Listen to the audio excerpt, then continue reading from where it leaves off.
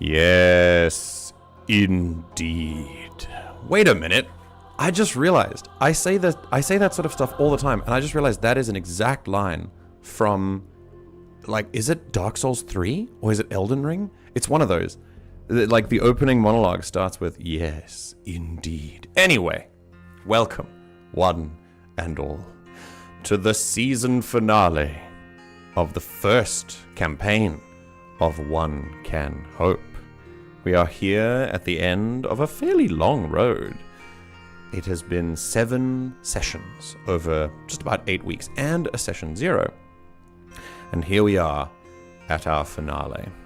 Now, there is, of course, a reason we're not going to an 8th, and that's because one of ours has to go. I have excellent plans and a vacation that cannot be postponed, and so here we are at the final one. But it's okay. We're gonna end things fine. It's gonna be fine. So no one stress, no one panic. For now, whether you're watching live or whether you're watching on the VOD, it's lovely to have you here. No matter where you are and how you're doing, you are welcome here. Here, at the precipice. What foul things could my players be talking about? Let's find out. Nothing. What? Nothing at all. I was wondering what foul things you might be discussing. That would be disappointing. We are It's like all off screen instead. very good. Yes, we are all incredibly. Our system before the stream. That honestly, good strategy. Yeah. We are all a very healthy measure of hype for this finale, so we hope that you are all too. And yes, to all who are currently in chat, it is wonderful to see you. However, to Panda, we saw you last session, and then you cut out early, and I couldn't say goodbye officially. But hello, and welcome back. It was lovely to see you last time. I did notice all of your excellent commentary. But I can't seem to remember where we've seen you before, if at all. So do you, like, would you mind explaining how you found your way here? Because I don't really market this thing very well. Because I don't like marketing. So tell me. Ooh, fresh fruits. Very, very good. See, in the words of the great man Jesse Cox, advertise like shameless whores. Yes, Jesse. I can't do that. Advertising makes me feel like my soul is dying slowly. It's, yeah. I remember him giving that as legitimate advice, telling people to advertise like shameless whores. Literally go on every, like, subreddit of anything that's, like, relevant to what you're, like, streaming or uploading, and just constantly posting that you're uploading it. The problem is... Like, hey, you know... Sometimes you piss people off with your advertising. No one likes to see adverts. So, and I don't like to see adverts. So, yeah. Sometimes people will see an advert and realize I will now not watch this thing on purpose because it's being advertised everywhere. That's me. Yeah. Oh, you watched the VOD? Hell yeah. Very good. Right. We're going to begin immediately because we have a lot to cover. So, but don't worry, Panda. I will read your messages. We just won't be able to reply as often as we'd like because we will be in locked-in mode. Yes. As I said, this is the finale, but we go until we are finished today. So as long as that takes, we've originally been not the best with ending on time, but that's just because we've been enjoying it so much. And it's good because we don't have 8 sessions like a normal campaign would. We have 7, which means we would have needed to use that extra time anyway to fit in extra cool stuff. So it's fine. It all works out. It all balances out. MJ. For those who want to know any of the things that we've used in the session, including any of the credits for the art, the music, things like that, please do. A track just played automatically. Oh, that's cool. Thanks, Adrian von Ziegler. And if you want to know other things like Adrian von Ziegler and the other things that we've used today, then you can go look in the description of this video. And if you haven't joined the Discord community yet, what are you doing? You should absolutely do that. It's very good. It's a nice place. We hang out there sometimes. I'm only good at it in the actual show itself, like on the episode. Oh, you found me at random? What? That's crazy. Stumbled on the video while checking stuff out for Daggerheart. Oh, hell yeah. Oh, they saw the cute art. Sylv. Yay, Yes. thank you. Sylv did all of our It is art. amazing. Yes. Yeah, that, MJ, the algorithm is coming up. The algorithm is working. Very good. I've just looked out of my window, which is open because it's hot as hell, and I've looked. I can see into someone else's living room because their window is open too. So I hope I'm not shouting directly into them across the road. But oh well. Right. Yes, indeed. Just put a thing on your window that's like the stream address, so that they can go see what you're doing. Like A give YouTube context to link. your shouting. To explain things, yeah. Right. So And hey, any engagement is good engagement, you know. So even That's if true. they come in to tell you to shut the fuck up, it's that sounds like it would go viral, to be honest. Which sounds like it would only be Yes, that does sound. Yeah. good. Okay. yeah. You can you can make a short out of it. You know, neighbor crashes out on live stream. Right. Without further ado, if you were expecting ados, you'll be sorely disappointed. Ash. France. That wasn't What? Ash. Ash. Well, what? Candy. Where? Doddles. Oh, France. Sil. Very Did you say good. French. France? See, Panda, if I closed my balcony door, I would die. It is very hot right now. And with that, we shall begin with our final episode, the first campaign of Recitals of Eyya, episode 7 of One Can Hope. Yay!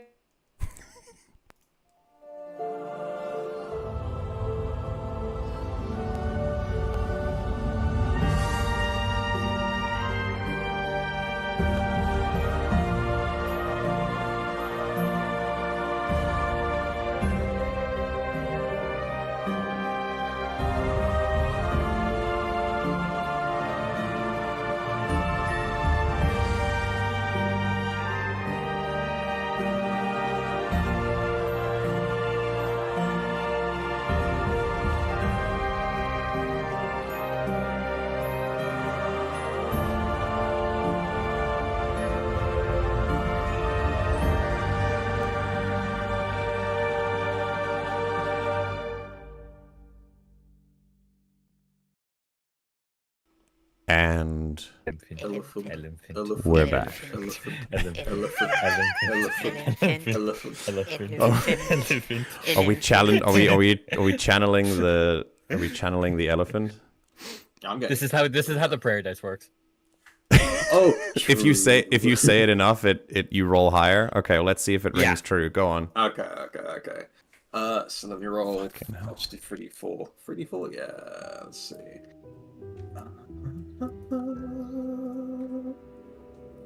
Oh, 3d4. Oh boy!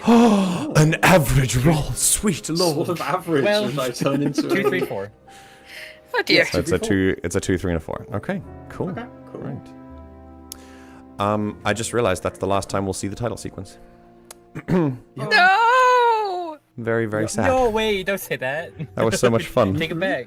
I'll play it again at the end of the session, just for fun. Yay! Yay! And hey, Oh. maybe Get that outro you know, if we pick this back up, Yeah, Yay! honestly, true. we could. Yeah, exactly, If we- exactly. Yes, please. pick this party back up in the future. Yes, please. Who I would be down. knows? Right. One can hope. One can hope, He said the indeed. thing. Roll Thanks, Blake. credits. So, it is the finale, so I could do a recap again like I did last time, but we could also roll. Sylva's in the clear. She's done her thing. So I'm going to roll a... What do you guys think? Do you want to... Let's see. Shall we let the dice decide? Let's roll a d4 and number 4 can be me. Let me try that. Okay. So one is I'm Duddles, 2 also is in the Ash, clear. 3 is Candy, and 4 is me.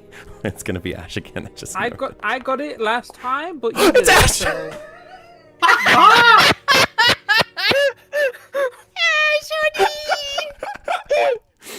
Oh, You're fine. It already rolled on me, so I should be in the clear. But you I'm got so MJ sorry, to do MJ it. again. I pulled your I'm ass just out of the fire last saying. week. Go on. Tell us what happened last week, if you please. I I exploded. We all died. You actually did explode. That's true. Yeah. Please provide context. That was the firework. Indeed. Rounder did some shoosty targets. Oh, yes. Very good. Very good. You forgot the most important part. The first part of the festival. You created a factory line. Oh yeah, we made flower crowns. The best. All flower very crowns. important things for a tabletop campaign. Yeah, Yes. The actually Industrial only Revolution. important things. very important flower crowns, and we fucking killed it. Everyone loves them, even did. the grumpy racist man. Yeah, yeah. No, he's a dickhead, not a bigot. We've already established this. This is true. This, Look, I'm this just was saying- in canon said. If He said it feels the himself. need to clarify that, He's got some things to address. I maybe. wasn't thinking it until he said it. Is what I'm saying. Oh. All right, and then what else happened? Second part of the session. You chased a cat and a dog. Right? Indeed. Does that happen? Did No. that happen? Yeah, that is I what don't- happened. No, it's kind I of don't think it was yeah. a dog. No, the other was a gourmet. One of them Yes. was a gourmet, yeah. Oh. A dog, yeah. Oh. See, yeah, okay, my brain knew gourmet and knew dog, but they're different words in my head, so it was like, that's not right. That's because they are different words. You're correct. Oh, thank you so much. They're Right. spelled different. After all of this, the goings on of the festival, after Rauner came upon that suspicious individual, and after the chase, with some insane rolls and minimal disturbances to the festival, the group secured the two runaways, with really only a conversation to pin suspicion on them, but combined with a sort of collection of clues that have come from before. The party has now received word that the councillors wish to speak with them, and so that is where they go, before the festival comes to an end. We will first start with, we're directly in the alleyway, and I will switch us over to the festival. Yippee. Very good. I want to ask. Oh, and by the way, before you meet the councillors here, remember that you can seek to learn their motivations in some way if you haven't done so already. Obviously, you've already done so through sort of logic and reasoning, but if you want to specifically tug on those and learn more about them, you can. I want to ask Serta. Councillors. Is there anything that you found in the pockets of the gourmet, just in case, that may prove that they're actually here for suspicious reasons beyond just a conversation that Rauner overheard? Bear in mind, it wouldn't be as obvious as like a note with orders or like a stamp or whatever, but something else. Is there anything that could prove that they were I here mean, for it was their hand suspicious crossbow, reasons? That's true. They did. They were armed, but but that kind of like broke in his face. yes, true. A malfunctioning, For some mysteriously strange malfunctioning crossbow. Yes. And obviously, the letter from Councillor Faala was in his bag. That was Yes. weird. Yeah. Also very mysterious. Yeah. Just tons of head scratches Yeah. here. Okay, so there was a letter from. Okay, so maybe the letter would be enough that there was like more suspicious stuff, and He you was can also rely. like You holding can up rely like on that. Civvy as hostage. That's that's of course true, but that's only after you were chasing him. Still, kind of a dick move. Like True. All right.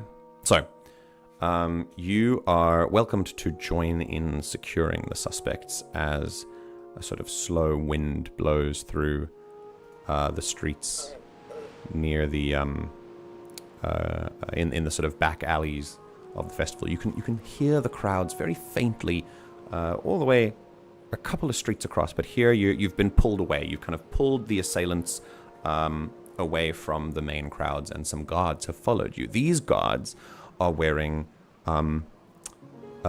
notably the colors of Councillor Faala, but not all of them are in uniform. In fact, most of them are in some sort of like plain clothes type of getup, and they all look very, very prepared.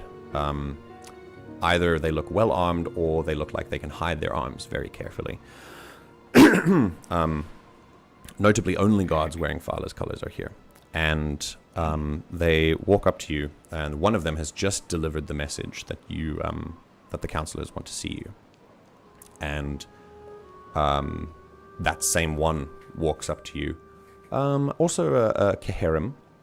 This one looks very much like a really big snow leopard, and walks forward, lumbering a little bit. And they've got a sort of bearded, sort of two-sided axe sort of slung over their back as well, and says,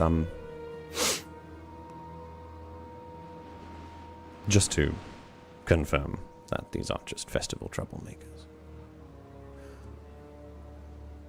can you provide anything that shows and might show the councillors you're about to meet that this was more than just a chase?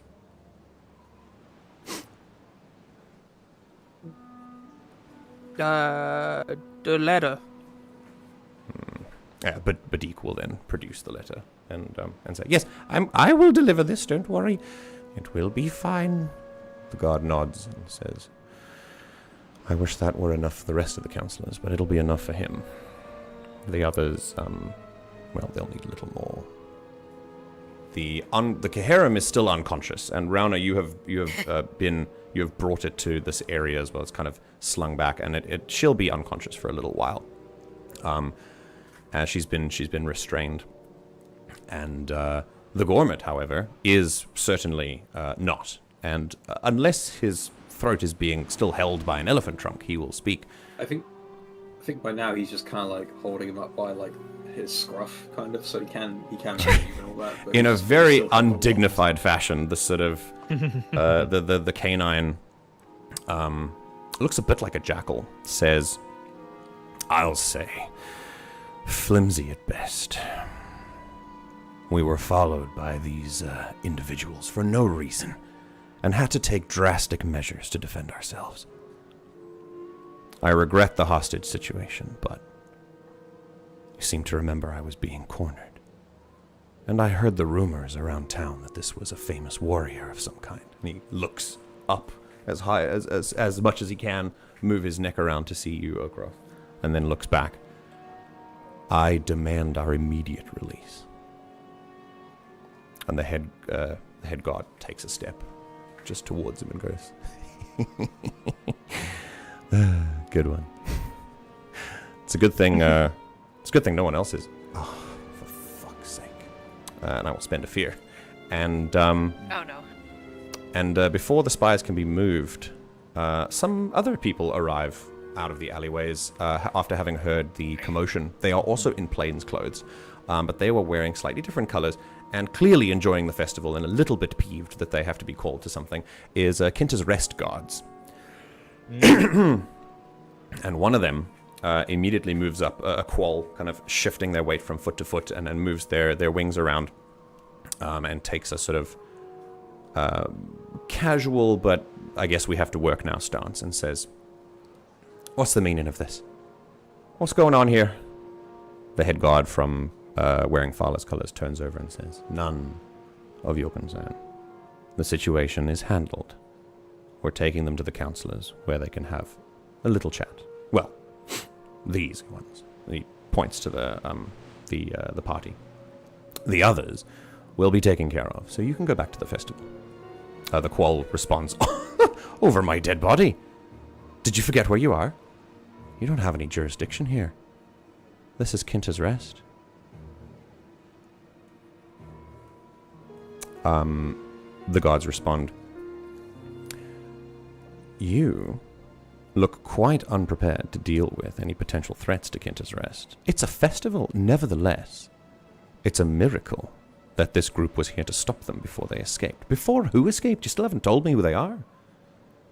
This is something the council has been worried about for a while, and it is something they must deal with. Well, I think I'd rather hear it from the horse's mouth, or the elephant's mouth, as it were. It turns to you and the rest of the party and says, why have you done this?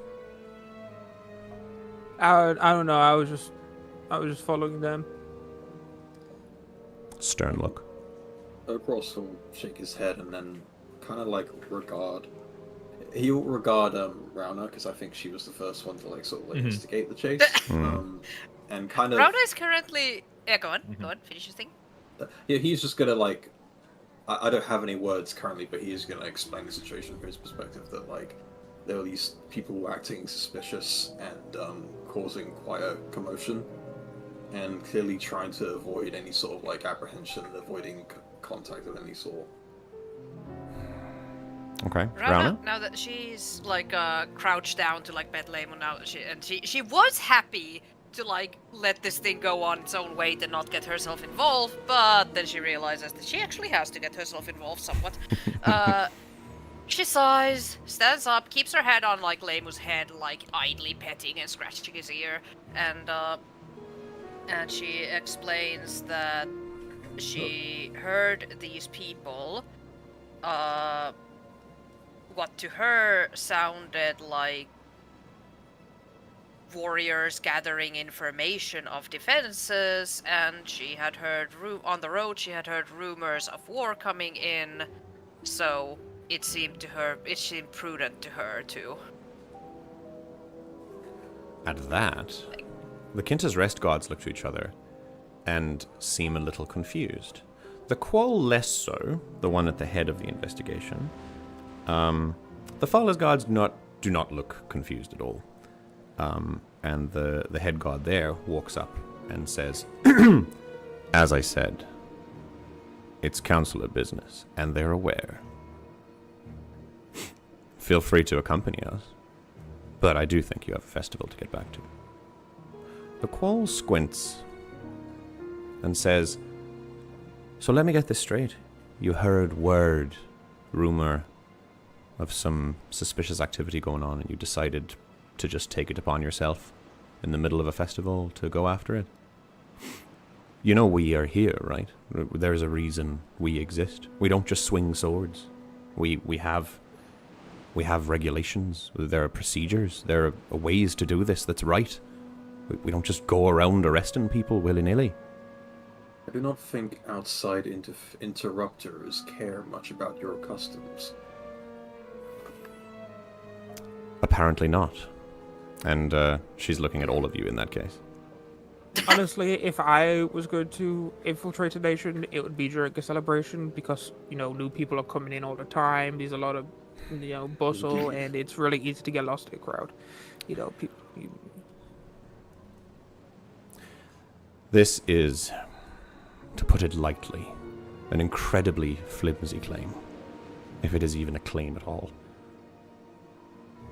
With almost no evidence at all to track someone down and injure them like this.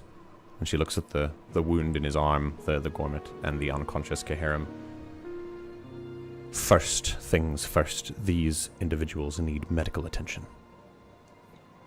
And the Faala Caharim guard nods and says, couldn't agree more. We're going to give them what they need. Just let us take care of it and go back to the festival. And the Quoll says, and I've already told you, I can't do that. May I interject? There are rules for a reason. Yes.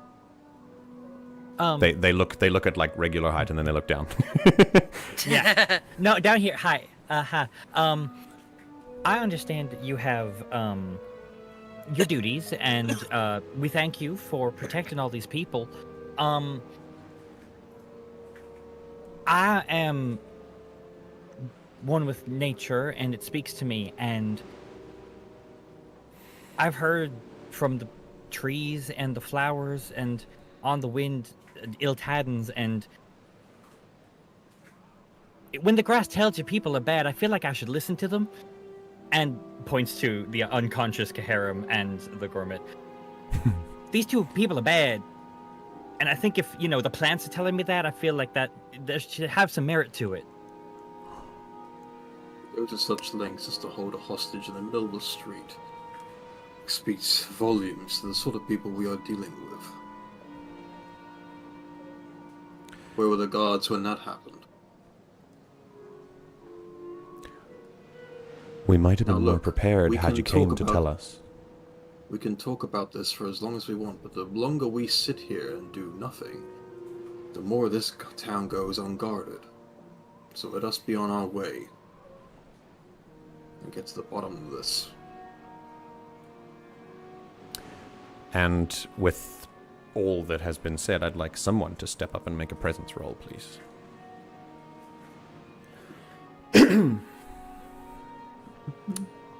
Who's going to do it? I pointed across, or Ramba. I quietly give myself 2 hope for my prayer dice. Yeah. Wait a minute. I have a thing for Ash? this. Wait, I have advantage to consult with nobles.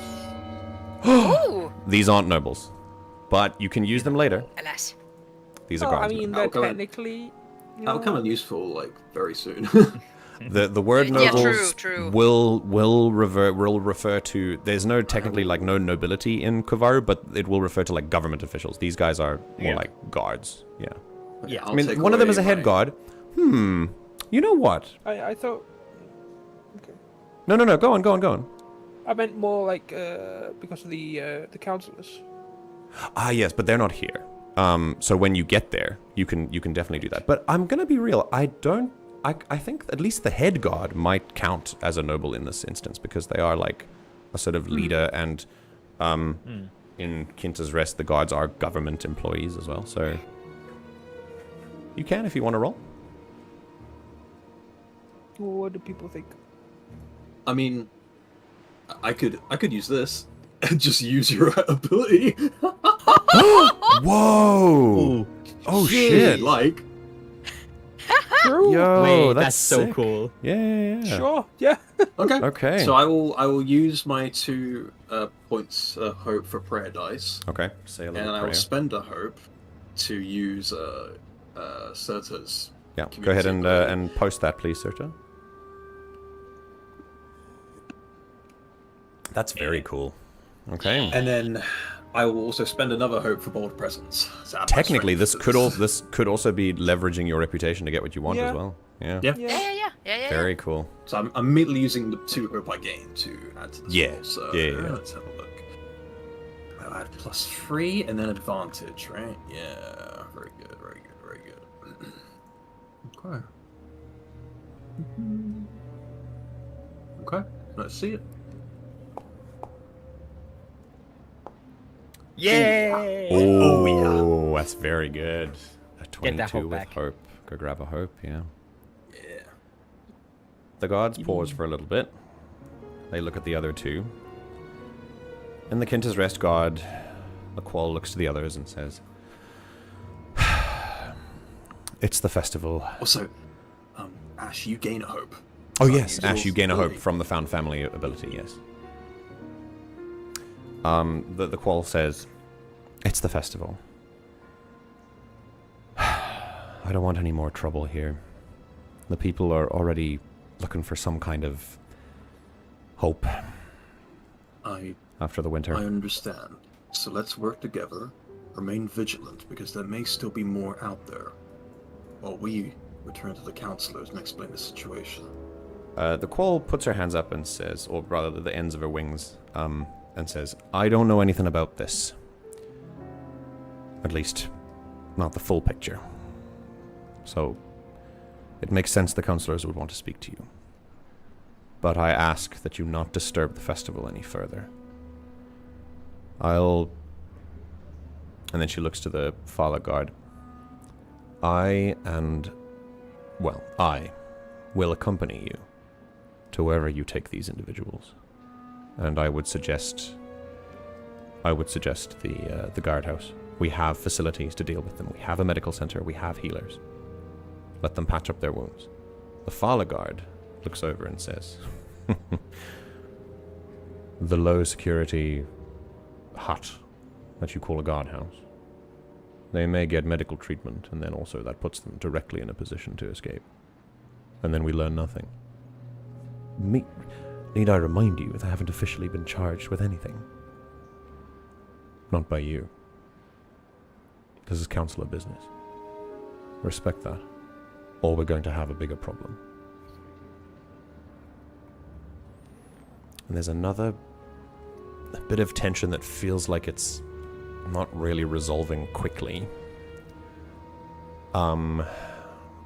And I think, yeah, you guys have an opportunity to try and sway one way or the other. Do you let the guards take him to the Kintersarest guardhouse to be treated? Or do you, which might give them a chance to escape, according to the Faala guard, you don't actually know. Or if you let the Faala guards do the escorting, then it will be a room of his choice. You said you have a healer with you, that's true, you do. I think at that, especially because we're kind of trying to curry favor with the councillors at this point. It's kind of been on our mind. We're trying to meet them. We're trying to talk to them. Yeah. We were set on this path with them. I think Ramba's just going to speak up again and just go, I understand you don't want them to... With your lack of information about the whole situation, you don't know why they're injured, why they're like this. You're fearing for their life. I get that. I'm a healer. I can make sure they're all patched up. I can heal them. I can make sure there's no problems myself. I do feel like it is in the festival's best interest if we take this with the Faala guards and let the councillors deal with it this time. I understand you all have your jobs to do and you want to make sure everything's right here, but I think on this one, please leave it to us. The Qual tenses a little, but then looks behind her, gives a sort of wordless query to the other guards. They clearly share some kind of rapport. They give a few nods, and then she looks back down at you and says, "Very well. We'll keep an eye out for anything else." And that's very appreciated. Oh, actually, and she's gonna reach back and she's gonna pull out an extra flower crown she had on her and hand them to each of the guards. You'll notice that some of them are already wearing some of them. They are festival goers themselves, and but the rest of them kind of look at them gingerly. One is like, one purposefully didn't wear one, but after you give him like a look, he just goes, "Okay, fine," just kind of puts it on.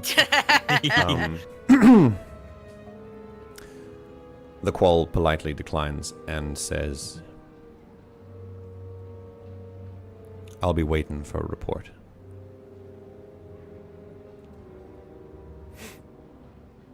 I'll be by the councillors' tents. And she and the guards, she nods at them and they move out. Without wasting any time and barely with a look to you, the Faala guard nods and moves off and beckons to you to bring the prisoner by the scruff. With one hand, picks up the Caharim and slings it over her shoulder as well, and and just keeps moving. And then mutters behind her, "Pragmatic. He's going to like you. How the tables turn." Across will kind of regard the party. Like he kind of briefly looks at Surtur and gives a little nod, having been inspired by her mischief and being able to like talk her way out of shit before. So he took that to heart in talking to the guard just then. So he then regard the rest and just be like, "Shall we then?" See no reason for delay. You are you are led by the guards around the back of the festival to not cause a scene. And the Faala guards are the ones doing the escorting, and therefore you are taken to a place that isn't... It's sort of the back entrance to a very large building. On the other side of the building, you can hear revelry go on with reckless abandon, and it's getting to like a climax in the festival where people are having a feast in one of the main courtyards, and the main courtyard across from this building, you're now at the back of that building, and the main courtyard there is currently hosting a feast, and they're busy finishing the food and about to clear and preparing. They're starting the initial preparations for the spring handover. The building that you stand at the back of is the council chambers themselves, for which there are a number of entrances, and they take you to one of the back ones that is specifically labeled with a sign above it. labeled as an entrance for Councillor Faala and representatives thereof. The guards nod to you and say, "Thanks for your help. We'll take it from here." And they take the Caharum, they take the Gormit, still injured, and they take a key, unlock the door, and open it, and they begin to move inside. You have an opportunity to do something before they are gone, if you want to. Can I peek through the door and see what I see? Yeah, go on. Let's do that first, and then we'll see Rauna. As they walk in, as well. that's that is something that you might want to do, but Oh, so what's funny about that is I don't have enough hope to heal anything. oh, and inspirational words. We're saving Herb for other things. okay. Yeah, I can speak to an ally for inspirational words. I wouldn't consider those two allies. Okay, let's take a peek. I think this will be fun. Go ahead and make an instinct roll. I'm going to just roll it straight. Yep. Dude. I don't want to make rolls unless okay. Bleh. Unless the narrative consequences of this are interesting, which they are. You take a second to peek around, and you do succeed. This is a success. You look around just as the guards are starting to move in. They open the door, and you just quickly run around, relying on your diminutive height to kind of get an advantage in before they notice that you're peeking in. And okay, Rauna, yes, understood. And as you lean in, you notice there's a sort of room, and then a number of adjoining rooms next to it. It's sort of a little office space, basically. And through the far door, you see a room that one of the guards goes to and opens. And as the door swings open, it reveals what passes for some kind of holding cell. Not classic metal bars, but more Spartan than that, like a post in the wall that you tie someone to, and it's quite it's a little scary. And that is the moment where you get a large paw on your shoulder, and the head guard looks down at you and says, points up to the sign. We don't know you that well yet. And she kind of, it's a sort of like, she moves you to the side very easily, but not with, she's not pushing you, she's just moving you. And it's like a surprising amount of strength. And then they move in. It's not surprising, Rumba's tiny. and they close the door. Yeah. Wait, I have this for just this. That's open. That's close. There we go. For Perfect. specifically this this situation. All right. Yeah. You lose sight of the spies, and you lose sight of the guards. The doors close, and it leaves you back on the streets.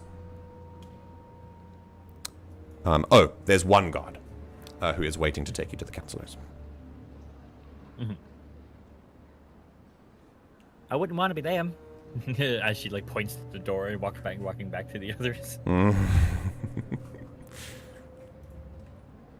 Okay. Sorry, is there anything you're doing before you head to the council? No. I think so. Alrighty. Then in that case, you make your way back to the festival, which is in very high spirits. In such high spirits, in fact, that various fires have been lit around the area that you can now hear, and you move through the crowds, and there is revelry, and there is merrymaking, but it's a little bit tinged now that you know that maybe not everyone can be trusted here, and you're unsure if these two were isolated or if there were others. Still, being led to the council tents. You are then you are led by the Faala guard, who nods, and then when you look again, he's gone. He's disappeared into the crowd, which leaves just the 4 of you, 5 including Lemu, before the council. As I said, there are 3 tents that have been separated so as to allow for personal space between council members, but they are lined up, so they do kind of have they are occupying the same space. And it's sort of a raised kind of pier area in the docks part of Kinter's Rest. And it's quite close to the actual councillor's chambers as well. You can see the building from here, and you can also see the courtyard that's being cleared in time for the music. Some pillows are being placed down on the wood, and some chairs, pews, benches, and things. Some hanging perches for some of the Qual citizens as well. It's just being turned into a nice amphitheater. And looking back to the councillors' tents, you see that they've moved out of their tents in preparation for you. I want to show you their tokens again. So we'll do that one at a time. There'll be something I of course want to say to the others before we go. Oh, go on. Yeah, do that now while I'm popping out. As they're preparing to go and see the councillors, Ogros will slowly turn to the party and dip his head and just say, "It might be wise to remind ourselves what it is we're exactly trying to do here. What would we like out of this situation?"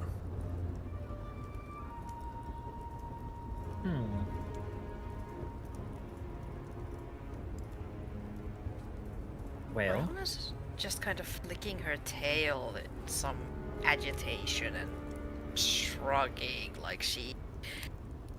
There's also like a swing of her head that if her horn caps weren't on, there'd be a noise from that, but no sound. She's just kind of irritated and doesn't know what's going on. Probably doesn't know what she wants, so she listens. I only ask is that, at least in my case, I have a vested interest in making sure these sorts of places do not suffer the, well, ill tidings the war brings, even if it is a thing or not. I realize that's, for many of you, not really your business, but we've come this far, so I'm merely asking now if this is what we want to do. Well, We want to help this place? I mean, I feel like it's a non-question if you want to help. We have been already, but I know, at least for me, less death the better. I'd prefer if this place and its neighbors didn't have to fight over stuff. And even on top of that, there's still the warning from the elemental about what's behind that door in that cave, and I know I want to... I guess I kind of want to gauge Faala myself and see if he's trustworthy enough to protect the door instead of trying to barge through it. If the elements are telling me that it shouldn't be let out, I think it's my job at least to try to beg them to leave it alone. Though it's going to be a little bit tough unless he mentions the cave himself, since the other two don't know, I think is what we know.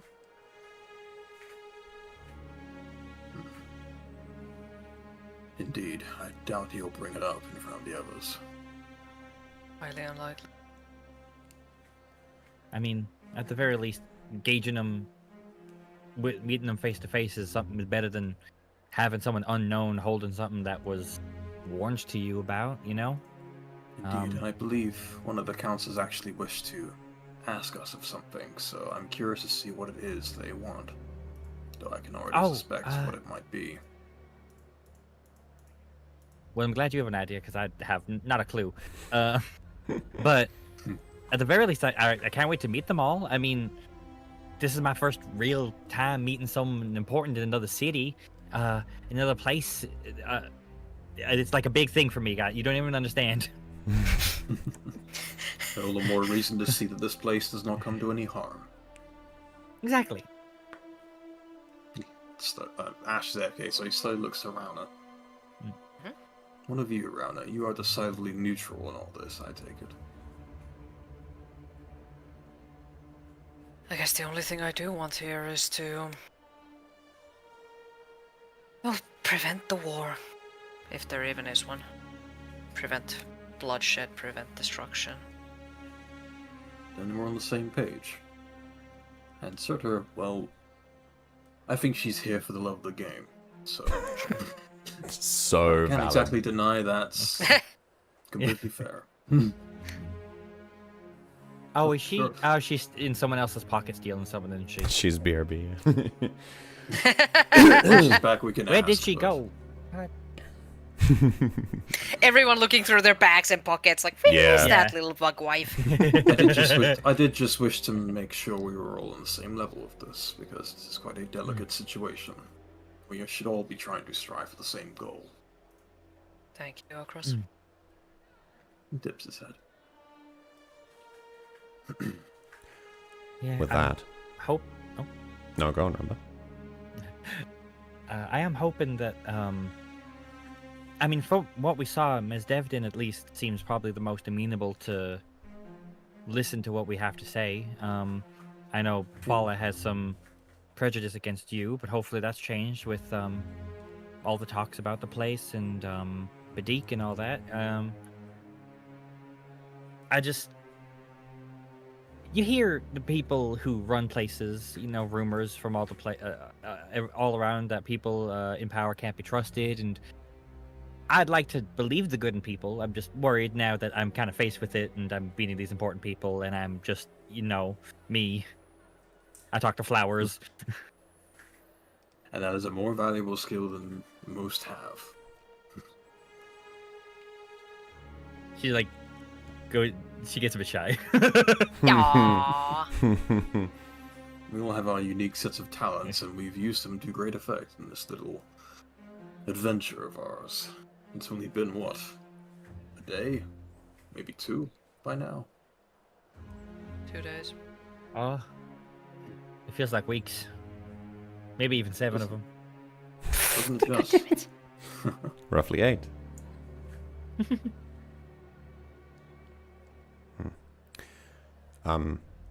I'd say that's about enough time for the guard to become impatient enough to lead you fast to the tents. And eventually you round the tents and stand before the council. The area has been cleared.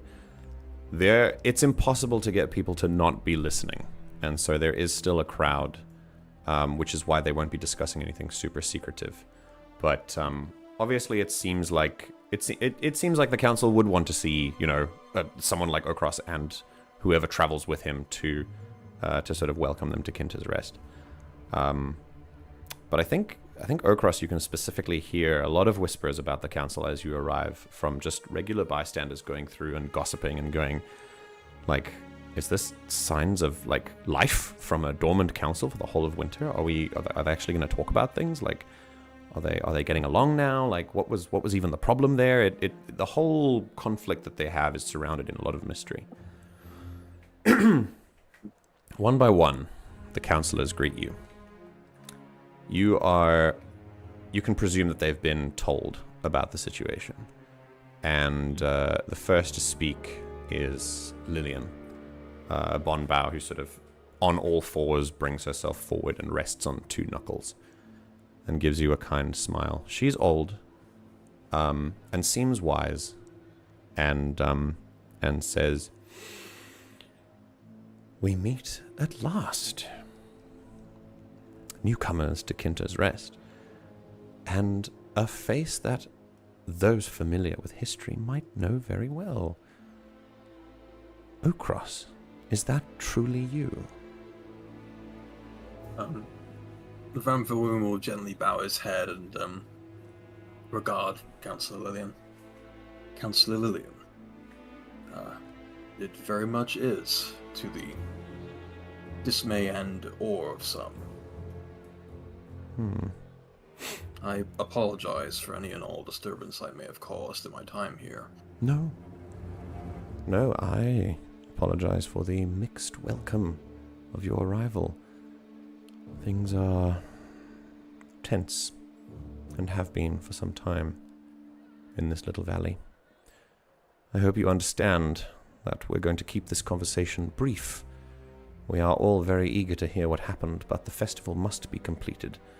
The morale of the people depend on it. But we are scheduled for an official council meeting tomorrow, and we'll cut to the chase and ask that you attend it at its beginning. Of course, we'll regard the rest of that.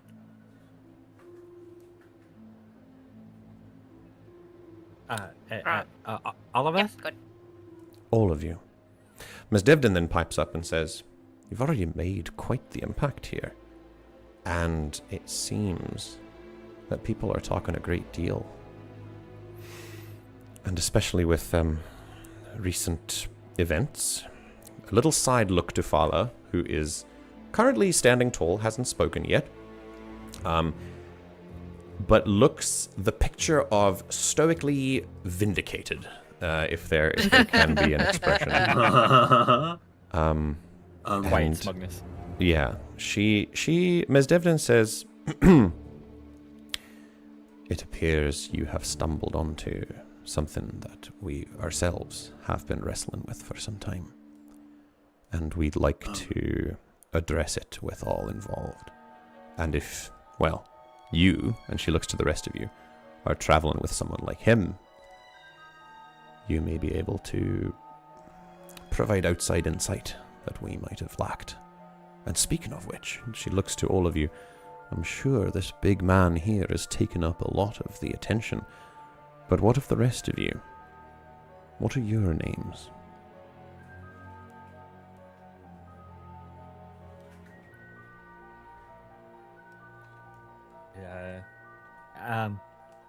And pleasure to meet you. Slow My name's- rock grinding sound as I Name's Ramba Ashfall, of Glenora K. Nice to meet you all. Glenora K. Lillian. You're a long way from home, Miss Ashfall. Sure am. Ms. Devdin looks over confusedly. "Is this a place I should know about?" No, it's a bit out of the way. But I passed by there many years ago on my travels. They mostly keep to themselves. I'm the odd one out, so to speak. No other... Well, no other implings in your tribe, I take it. No, just me. That's rare enough. We've got a few. You'll be welcome here, you should know. You've all been really welcoming, thank you. If only enough of us were. Oh, I hear you've taken, well, I hear you've attracted the wrong kind of noise as well. I assume that's been dealt with.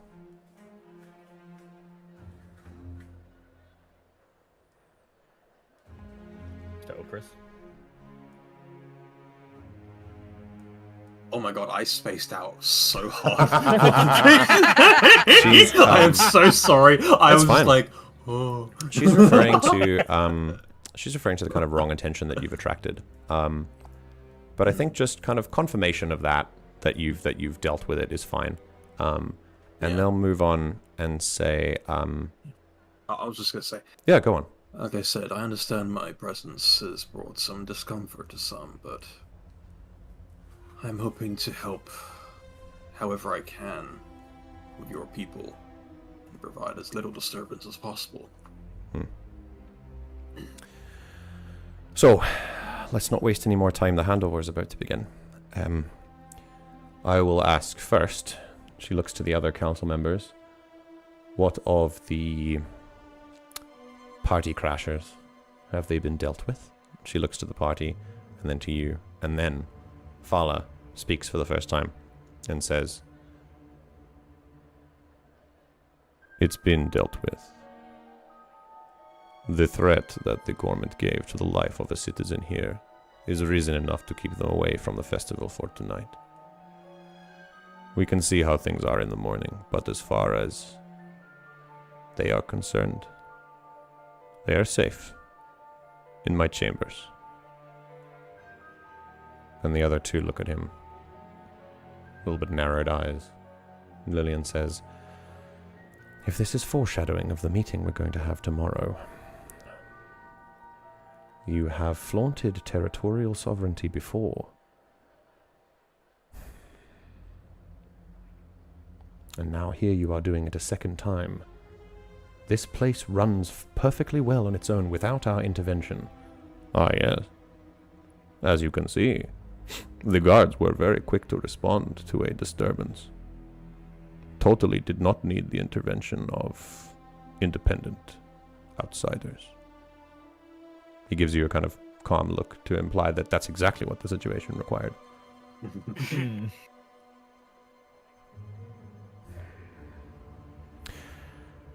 Lillian gives a tired sigh and then looks to you and says, "As you can see, we've reached a crossroads in our governance. Not something that I think you can help with, not structurally anyway, but we are open with our populace, at least as open as we can be, and after the meeting tomorrow we will reveal all, if it goes well.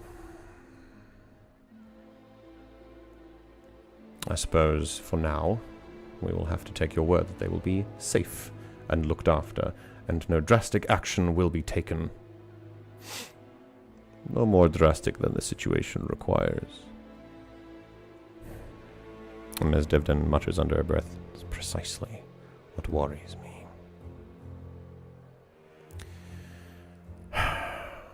Either way, Faala is right. They threatened the life of a Quintas Rest citizen, and that is enough to let them at least cool off for the night. We'll see what to do with them in the morning. They will be brought before us at the meeting tomorrow. And you will be there too. First, we would like, I think, before the meeting tomorrow, we would like from you your personal account of exactly what happened. Please keep it brief, because the handover is about to begin.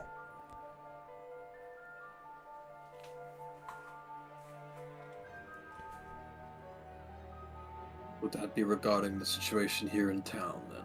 What just happened, aye. And anything that might have caused you to have these suspicions as quickly as you did.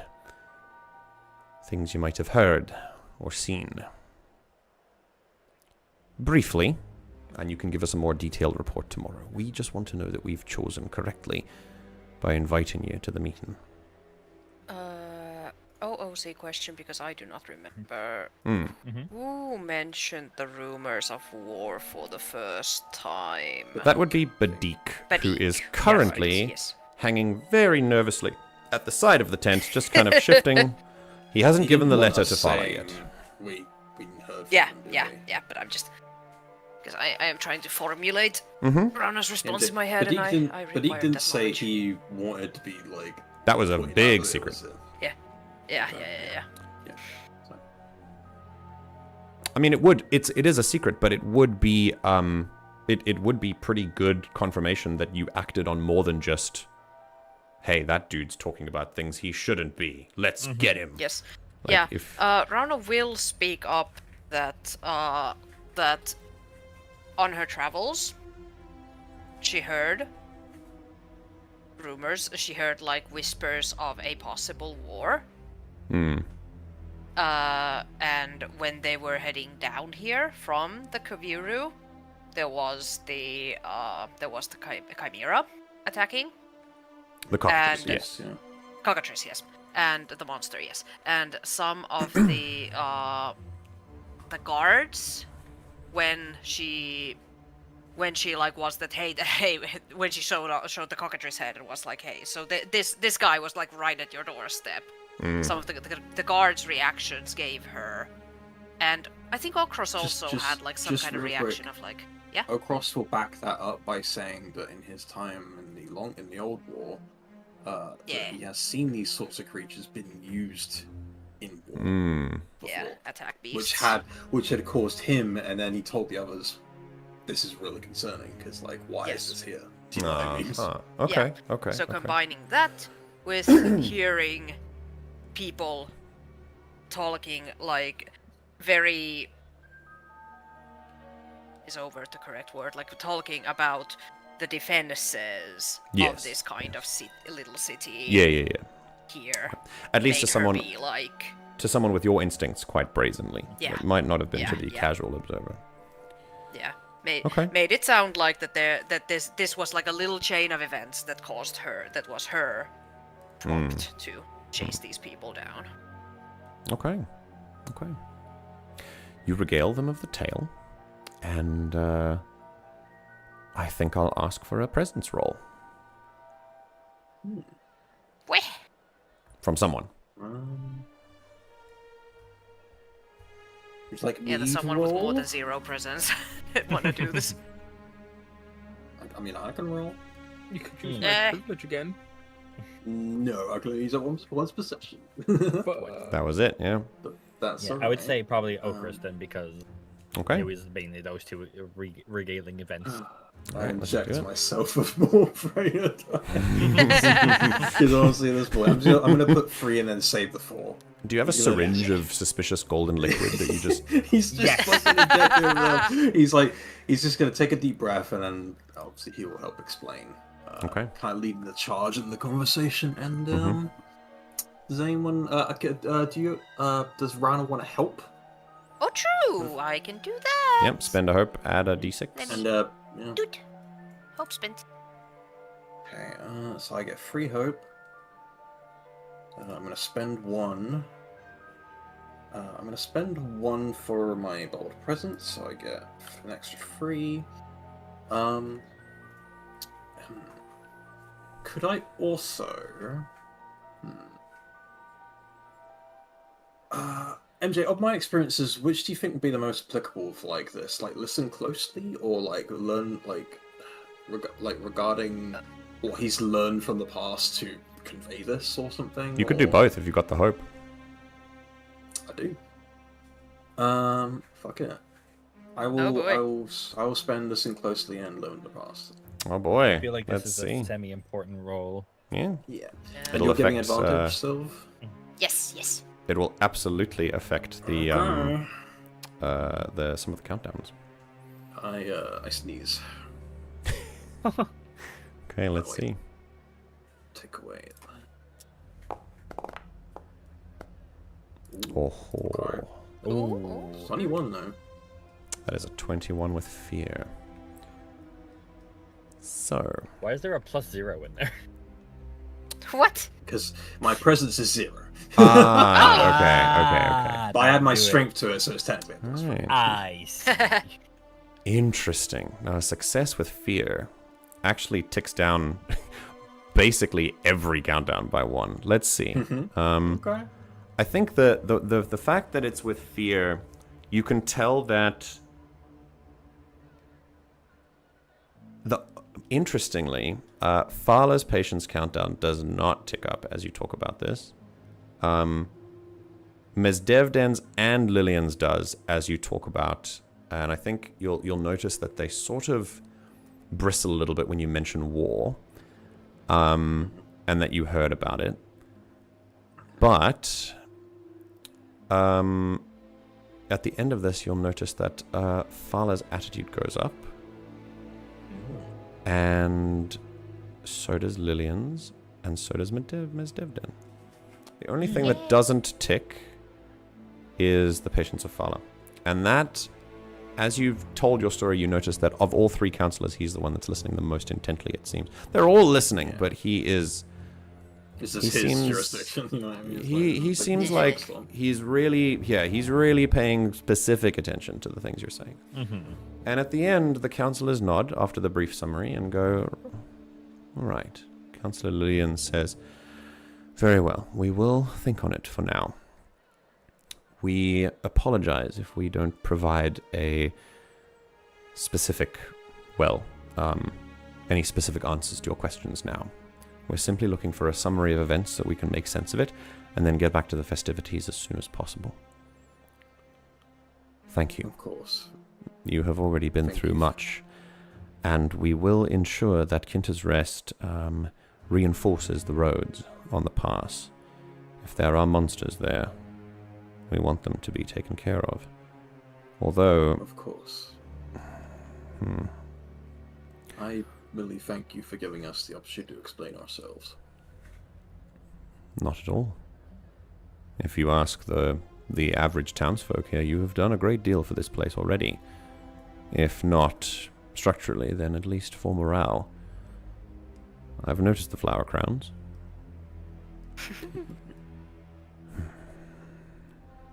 Not of my making, but I guess it's to the others of his trunk. Right. Well, that's enough of doom and gloom and other whispers of things that may or may not be around. Thank you, all of you. We will talk about this tomorrow at the meeting. And they nod and say, please, enjoy the festivities. And you might be just in time to start the handover. If memory serves, all of you are capable of some kind in the field of music. It's necessary for something like this. Thank you for your time. They nod. And two of them go back to their tents and discuss with advisors what's going on. Faala stays exactly where he is. And he moves to the side of the tent where he sees Badik. And then he moves to the front of his tent again and beckons Badik with a hand, who sort of flutters around and moves in. He produces the letter from his pack and says, Councillor, this was found, and was the nail in the coffin on the suspicion that the group had on the runaway Gormet. At least the Carum had nothing incriminating on her, but this was on him. They were both armed, unusually for festival goers, of course. That is what I assumed, that they were not here for the festival. He beckons you there and takes the letter, and he says, thank you, Badik, for retrieving this. And then he looks at you, squinting, and as you come closer to the tent, he kind of speaks a little freely, and he sort of looks around. There's some other people in the tent with him, and he kind of gives a nod, and they vacate immediately, leaving you alone with him, and he says, I'm surprised that you weren't the ones responsible for its absence.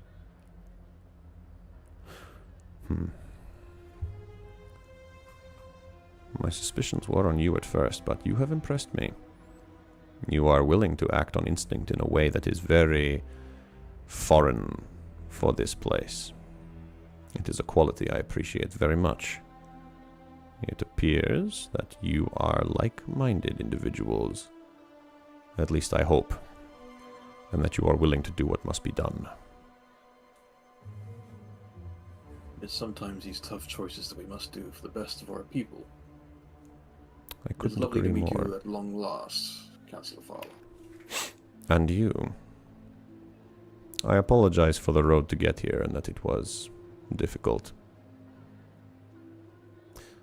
There are interesting conclusions you have drawn from your story, but I will start by setting the record straight.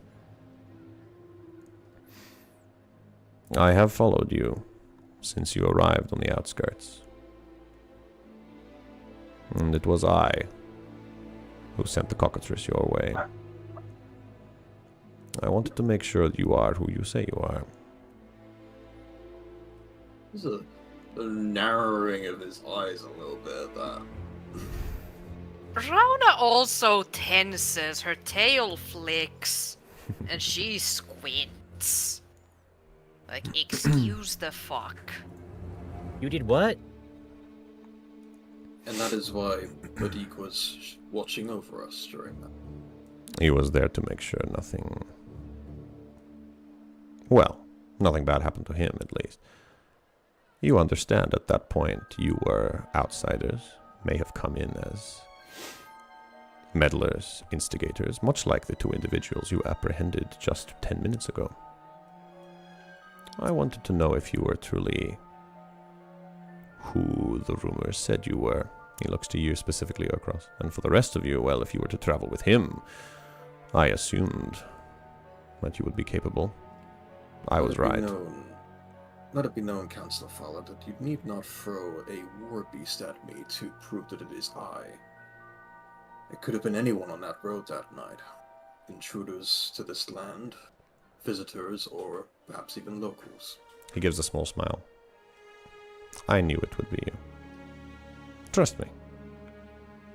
I consider my actions a great deal before implementing them.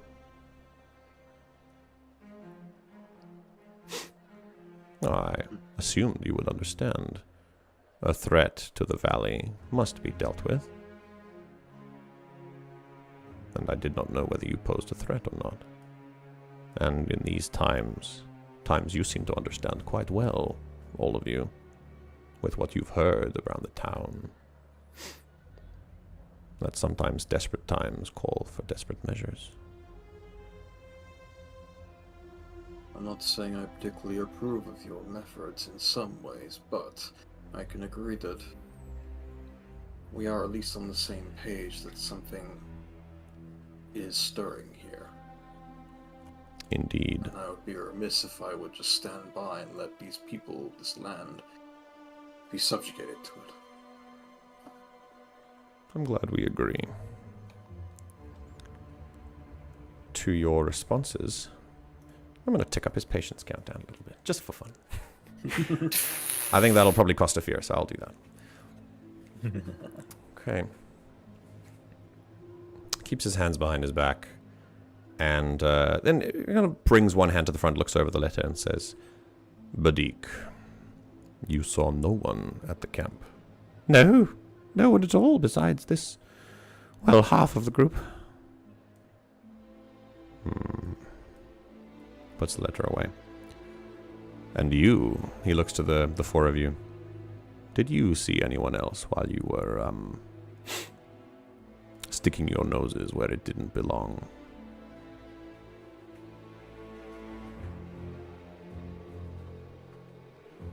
I think what he's implying now. I only saw a group of people where they didn't belong, but... A smirk. We are doing what must be done, Ramba. Have you ever been in a war?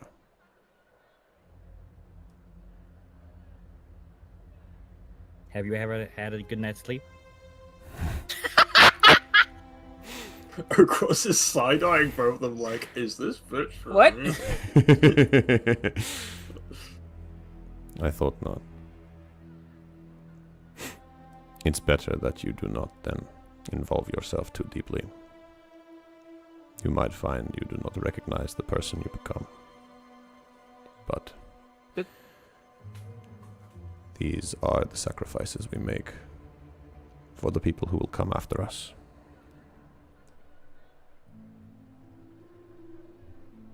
Councillor Faala, I must stress that when it seems like you stand at odds with the other councillors,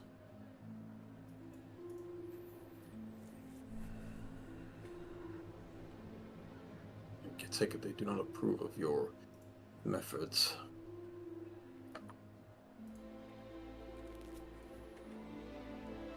Well, they do not know of all of them.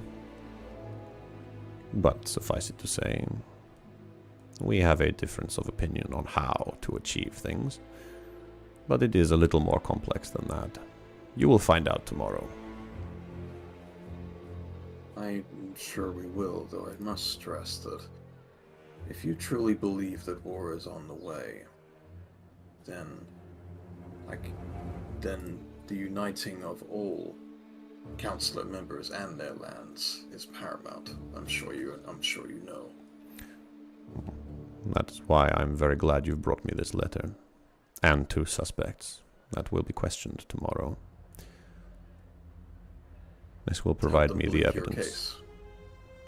Precisely. It is what I have been waiting for. That's why I'm thankful you have brought it to me. Right. We have talked enough, I think. Before the council meeting, come to speak with me. We should meet first to figure out our own relationship. I would like to know where you stand. And are you? He nods. Enjoy the remainder of the festival. He takes a step back, and as he does, those who have been on the outskirts flock into the tent again, some advisors, and he starts to discuss. Badik moves over to you and kind of gives a little hopeful, like, you got this, nice, and then ducks back in. Rana gives a death glare to Badik. Shifty eyes, and moves back into the tent. I think Ramba just storms out of the tent. Once we all move away and like we're in our own little huddle again, I think I'll also look around the town for a moment, just at the people doing their own thing, and then look back down. So, thoughts? He smells. Besides that, Rona is absolutely livid. It's not like the level of lividity is not completely obvious to people who don't know her, but it's enough that Lame was like actually like licking her hand and like whining a little, like nudging her. Rona, And her tail is in like constant swishing motion. Yes. Rona, transform that tail energy into speaking energy. Speak your mind. She snarls briefly, like showing her fangs that huffs and like, I would if I had the words. That man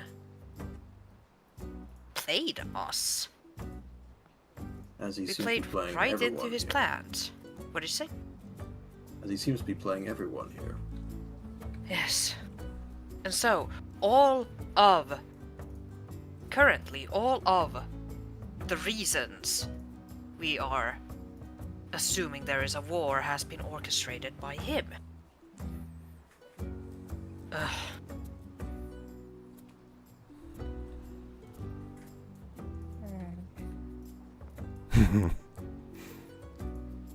Search is suspiciously pensive. I could burn out his house. That's not a good.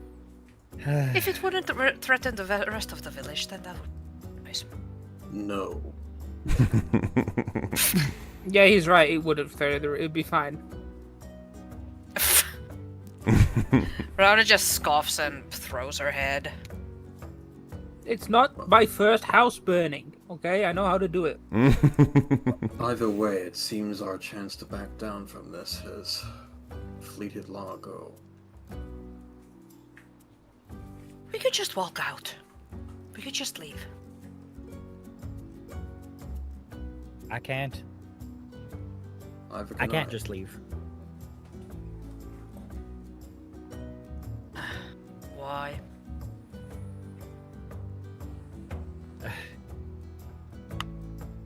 I am Looks to Ramba. duty bound to look after the wildlife of this world to make sure it's all good. And when an elemental tells me that this man has his people in a place they shouldn't be, and he talks like that, and he acts like that, and he threatens our lives, I meant to trust him. When he says there's going to be a war, I meant to trust him with something that he doesn't understand, that I don't understand. Absolutely the fuck not. I am not trusting him. But well, give benefits no as well. The reason I cannot believe is that, for a similar reason as to Ramba, I believe that I have been brought here for a reason. Be that what it may, It's clear here that there is a people in danger, either from an outside interference or from within its very walls, perhaps both. I would not stand by idly while something like that happened, not with the reputation that I have. We have the power to do something good. I would see to it that these people of this land, and he looks up towards the village, see a future together where they might work better together. I realize, perhaps to you, Rana and Surtur, it is not quite your business. But you must have some reason to be here. Some reason to keep yourself going to stay here with myself and Ramba. Because it's not where I came from. And it can be as simple as that. Rana points So to Ramba and says that she's right about the elemental, though. So I really want to see what's inside the cave. Yeah, I have an idea. We might have to kill a lot of people, though. Let's not jump to conclusions. Well, if we're gonna go to the cave, they won't let us in the cave. So Hey, we might have to Verda, step. One step at a time, sir. we will deal with the cave infiltration another day. We have to survive being here first. I am also now mildly concerned that what if Councillor Faala planted the Gourmet and the Caharim to raise more concerns within these people? It's entirely possible.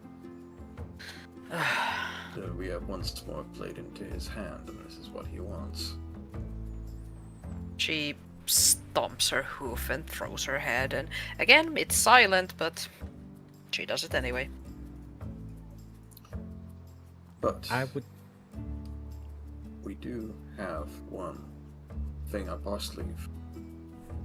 Is that we know of this cave and what Faala is doing, whereas the other councillors do not. How does that benefit us exactly?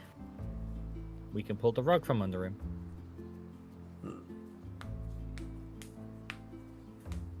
It may not seem so obvious yet, but there may be a level of leverage we can use.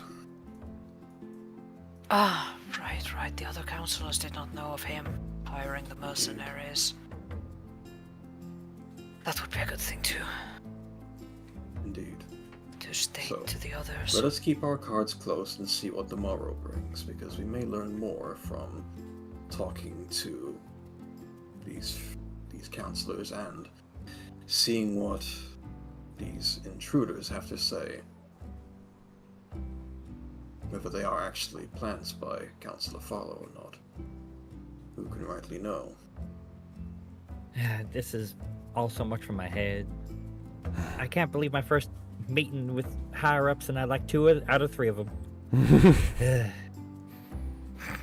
Oh, I think it's best if we don't think for a little bit. Wasn't there another one of the big thing, the handover? I think Ms. Devdin mentioned that we could go do. Yes, the handover is soon. It's about to begin, I believe. People are starting to move, and as soon as that is mentioned, the crowds kind of increase, and there is there's a sort of, come on, it's about to start. We're going. All right, let's go. Take your places. Come on, we got to be near the front. I'm not sitting near the back again. It was terrible last year, and it will be much better this year, and all that stuff. And you're starting to kind of sense that it's about to start, and the end of the festival is about to begin.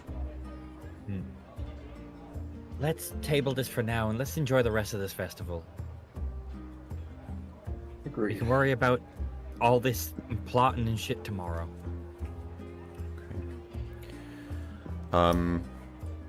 You are kind of, it's very easy to be ushered by the crowd in this case.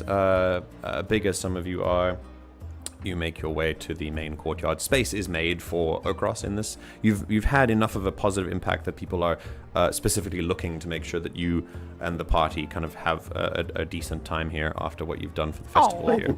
Disabled parking, Yeah. Oh God! some benches are moved out of the way. a little in the style of like the disabled parking where there's like an elephant sign that's being written in the ground. Like there's a spot for you. And yeah, there's it's fucking hilarious. There's yeah, the crowd arrives and it's very energetic for about 5 minutes, and then it's very suddenly it comes to a hush. And there's nothing for a while, just little whispers. And there's a podium that 4 people come up to. They adopt different instruments. One has some kind of string instrument, another woodwind, another percussion, and one has no instrument at all, and is in fact a vocalist, it looks like. The one who is the vocalist steps forward. They're fairly diverse in species, each one from a different species that is represented here in Kovarru. There's a quoll, a gormet, a caharum, and an ix. And the caharum is the one who steps forward, very, very old, like a really old man. And he's wearing it's like everything is white and grey and silvery. He's got like a big, unkept, sort of furry chest that like busts out of his robe that he's wearing. And he leans forward. He's kind of got a hunch to him. And there's nothing like a mic or anything. He doesn't need one. His voice is powerful enough already, and he does like a kind of, and he does like some humming and like sort of tunes himself.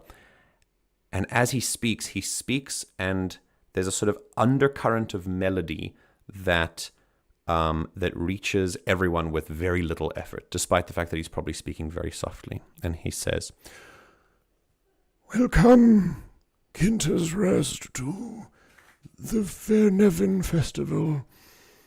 Here we are again at the start of another spring.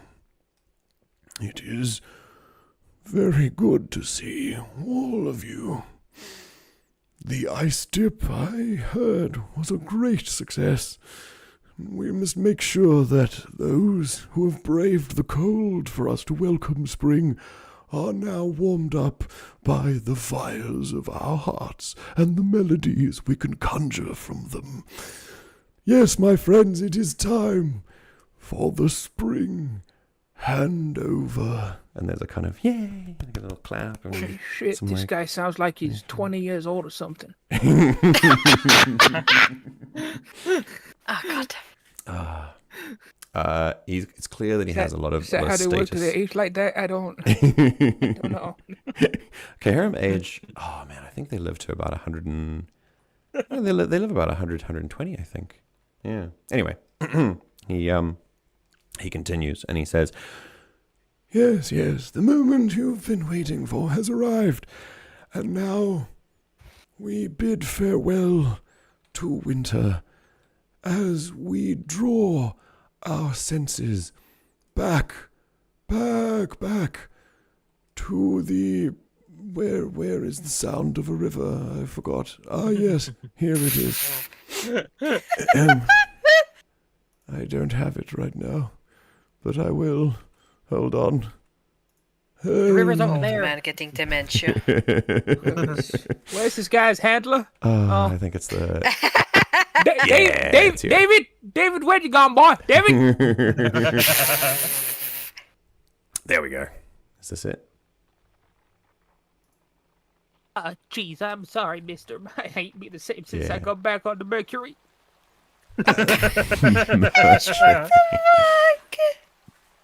As I love what we you do. draw our senses to the river, please, I ask you to hear and more. Listen. hear the ice cracking. And the instruments start to play.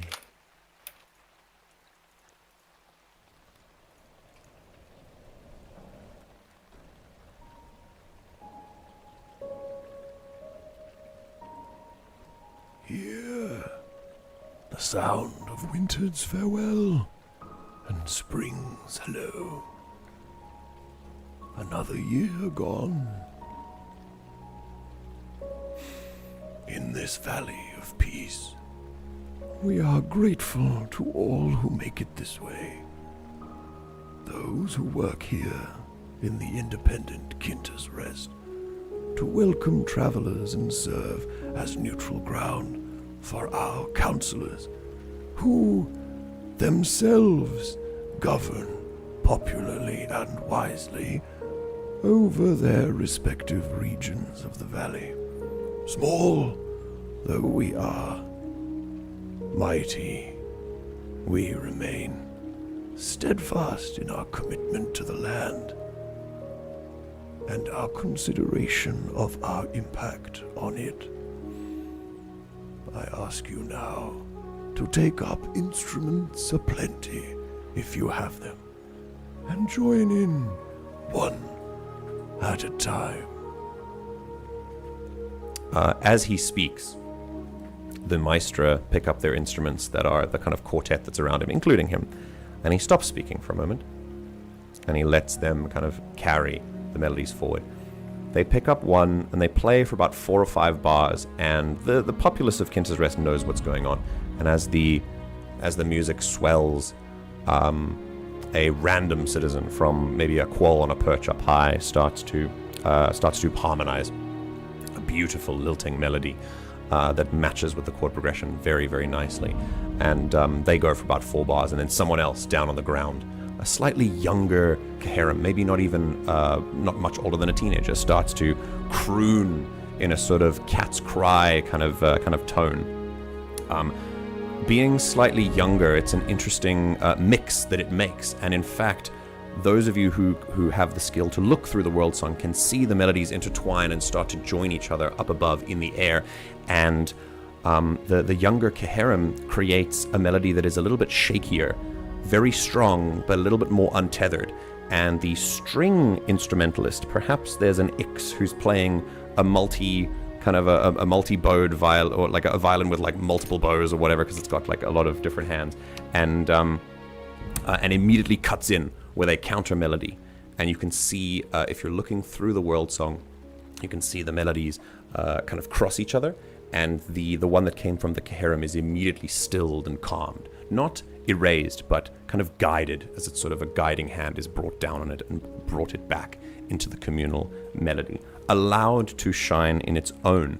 But you know, all of you as Maestra, that music does have the capability to be untethered, and if it does, chaos can ensue, and unintended consequences are aplenty. And so the quartet is not just here to play, they are here also to anchor. At the end of this first round, you watch, and then the second one comes in, and it's a little different, but once again, just melody after melody, it just continues. And I'll ask if any of you at this point are participating at all. Yes. Yes. Could I do similar to what I did during that rest one time, where I make like the music visible for others? Wonderful. Kind of thing. Yes, that's a very good idea. Yeah, go ahead and make a spellcast roll for me.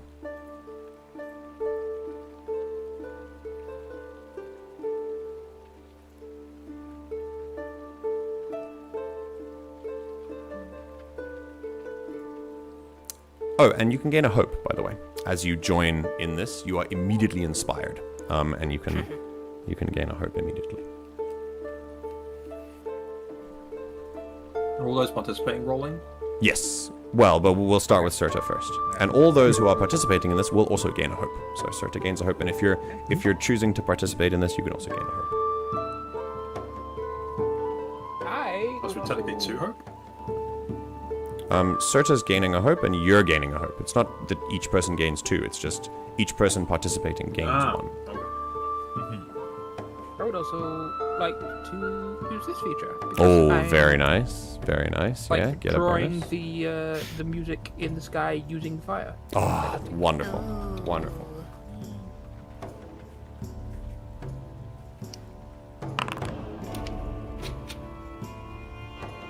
Okay.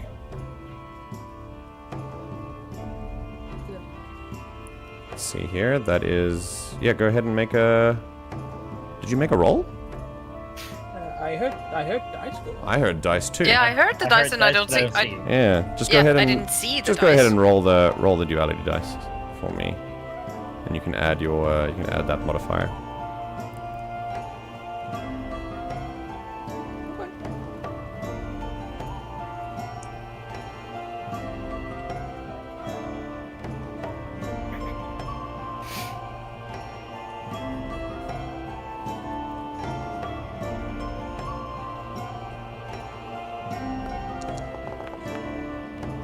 Oh, okay.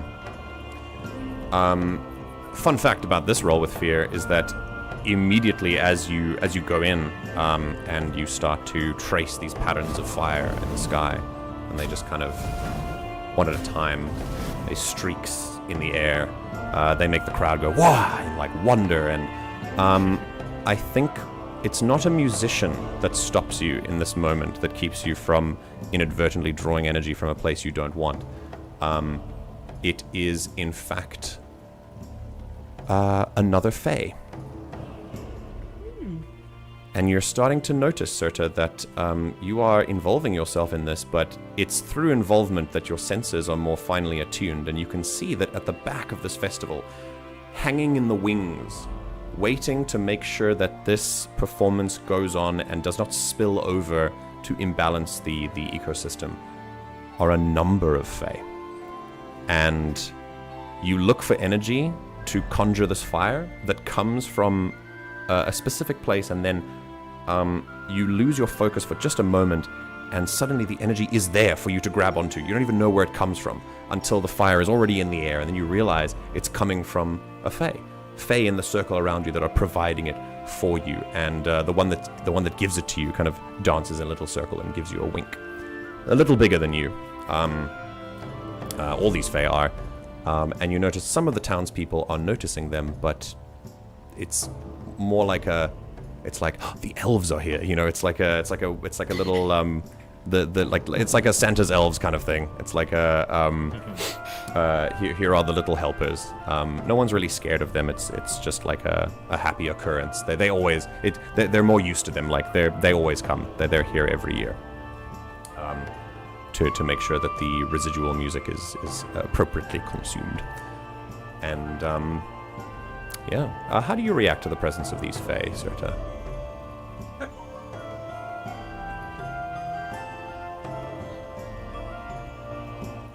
I think it would probably give her pause for a moment.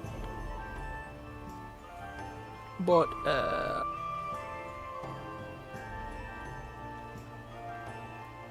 I think probably if she's certain, she doesn't recognize any of them, which she's very certain because Yeah, I was going to ask you. She's like, I think with like her people haven't like crossed the water before. Yeah, that's something that you can tell me. Is there anyone you recognize in this circle of Fae, or are these new to you? I don't think so. Okay. No. All right.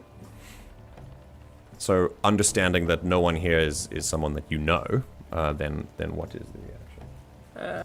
Then I think she will.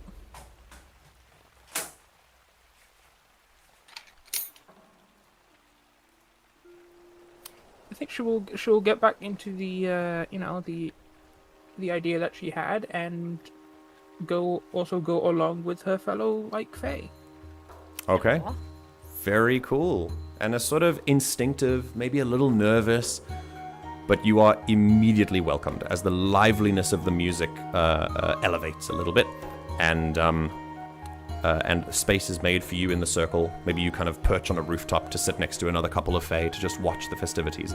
They don't speak to you, but one of them waves and nods. You notice that they're all bearing features from some of the people around here. So vaguely feline, vaguely canine, vaguely insectoid.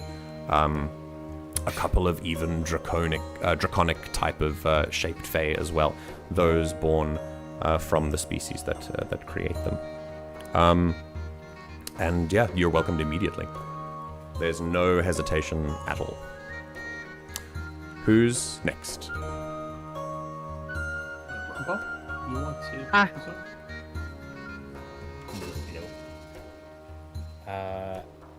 I think, Mhm. yeah. Seeing Certify, do her thing in the sky and getting into the vibe music, and especially just trying to get a distraction from the events with the meeting of the councillors and the uncertainty now afterwards. I think she just really gets lost in the music and uses this as a chance to let loose, and she's gonna take out her quarterstaff and begin playing into it and trying to match the tune and join in with everyone and harmonize. Okay. I will. Yeah. Go ahead and make a spellcast roll. Don't forget to gain a hope for your participation.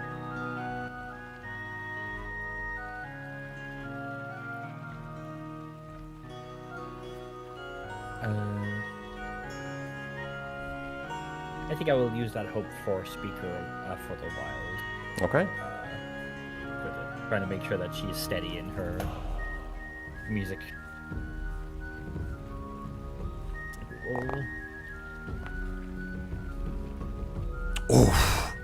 Ooh. Interesting. Big. It's a big success. But fear. But it is with fear. It's always with fucking fear. Yeah.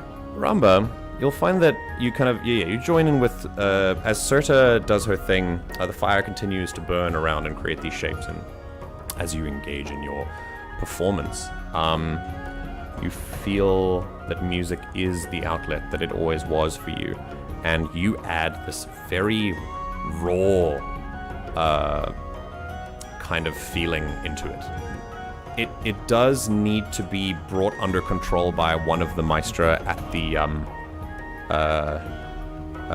on the stage, and you'll see. I'll say maybe a counter melody by the vocalist, the old Kaharim, and you'll find that he looks to you and gives you a smile, and the next few words that he sings out of his mouth feel like they were targeted directly at you. He sings of how much joy curiosity can bring, and how much power there is behind a truly free spirit. And as you are validated by that and brought into the fold with the rest of the village, you kind of turn over to look at some of the heads in the crowd, and you find Councillor Faala standing on a balcony overlooking the proceedings, and he's looking directly at you with a sort of inquisitive look. I'm going to tick down his attitude a little bit.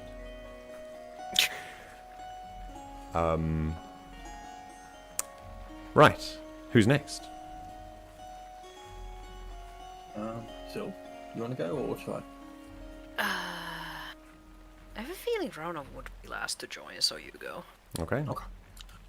Very simple for us. He is not going to be taking an active part of the musicality because he is a deep, bassy sound, and he's going to just lift his trunk and just start doing a deep, soothing undertone for everything that's playing.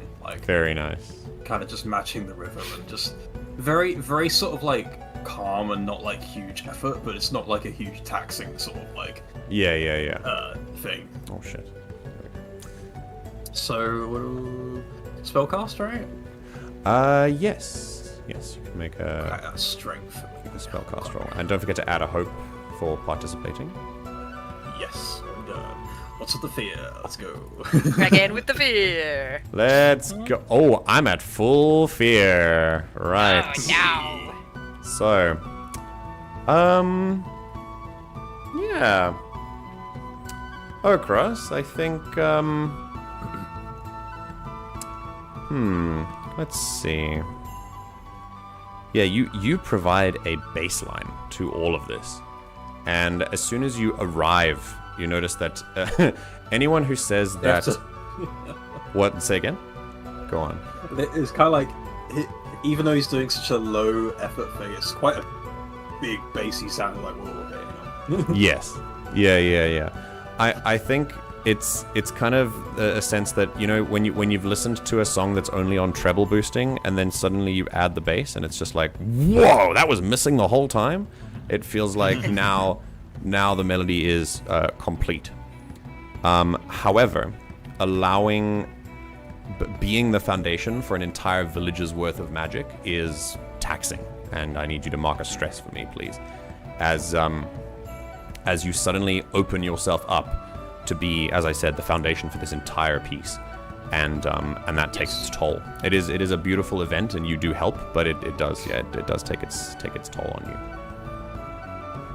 Okay, and finally, Rauna and Leymoon. I am gonna laugh because go Hang on, didn't Okros have some? Sure. You know what? MJ, may I say, because we're already gonna rest in a minute anyway, may I say that having used the responsibility of holding up burdens and the foundation people, could I use bold presence to ignore that? Wait, is that within the? It's it's a condition. So if you say that's alright, I will. It's technically something like vulnerable restraint. I'll allow it. Yeah, you can. It's fine. You plant your feet and you bear the burden, and you carry the village on your back. Yes. Okay, Rauna, go for it. I am gonna laugh because Rauna is very similar to Ramba. I am so sorry, Candy. Go ahead. Very similarly, like just she is still angry. She hates this. So this is a good outlet for feelings, though she's trying her best not to let the anger slip into the music, just like trying to focus on doing what is good for nature. Yeah. More so, like that is her focus. She takes her horn caps off, lets whatever wind is in the area blow through the horns or blow through the antlers, and and she also does use her bone flute. Okay, go for it. You're just an entire one-woman band right now, just like 3 flutes at once. Kinda. Yes. Roll. There, with fear. Ooh. Okay, now I don't have any more fear to gain. I'm at max fear. Yeah. Right. what's all the fear? Rauna, it is the anger that gets the better of you. Is it? Because when Okros looks to Rauna, he sees that she's still peeved from the events of the evening. Seething. Just a gentle, comforting presence as I'm gonna reassure that bitch. Go ahead and reroll, yeah. Okay, reroll the dice. Thank you. Make it worse. Make it worse. Toot of the trunk. What should be worse? Yeah. Oh, it's hope now. Much better. Go. Much better. Yay! Thank you. That's perfect. You were. It was very close for a moment, Rauna. You saw that anger, and you see Ramba lock eyes with Faala, and you see what is his game? Who is he? He cares one moment, and then he's willing to put so many people in danger the next, and why? And why does he feel it's necessary? Why do the other councillors not believe this is happening? And is it even happening? And there's just so many questions, and so much of this is so far above what you ever thought you would be doing. And all of that very, very nearly informs the melody that goes out into the group. And then you hear a small little kind of rumble of bass that sort of cuts straight through the melody before it even leaves your lips, and it stops you for a moment, and you remember what in just the last sort of almost 48 hours you've managed to accomplish with this group. And though maybe the voice still tells you that it's temporary, it's a very good temporary at least. And that kind of, yeah, maybe I think this might be a time that Rauna leans into relying on that little reassurance. And being vulnerable in that way allows the melody to come out in a much more balanced way. And does not disrupt the performance. Okay. It continues for about 20 minutes. That's a long time to continue playing music. And I think the dregs of the melody after they pass, some people are still doing like a little improvised jam session afterwards, and people break off into their groups, and finally the melody dies, and while people are doing their own like quiet things, the old Caharum stops singing and says, in a voice that is just as powerful as it was when he started, he says, "We welcome spring to Kovarru with the first festival of Verrnevin in Kinter's Rest. Thank you all for celebrating. Rest well, and good night."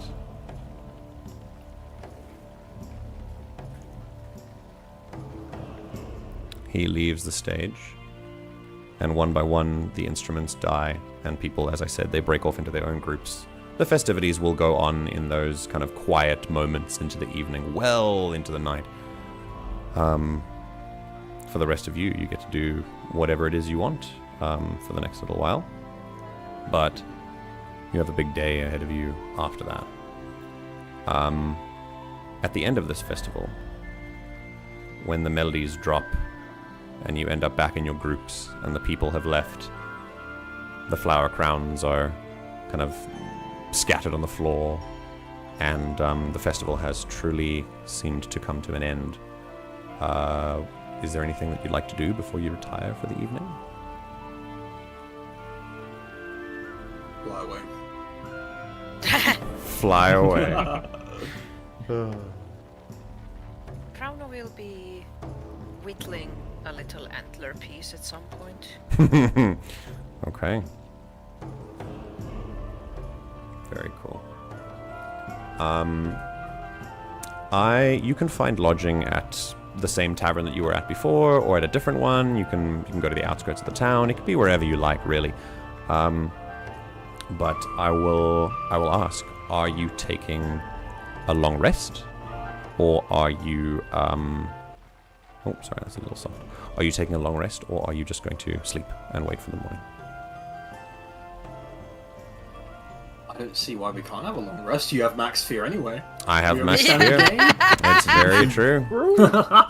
I think that should represent a sort of feeling for all of you as you go to bed. That I think it tomorrow. It's like a dread. Yeah, it is. It is. I'm at max fear, meaning tomorrow it's going to be hard. There is a storm coming. Roll credits. He said the thing. Okay. Very thing. Yeah. All right. So let's do that. I don't think you do that here. I think we do it with the party token. So if you go to the party and we go, resources. Let's click long rest. This will trigger a dialogue to players to make their downtime moves. Here we go. Okay. I'm not going to spend too much time going through the role play of what everything is. Just tell me what your downtime moves are, and then we'll take a break and come back. I would ask if anyone wants to save one of their long rest moves. I can help clear 2 between a stress, hit point, and you gaining a hope. Oh. For one of you guys with my inspirational words. So I know still is missing a lot of health. I'm missing 2 strats. How much health are you missing? I think she's missing 3. Yeah, I'm at half. So yeah, 3. When you... how much do you heal if you choose to heal with the thing? Oh, it's like I a don't full. remember. I'm pretty sure it's the long just... rest is a full. Oh, it's just a full... Okay. Yeah. If I can't clear that, you have 2 stress, Okros? Yeah. Then you can clear your 2 stress. Okay. Very good. Okay. So Okros, you clear what is it, 2 stress because you use both the tokens? Yeah. Okay. Yeah, okay. So across you clear 2 stress. That's once the long rest is finished, but you can assume that it happens so you can prepare in advance that you don't have to clear stress with your long rest. Yeah. Because you've got that. Yes, I'm doing this before the long rest because then I get those tokens back after a long rest, so I might as well use them up too. Oh, true. Because I read Yes. after a long rest, and I was like, oh, doesn't that happen afterwards? But it's you place the tokens after a long rest. Yes. Yeah, Okay, I had cool. these tokens when I got this card because we leveled up. Yes. So- Yes. Okay, cool. Awesome. Yeah. All right. Go ahead and post your downtime moves. Do your downtime moves post in chat when you click them, or do they just happen? Yeah. Oh, and, there we go. Very nice. Wasn't there a thing with like prepare with one or Yes. So you can prepare by yourself and get 1 Yeah. hope, or you can prepare with another person and you both get 2. yeah. And if tending to wounds all marked hit points, okay, yeah, so I guess 10 to wounds and So if Yeah, you prepare twice, prepare. you get 4 hope, right? Yes. If you prepare with someone else, yes. If you prepare with someone else twice, you get 4 Yeah. hope. Yeah. yeah. So if I There you go. self Oh, it is actually. Okay, let's have a look. Yep, Rauna tends to wounds and prepares. I'll actually use my yeah. clarity of nature as well to Oh. does anyone have any more stress? I think Which one Ash is did, this but not like go? she's already done that for an action.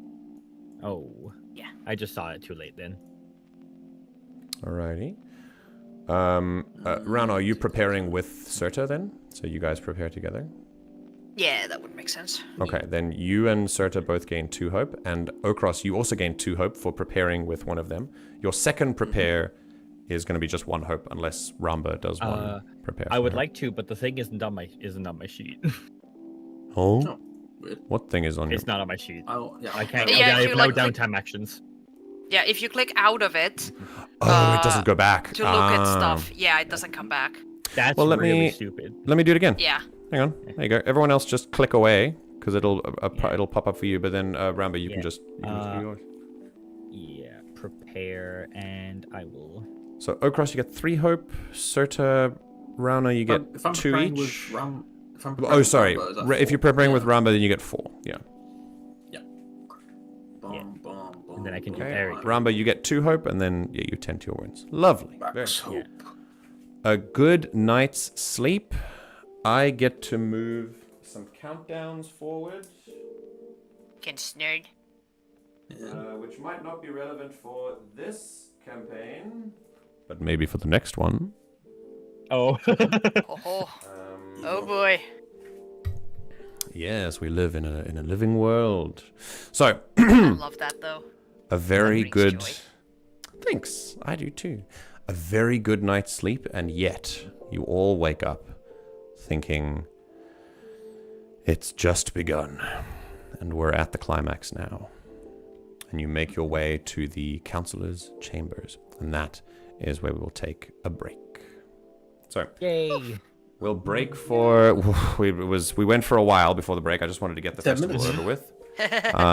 Let's take a 9-minute break and come back at 10 past. And for the rest of you, go grab some water, refresh yourselves. Stay hydrated, and we will be back in 9 minutes. Thank you, everyone. I hope you've enjoyed this so far, and see you soon. Yee.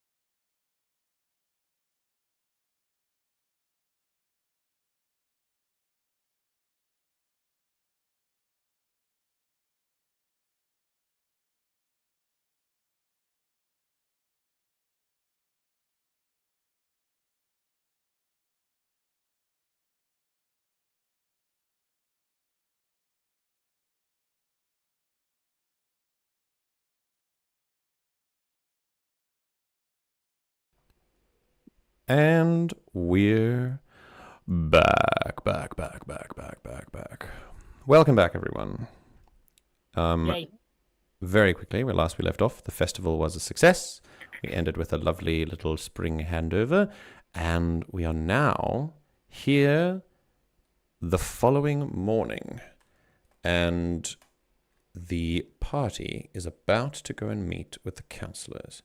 But beforehand, they have arranged to meet with Councillor Faala alone.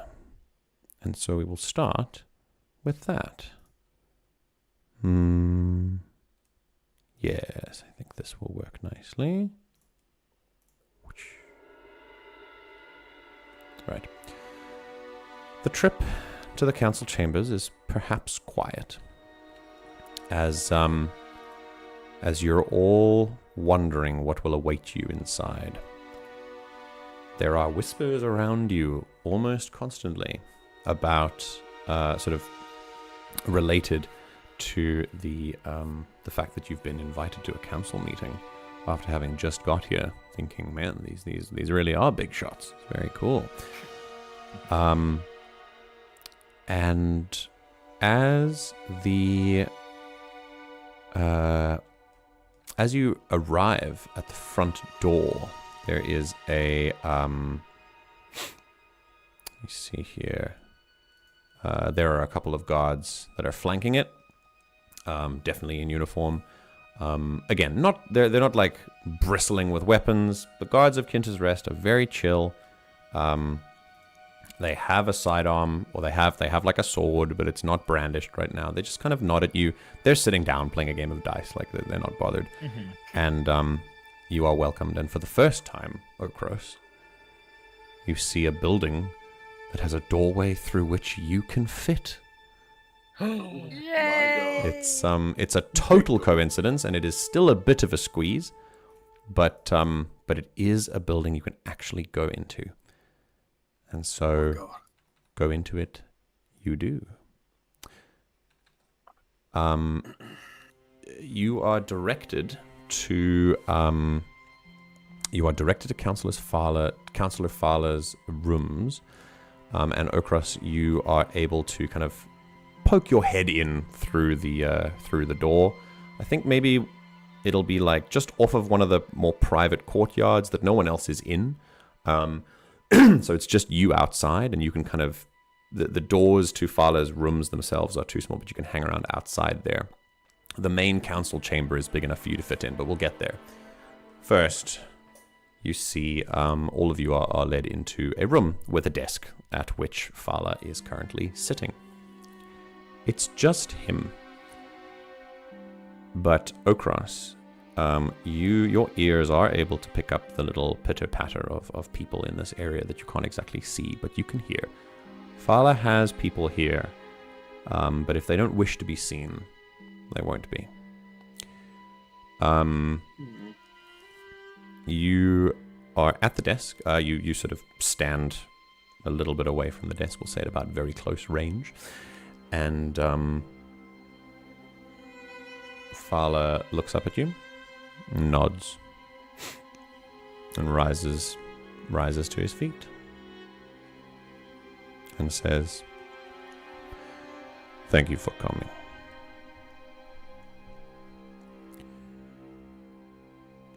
We have a few things to discuss, but, of course, if there is anything you'd like to get out there before we begin." Okros will glance towards the rest at that, because unless anyone has anything they want to say, he'll just say, "I don't believe we have anything to ask. So go ahead." He steeps his hands and walks around the desk to then lean on the back and just watch all of you and says, "The last time the council met was nearing the end of autumn. I brought what I had heard to the other councillors, not for the first time, and their opinions were made very clear. Only this time a fight broke out, not a physical one. They could still not see the seriousness of the threat, and were unwilling to listen to the only way that it is possible to deal with this threat. I had no other choice but to end all discussions and negotiations from that point, and we resolved to come back at the end of winter. This is now that time. There's a lot riding on this. Indeed. But rest assured, you are not the government of Kovarru. You will not make the final call, but I will need your help if we are to make them see reason. Not only that a war is coming, because rest assured it is. And he kind of, it's the first time he really snarls. He seems like he's very, he's been challenged on this more than enough times. Councillor Faala, whilst I do believe you, I want to believe you because the idea of a war coming and we are not prepared for it is perhaps worse. Who exactly is it with? Do you believe? Who threatens this land? Rona quietly interjects by pointing at Okros and nodding, like in agreement, like this question exactly. Many months ago, I heard word from one of my, contacts in the realm of Del Karstun that a territory adjacent to both regions was, of interest to the place of Del Karstun. This made me prick my ears up. The free zones. Sorry, what is it called again? I made this shit. And I can't. It is called the Free Plains, I believe. The Wandering Plains, yes, that's it. In the middle of the Wandering Plains, the nomads there were of interest to Del Karstun, which could only mean one thing. But, of course, I wouldn't act just on that rumor. They are our greatest procurer of the magical mineral that we are able to extract here. And though we don't extract much, because we don't open any mines or extraction facilities, a movement from Del Karstun in the interest of our neighboring territory can only mean one thing. This is their modus operandi in my experience. Because and they then want these minerals. I am assuming. And then, just a week ago, I heard word that that very same territory has undergone an interesting change. I have sent people to gather information on that area, on whether Kovarru is next. But they have come up empty-handed. Then, of course, I heard that a new group had entered the valley and disturbed some of my plans, which I assumed was their first real move into Kovarru, but when it turned out to be you, I changed tack. And then, unbeknownst to all of us, you discovered spies that seem to have been planted here by Del Karstun themselves. I have given them the night to cool off, but the questioning will begin now. A war is coming, and I just needed proof. The letter that Badik has given me, these spies, which I'm sure they are, should be enough. It has to be enough. They cannot be so blind as to look at all of this and still think that nothing is going to happen and that we cannot prepare. And say that there is proof from these spies, if they are even spies. And say that the other councillors are on board of your of your idea at last, you would work together with them. If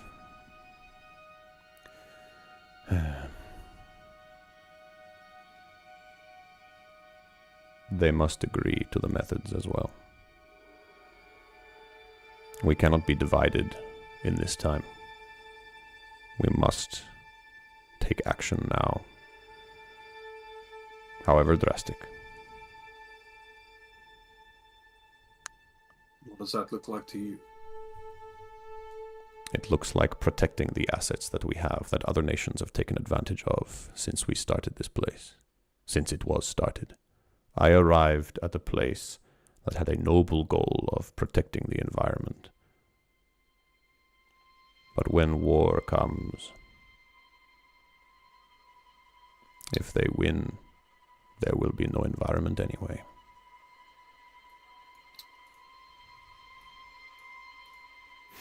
We must open mines. We must draw the mineral from its source in the mountains. That is my condition. At that point, Urquhart is gonna like slowly glance to the others, and I don't know if anyone else wants to say anything, but it looks like Urquhart does. So, forgive my maybe cloudy eyes not understanding a lot of the intricacies of war, but I don't see how rummaging around for extra resources at this latest stage would help anyway. It is about protection and security. We must make sure that we can get to our resources before others do, and we can either hold them for trade, keep Delkarstoon in need of them, sell them off to others to gain more allies, acquire a greater army for protection, etc., etc. Control over our resources means that Kovarru is protected. There is no other way to protect it. The way we are doing it now is simply not enough.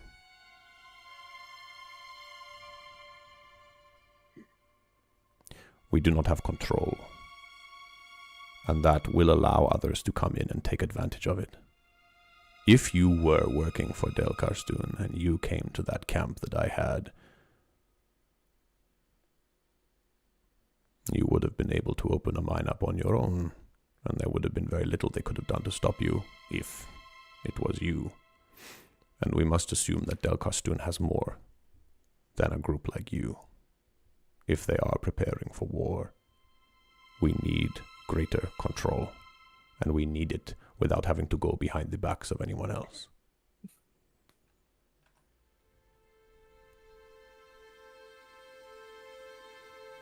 Well, Urquhart has things he wants to say, but this is a proceed when the party is ready sort of thing he's gonna say. Yeah. Oh, okay. Yeah. Neither me nor Rona have anything to really. Rona is just extremely peeved at this situation, and my brain is too cotton fluff to No worries. be properly involved or like be smart for this situation. So you guys go, I'll enjoy. It's not a problem, Sylv. Your presence is welcome anyway. You come as you are. Okay. Anyone else? Yeah, anyone else? Thinking. Because our character, I kind of want to just put straight up tell him, yeah, your protection of this place does suck, because it was us that came to that camp, and we know what you're doing. Looking at that door.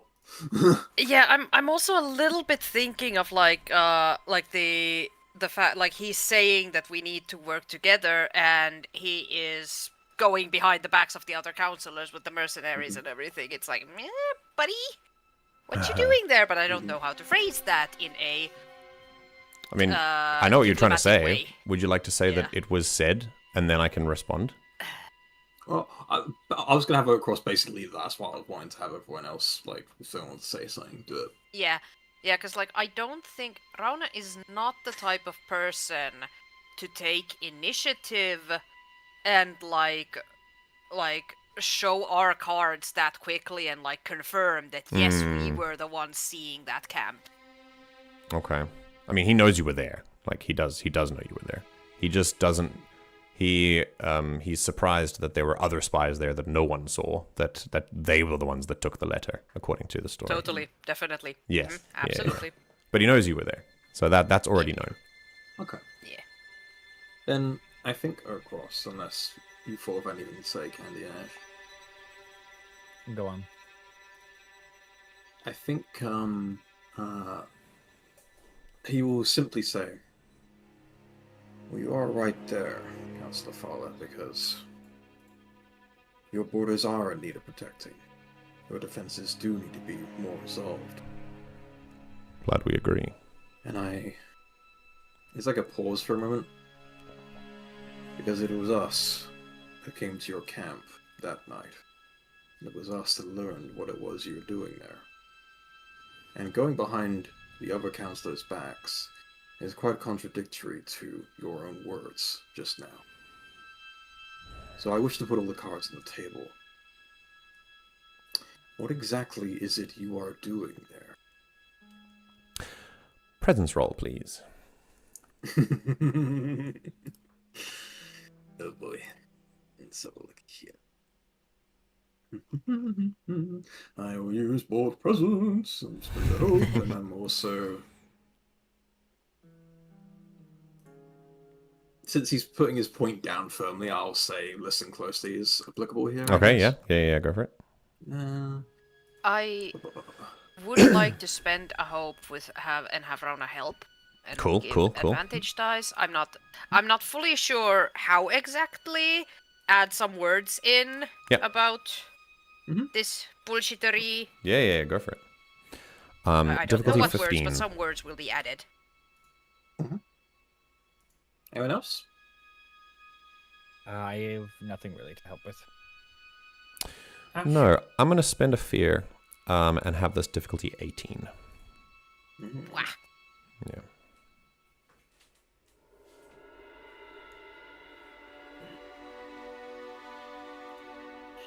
I'm just thinking.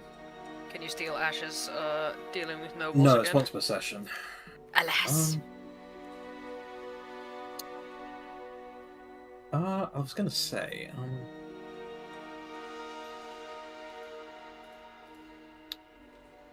MJ, would you allow me to add a veteran long war and learn from the past? Because I can say this. The reason for this is because, especially the side he was on in war, he had to deal with people of all sorts that were expecting an attack and would go to big lengths to prepare for it. So, in a way, he has had experience with trying to navigate this sort of thing before. Okay. If you've got the hope for it, go for it. Alright, yeah. Damn, 3 hope on a roll. I sneeze. Oh. Oh, Yeah. 25!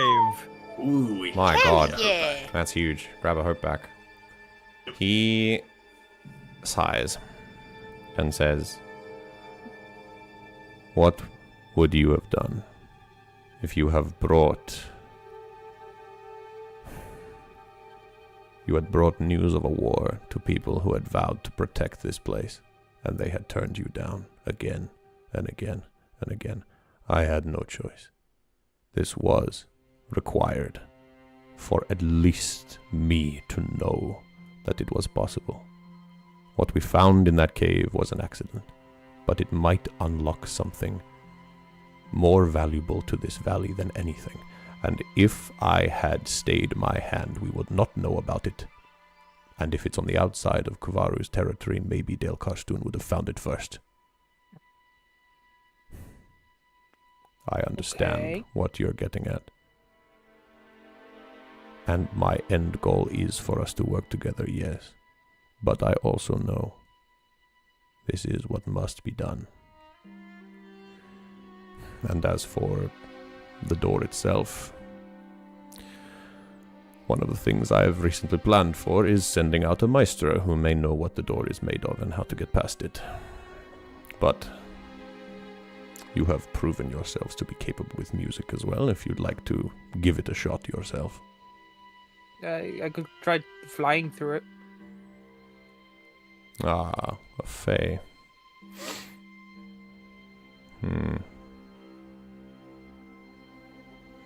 But also, how do you know what's on the other side isn't dangerous? Because we met a snowman, and he seemed pretty upset about those people being there. We don't. Ocross will elaborate on basically how they came to learn of Faala's people being there by the spirit. Rona will... Rona will add to that as well, like... And that's how they got involved, that like, oh, we heard some people are like doing something weird, and like, so naturally we got curious. Yes, Sylv, what were you saying? Yeah, that like a... That, basically. Technically a guardian of the area was worried enough to alert the party about this. Did this guardian mention a war as well? Did they understand the stakes of what we're doing? Ocross shakes his head. There was no implication of such. Oh, and this is a presence roll with hope. I should be ticking down. I think you kind of got him to warm up to you, so his attitude is going up. Rona would answer that, like, they are concerned for the environment and what the immediate actions your people were taking were due.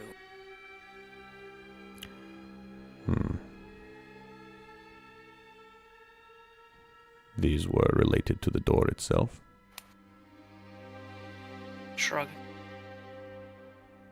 Because I don't remember, and I don't think Rona knows properly. What was the question? Was the worry of the Calagonda related to the door? I don't remember. We don't know, I don't think so. He was saying... As far as you know, the Calagonda was talking about the bear.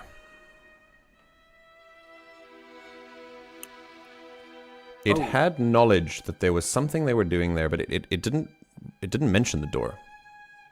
Yeah, It didn't No, it strictly didn't, mention but the door. It mentioned the mentioned- hunters, though. It mentioned mentioned the hunters and the cave. Yeah, it mentioned that they'd found a cave that they shouldn't have. But Yes. it mentioned that mainly the disruption was the bear. But no, it didn't mention the door. So Rona indeed just shrugs as a response. All it made Okay, but mention I was don't of want the this man to people- have the door. Oh, Cross, say your thing first. All it made mention of was the cave and your people, and of the bear we encountered prior. As I understand, the bear was taken care of. He nods. Problem solved. Prima appeased. Yeah, but for someone who claims to care a lot about the nature of places, you'd think you would have told your people to, like, make sure it wasn't disrupting as much as it was. They warned us of the camp after we had settled the bear into a new place. Yeah, but the bear was disrupting stuff before we came along, which means they didn't take the proper steps to ensure it was in a place it wouldn't disturb things.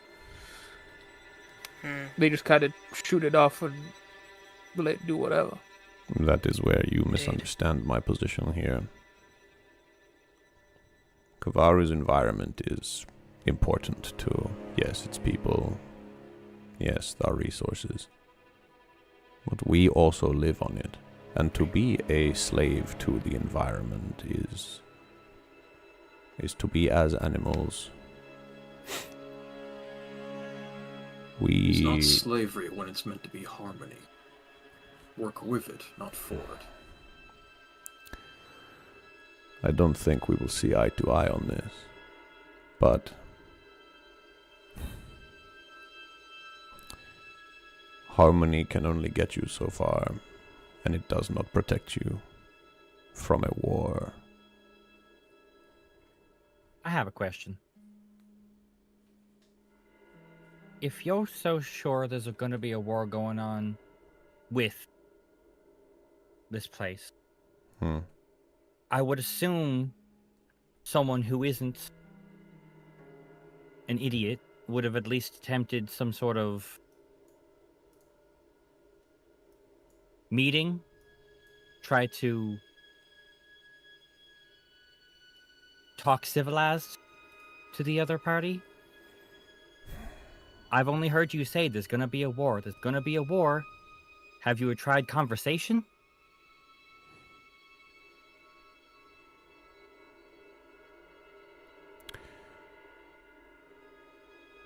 The government of Del Karstoon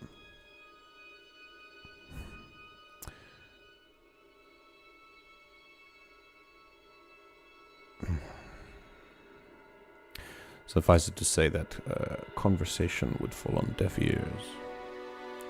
Have you tried? He gives a sort of... He looks a little distant for a moment and says, "Not for this, but more than you know.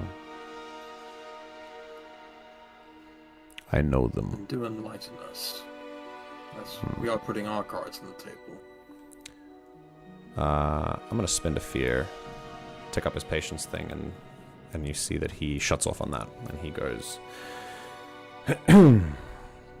"We're not here to talk about me. Suffice it to say that I know what I'm talking about."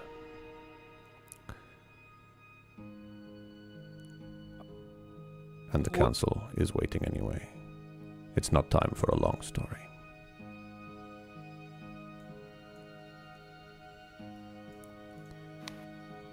Serta looks like she wants to say something, but she holds herself back. But doesn't. For someone who wants us to see eye to eye with you, it's really hard for us to do that when your eyes are closed. I am not asking you to divulge details about your lives, am I? I am asking you to help me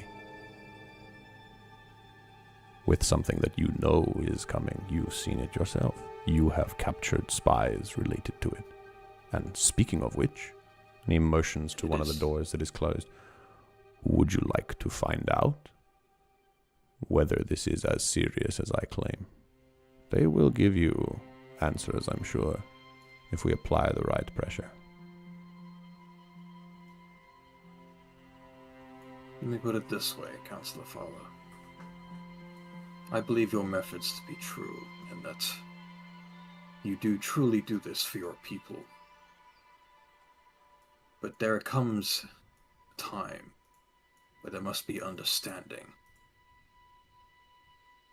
And if you are to work together with the other councillors to ensure that all of your people are safe, then you must give yourself at least,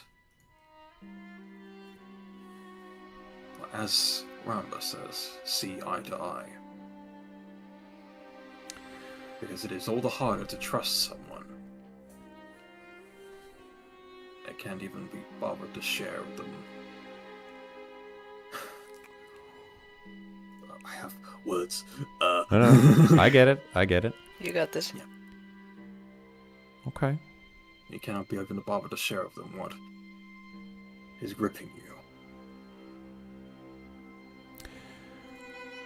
Because I know that you're doing the speaking, but so did Ramba. Yeah. I want a presence roll from Ramba, please, since you initiated it. And I'm going to spend a fear and make this another 18 difficulty. I will help. Since, yeah.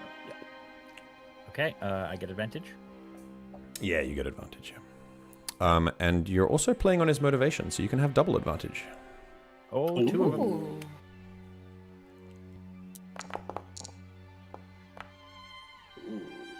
Okay. Oh. No! Would you no. want a Come on. reroll? Is that once per long rest? Once per rest. Once per rest, so... Oh, Short rest. rest as well. Yeah. But you don't have time for a I short feel- rest now. I feel like this is important. Then take a reroll. You can also use your prayer dice to give a bonus to the roll. I could. That would push it over.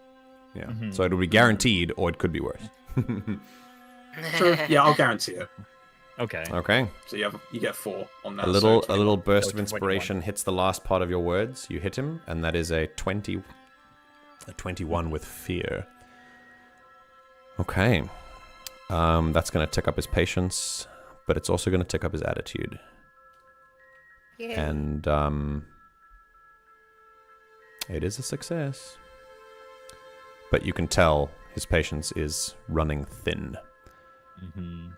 And this line of questioning that he answers is the thing that stops something else that's going to happen. I will get there in a second. He pauses for a moment and says,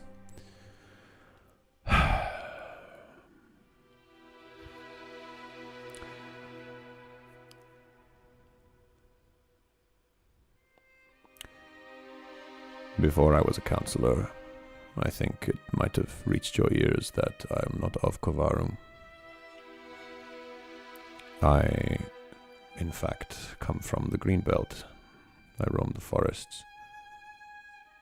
I climbed the ranks of a government to a position that made me instrumental in protecting the region, ensuring its interests. I crossed the wrong people at the height of my career. I was asked to take part in plans for expansion that crossed one of my own lines. I refused. I escaped an attempt on my life as a result. I ran from Delkarstun. I came to Kovarru, began a new life. And my wish to protect this place, for which I have a new responsibility, made me climb the ranks here too, and I became a councillor. I know Delkarstun. I know what they are. I know what they like. I know how their government thinks. I was them. So believe me when I say that if I see the signs, I know more than anyone else. They are there, and they are coming.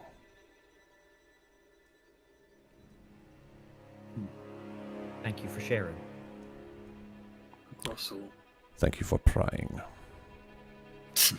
Grossel gently bow his head. Then, let's work together to ensure that other councillors see eye to eye with you. You mean for me to reveal this to them? In whatever way you are comfortable. But I do believe there needs to be some honesty. If anything, it gives you more credit for your belief. They can't dismiss that. Now, I would like to see to this in the spies and such as well.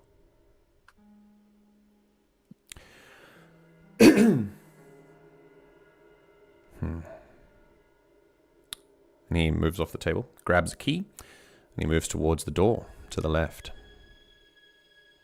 Slowly places the key, and then across you hear footfalls coming from the outside courtyard.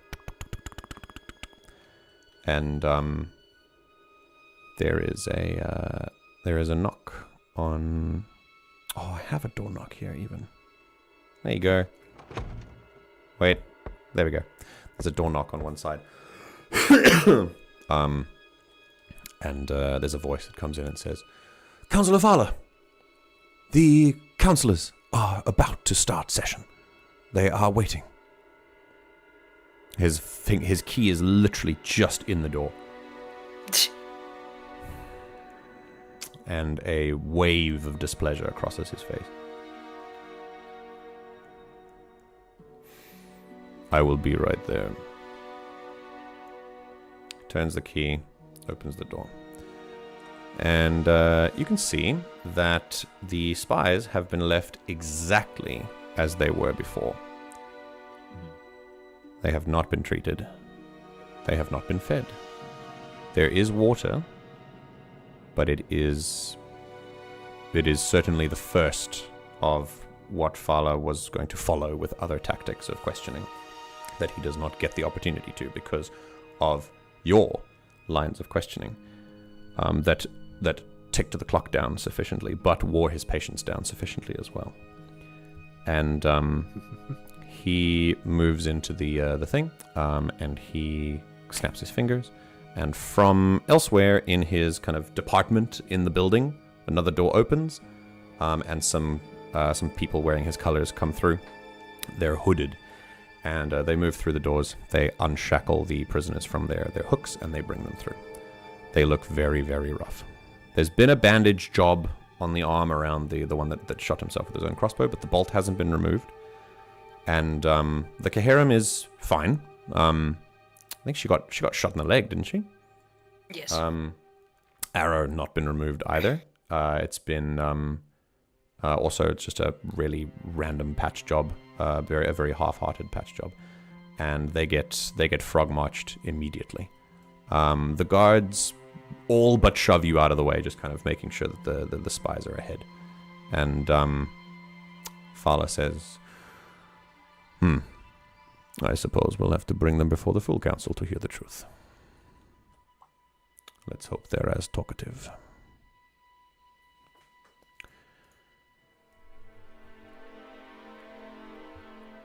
Now,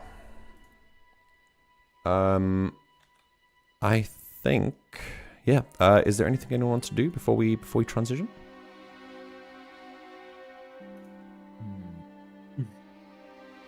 Would I be able to see, or at least have a glance over Faala himself, and see if he's maybe hiding some sort of weapon? Oh, make a Ramba, yeah, a Rana. Can Leimu help with his nose for trouble?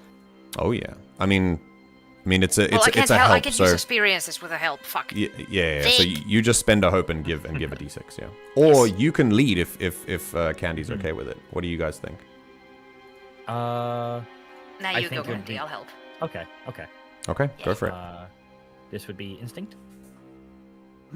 Yeah, go ahead and make an instinct roll, please. Okay, and Add then I get advantage. it. Take advantage.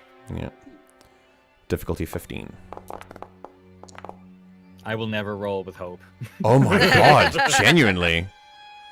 Okay. Let me have a look here. Weh.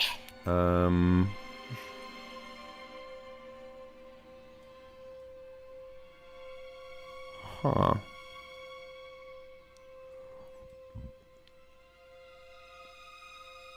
Okay.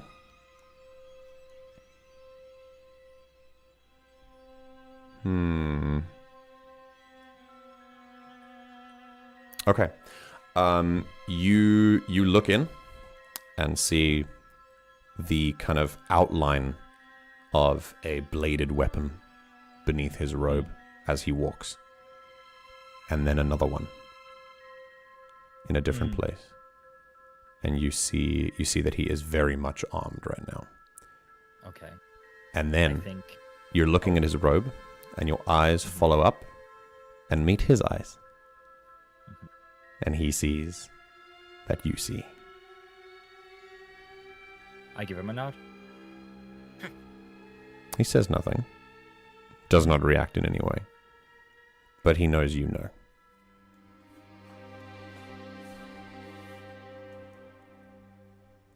Anyone else? All from me. Okay. No, nothing. I'm gonna take his attitude down by one. All right. Let's see. We're gonna then move you to a map. La la la la la. Not a Getting map. snared. So Where's Dora? the you follow behind the prisoners, and they get led through a large courtyard that Okros can move through. and then you are then followed to a large set of double wooden doors that open. It's very well lit, this area, and you are given to, let's see,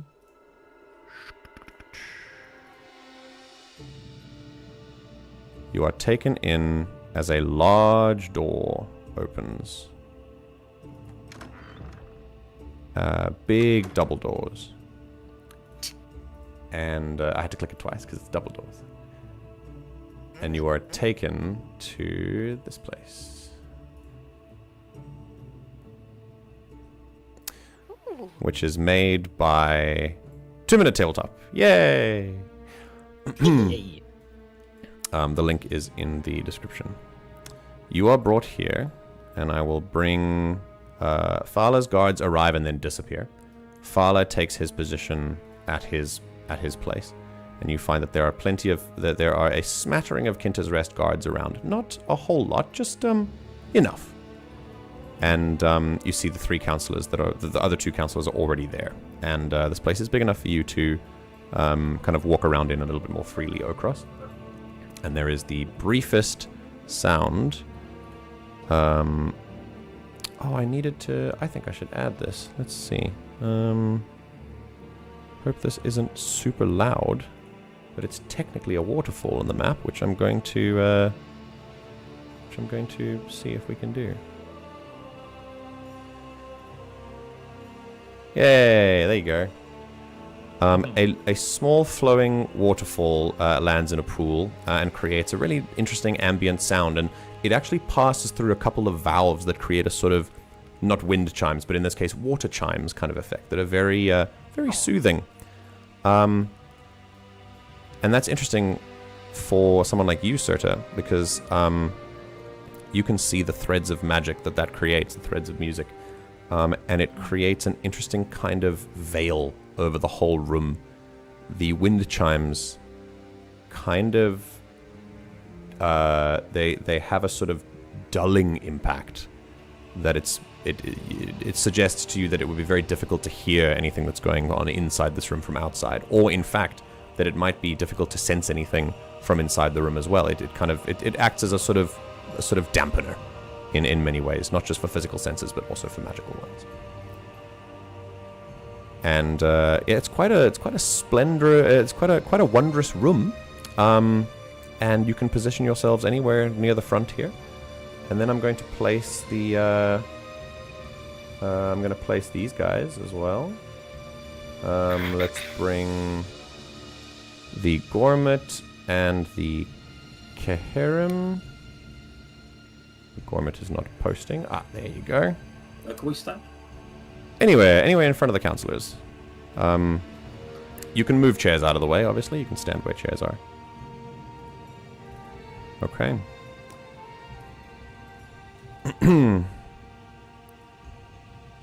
Alrighty. We're gonna put them up like that. Face them there.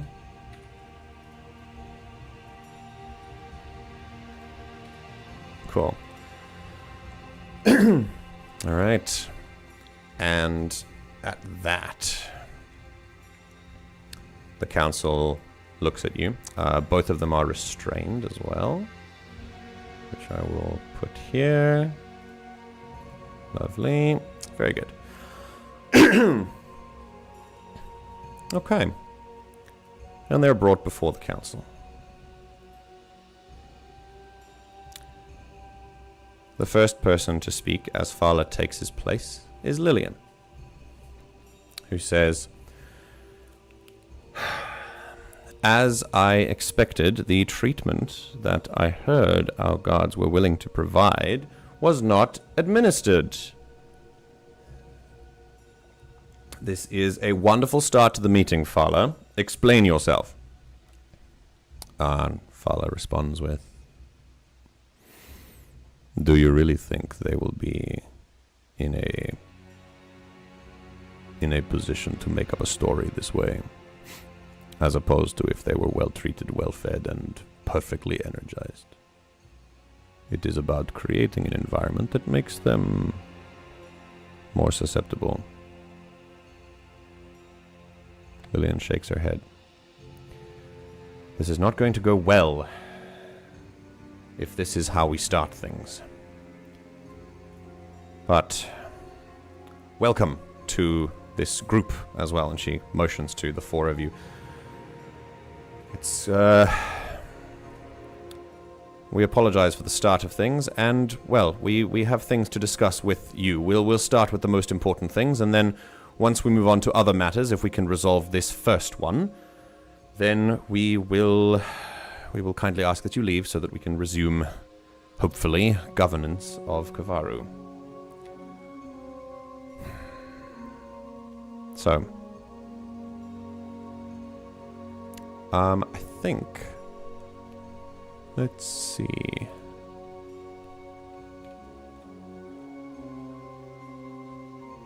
We will start. I think we will start with the spies themselves, so we can see about that. Lillian takes a step forward and looks to the two spies and says, "All right. Have you been fed?" And the two spies look at each other, the two individuals, and they look back at her. And the Gormit speaks first and says, "We have not. In fact, we've barely been treated for our injury sustained at the hands of the people behind us." Lillian sighs.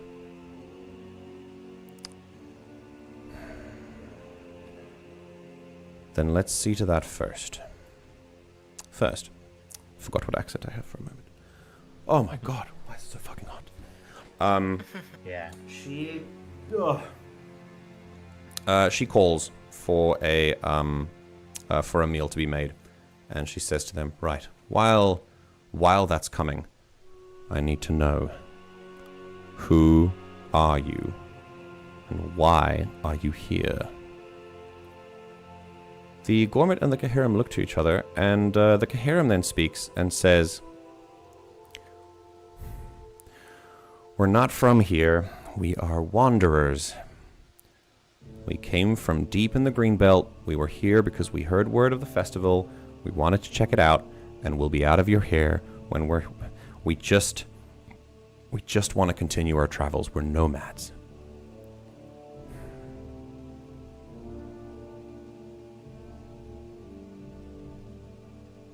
We have no reason to be here, besides just joining the festivities and seeing what this valley was. But I was told that when you were accosted, you were engaging in some interesting conversation. Conversation is punishable now. Alright, cool. Understood. This'll be great stories to take to the other travelers that we find on our road outside of Kovarru.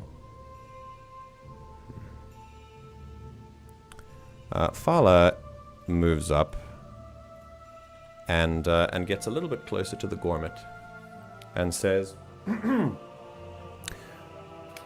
"This tactic is very useless, and you clearly do not have experience in this matter." He moves up to the Gormit and says, "You will tell us who you are and why you are here. The one who talks first will die last." And they look to each other for a moment. They look back and they go, "Okay, whoa. Again, there's no need to escalate to that degree. I told you, we're travelers. We're here. We heard about the festival. We're here." And Faala takes another step closer and he says, "I could try it a different way. I could ask you a question, and if you lie to me again, I will hurt your friend. Or I could ask your friend a question, and if they lie to me, I will hurt you. We could go back and forth about this for a while. And at that point, Ms. Devden walks down the stairs and says, Faala, that is enough. Ross will actually raise his trunk a little bit at that. Yeah. Just to regard the other councillors. Councillor Lillian, Councillor Ms. Devden.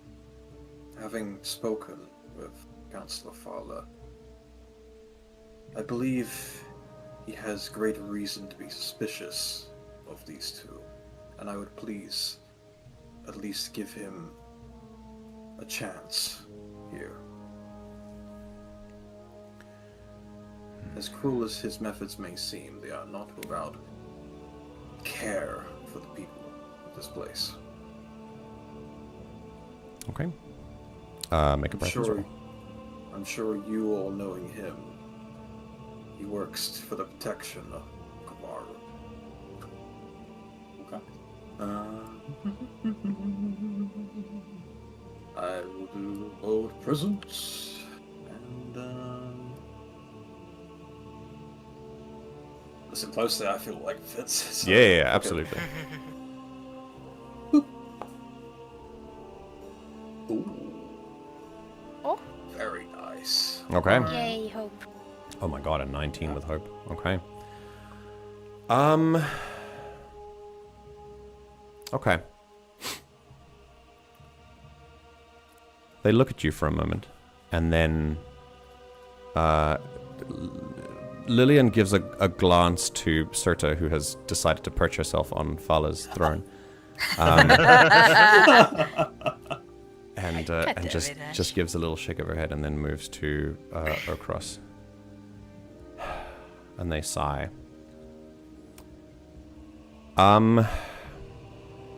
Okay.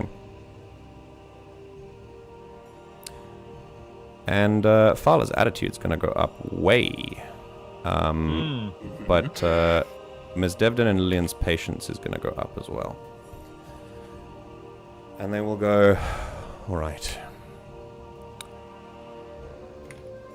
Make it fast. And the two here look a little bit more intimidated as the two councillors stand back. And Faala walks up to the Gormit and says again,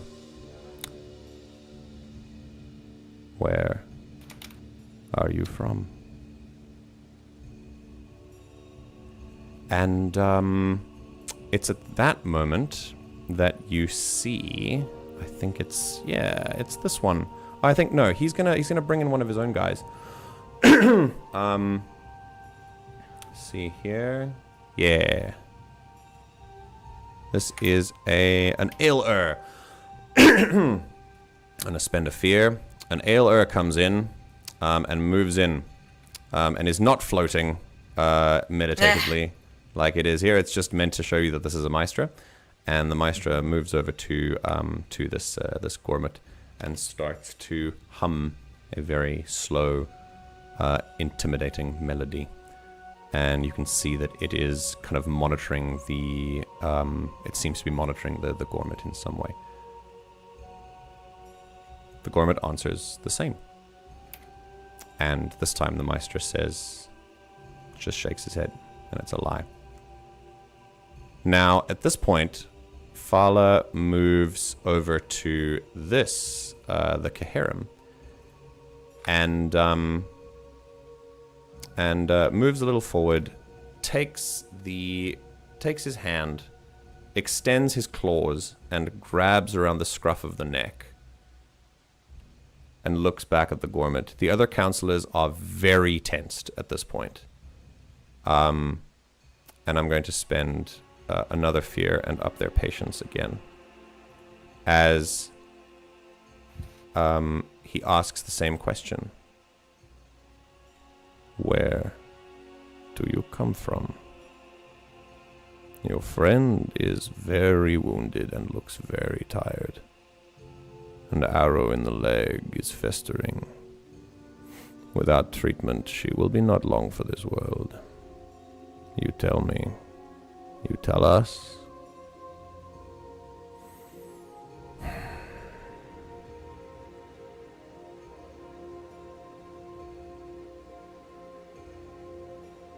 Don't be stupid.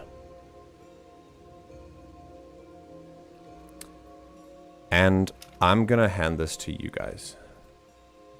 Mm-hmm. Does the gourmet cave, or does he stick to it?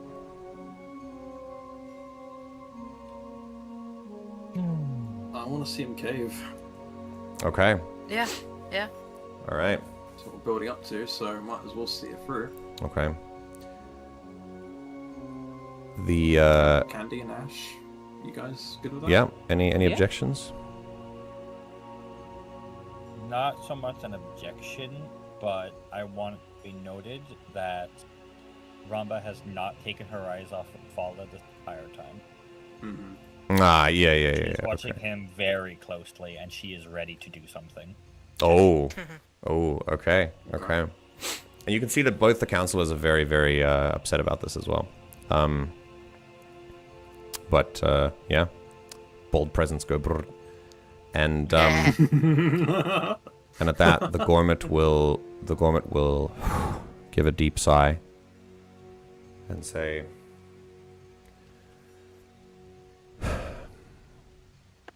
"My name is Shulu,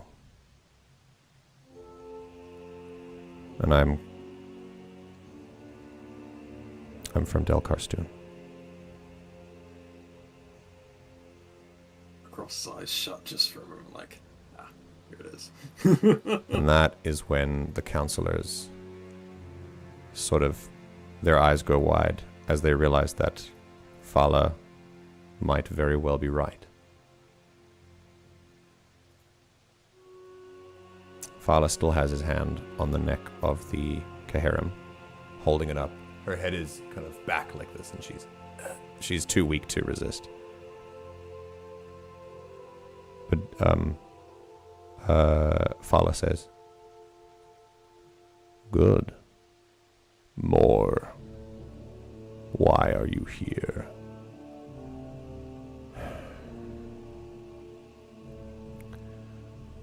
"We're here to report on your approach. Your approach to the minerals that come down the river.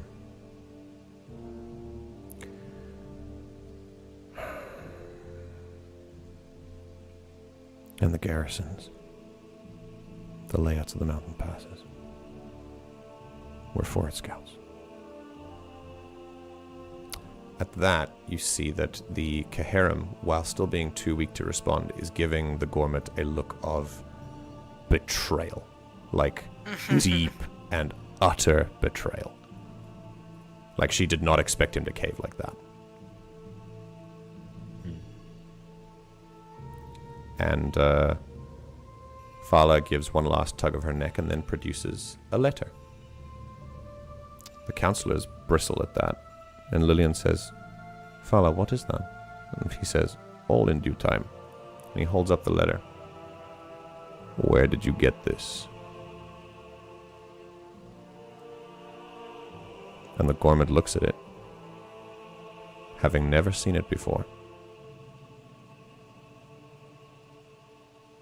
And looks at the maestra that's like monitoring him, and looks at the Caharim and says, I don't know what you're talking about." Faala narrows his eyes. Cross gives Yeah, go on. Faala a look like, you know. Yeah. Faala narrows his eyes, looks at the maestra. The maestra nods. It's truthful. And he says, "Try again." He tightens his grip. The gourmet looks again and goes, I don't know what you're talking about. We arrived through the mountain pass, came down to the town. That's it. I didn't pick up anything yet. I don't know where that came from.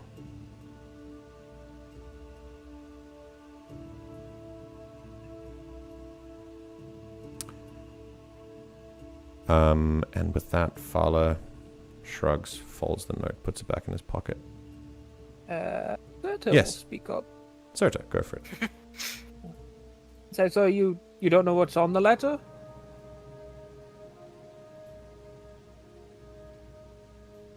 Talking to who? The gourmet guy. Yeah. He looks over at you and Yeah. says, I've never seen it in my life before. No, of course I don't know what's on it. That's weird. What is on the letter? Addressing that to Faala. If it seems important, you should probably share, in the spirit of This- cooperation.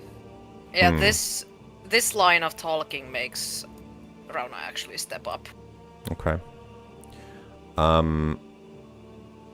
Faala nods and turns to the other councillors and says, as I said, if they have not seen the letter, then it means there are others at play, which means maybe we're in an even more dangerous situation than before. But first, I appreciate the truth.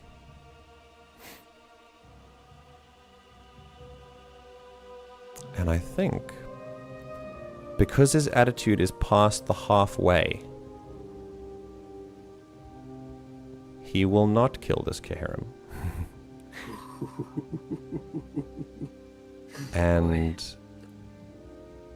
And he will release his grip, and she... The Gormit lets out a sigh of relief, and Faala says, they have outlived their usefulness. They can be taken away until we know what to do with them. And he turns to the other councillors for approval. And they shrug and reluctantly nod, knowing that they've pretty much answered all of their questions, and they are led away. Faala does not speak until they are gone. Hercross looks to the other councillors around as if, like, getting eye contact, like, kind of like a little bit of a nod towards Faala, like, told you. Oh my god. Right. Okay, but what's in the letter though? He walks back to his position. The Maestra kind of moves away with the spies. And then, as the door closes, the Maestra stays here. And just sort of, there you go. Just kind of hangs around. Faala looks forward Don't like that. and says... He holds out the letter again. It's correspondence from me to people at the camp that I have erected outside of Kovarru in the mountains. And that elicits a from Hercross. Like, yeah. from both the councillors. Oh boy. And that I'm going to spend another fear and tick up their patience. Oh no. Both of them.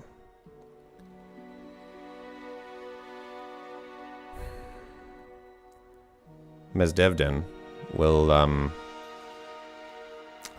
speak up first, and her wings kind of flex reflexively and says, Faala, I told you. I always believed in at least the urgency of your plea to plan for an incursion.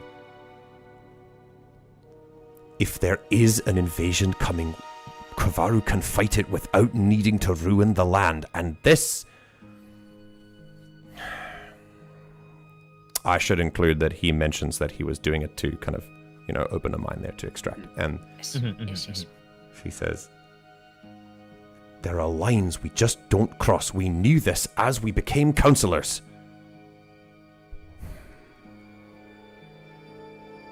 I don't know about you, but that was never an official stipulation that we had to... and that the law was unchangeable. Regulations change, laws change, war changes things. It changes the situation. And now you are here, faced with proof, undeniable proof that Del Karstoon is here, planning something. They have sent spies into our lands, and here you still do not. You do not believe in it enough to understand there is no other way. And that is not... Is that not greater cause for you all to work together and find a solution together? I couldn't agree more. but Question. they are unwilling to budge. I got a question for the DM. Yes.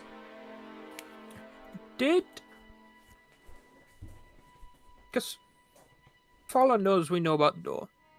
Yes. Did he tell us not to mention it himself? Like, No. okay, then Serta will. Okay. Because she's not read the letter. And Okay. I also have a thing I want Rauna to say at some point. Go on. That's a some point thing. Okay, cool. Okay. Yeah, I'll so keep she that will, there. she will speak up in when someone mentions, like, helping each other and cooperate. She's like, oh yeah, maybe they could help with that door you found. And the councillors go, and it's like they've heard enough surprises now. It's just another one to add to the pile. And Lillian goes, I'm gonna add one more with Rauna. and Lillian in this case, she steps forward and she says, Faala, I wanted proof. You've brought it to me. This is it. I believe you. I thought an invasion was unlikely because we were not a well-placed strategic region. We're in the middle of a valley, but our resources, they make us a target. No matter how we choose to live with them and alongside them, there will always be those who seek to extract. And then you mention the door, and she says, all right, what's this door? And Faala says, in our attempts to open the mine to see if we could extract the mineral from the source, we encountered a door that we believe is made from the solid version of the mineral that comes down the rivers. I am looking to send out a maestra to see what that metal is. If I send out the order, I believe they will be here within a few days. I was also going to ask if these individuals here could help us figure it out. But either way, we have not been able to crack it. We know that it is in some way magical, but it has... Tried digging around it. It extends further than you'd think. Oh. Have you The other tried knocking? councillors. He turns, looks over his shoulder, and he says, yes, we have tried knocking. That's very polite of you. Ms. Devden just shakes her head and, I can't do this.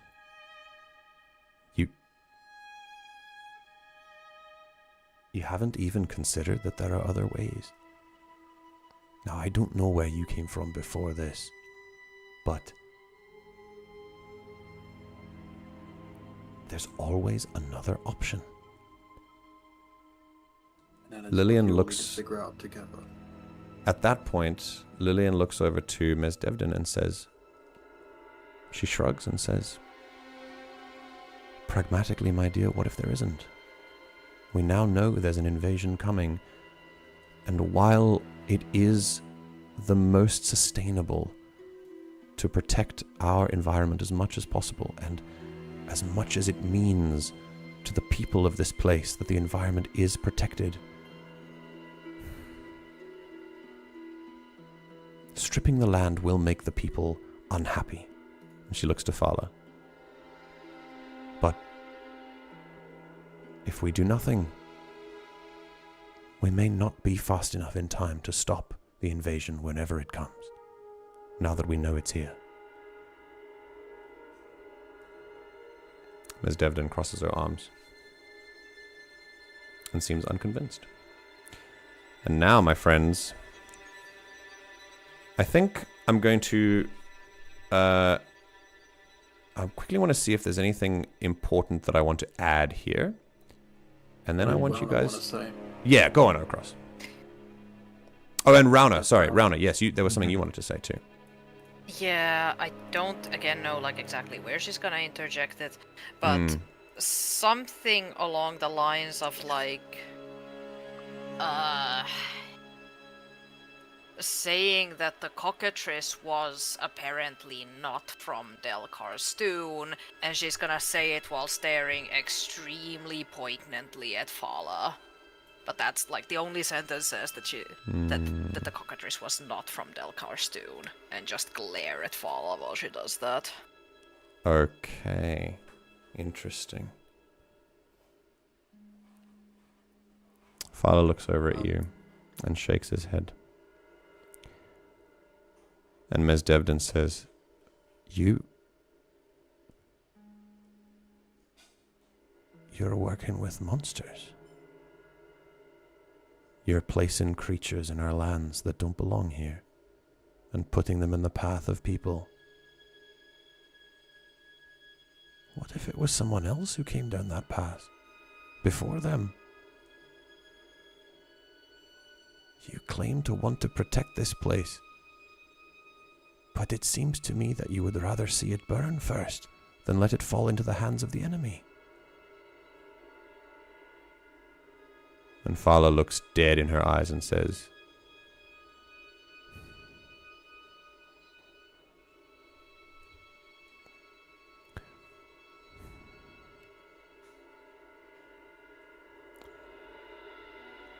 I live with both my feet planted firmly on the ground. I live in a reality that is cruel because it is real. If you look outside this idyllic paradise valley, that everyone around us will take advantage of if we let them. Most people in this world are out for themselves. There must always be people like me to do what must be done to protect this place, and if sacrifices must be made to ensure that protection, I will make them so that you can sleep soundly. I will make that sacrifice.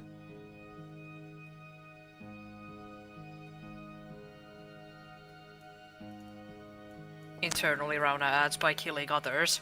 But doesn't say that out loud. Okay, so, yes, across. That was me. No, Candy. Oh, Candy, yeah, Ramba?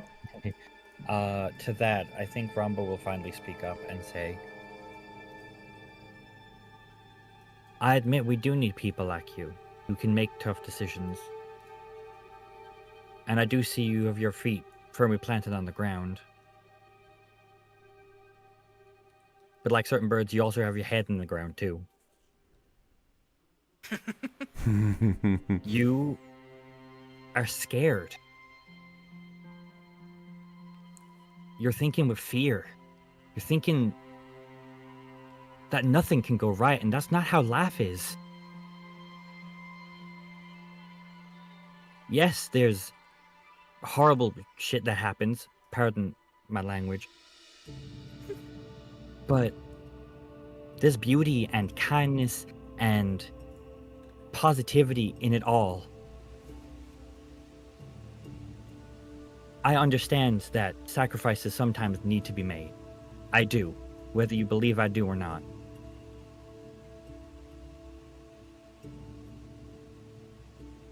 But there is always another way. As long as you don't keep your head in the dirt.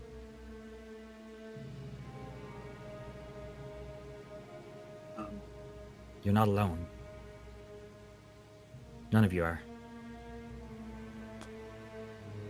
Following that, our cross will accompany Rambo's words. That's something I was going to say. I'm trying to quickly remember it. Oh, take your time.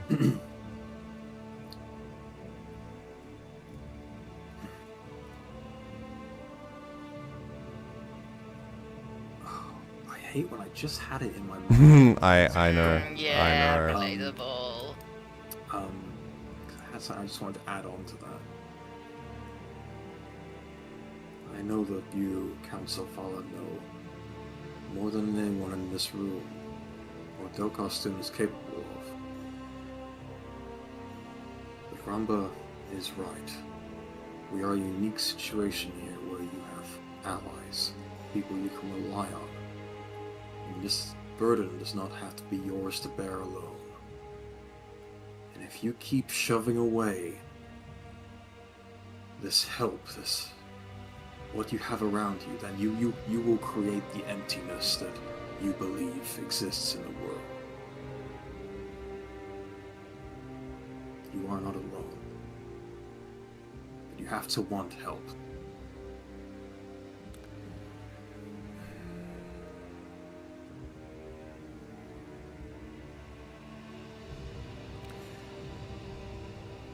It sounds like a tag team role to me. Usually tag team roles are combat, but I should lead that though. I think yeah. Okay, well I mean both of you, yes, one of you has to spend 3 hope. I don't have free hope, so I have 3 hope. Go on. there we go. If you want it to be a I tag say- team move, because that basically gives you 2 chances to roll really Yeah. high. I will do a tag Do team it. move. I will use all 3 of my Okay. hope that I've saved. And I will tell you that no matter if you pretty much no matter what you do, this will determine the outcome of this investigation of this negotiation. Okay. So this is what it relies on, and I will give you advantage on this because of all of the things that everyone else has done just as a full team up until this I moment. will So you can have spend advantage. my last hope on board presence because yeah. Okros, you And you requested still the have a spotlight reroll as well. Okros? Pardon? Hang on, Ram. Oh, first, that was yes. for the thing. That was for the thing that I posted. Oh, okay, cool. All right. Yeah. Yeah. You still have Do you still have what? have your reroll? I doubles. Yes, It was once per rest, but yeah, you okay. still have the reroll, yeah. Okay. I still Okay. will. I haven't used So that, now so for a still- tag team roll, Ramba and Okros will roll each will both roll a trait of their choice.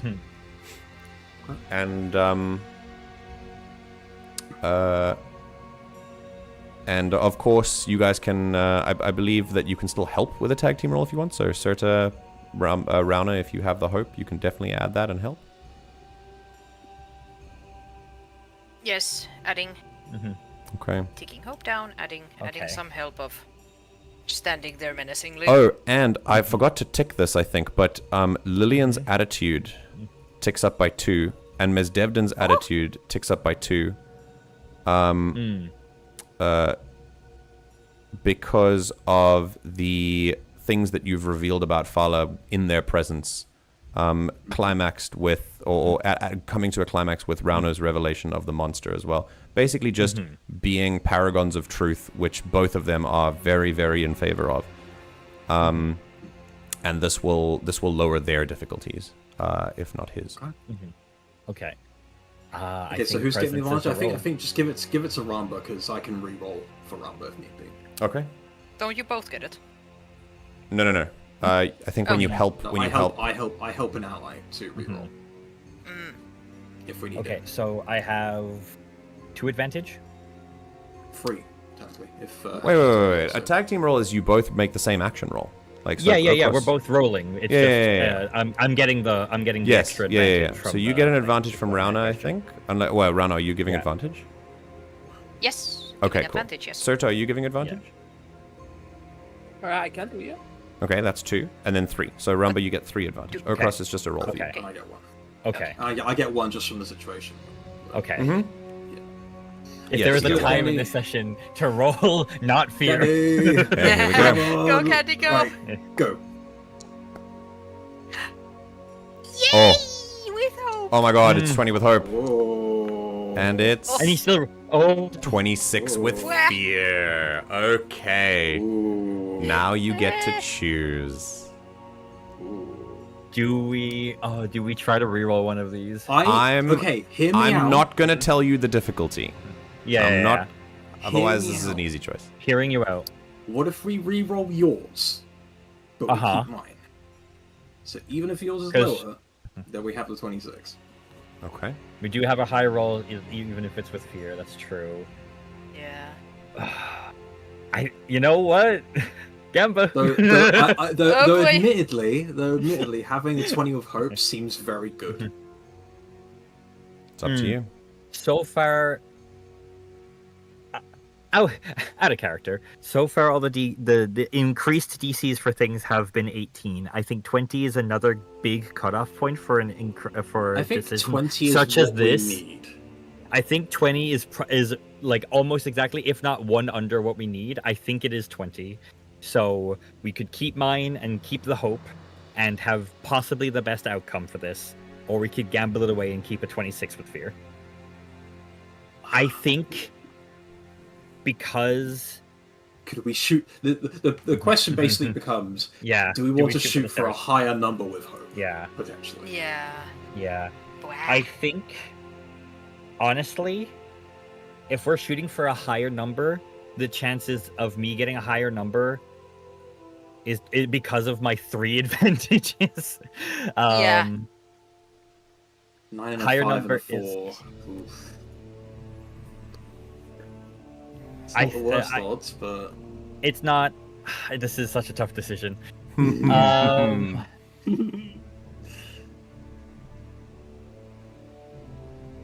I wanna believe that a 20 with hope is enough, and I think you should reroll. Are we all in favor of re-rolling Rambas? I said you. Oh, I can't. I said I hope 20 enough. With 20 with Ocross's ability is only for allies to reroll, not for him. Yes, that's why. Yeah, that's why. That yes, changes everything, doesn't it? So basically, we will have a 26 with fear either way. But okay, do we want to gamble for maybe a roll higher hope? Yeah. That's if the DC is higher than 20. That's if the DC is higher than 20. It might not be. We haven't had a DC above 18, I think, this whole session, even with fear increasing it. So it feels like 20 is the right thing. Part of me just wants to say I have faith in the 20. I think I want to save faith in the 20 because that reroll could still come in handy.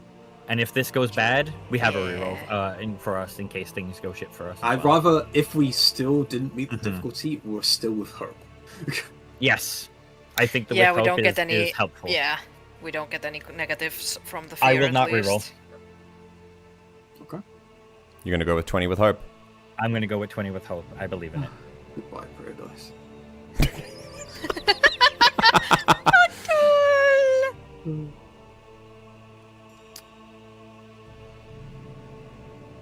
Just a second.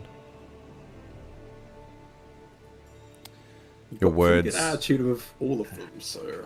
Your words hang in the air. And they reach the ears of these councillors who have been at odds over this issue. Not just whether an invasion is even there, but how to face it. How much do they affect the environment around them? They have different ideas on how to do things, but they have reached a standstill on this time and time and time again. They haven't believed that any kind of compromise is possible, and maybe it's because it never was. Maybe some opinions can't be changed. At least not until the right influence comes along and starts to unravel some perhaps deep-seated beliefs.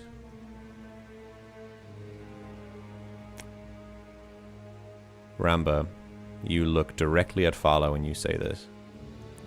You see him tense. His hand moves, and it looks like all hell is going to break loose as he moves towards the weapon that you know is hidden behind his cloak.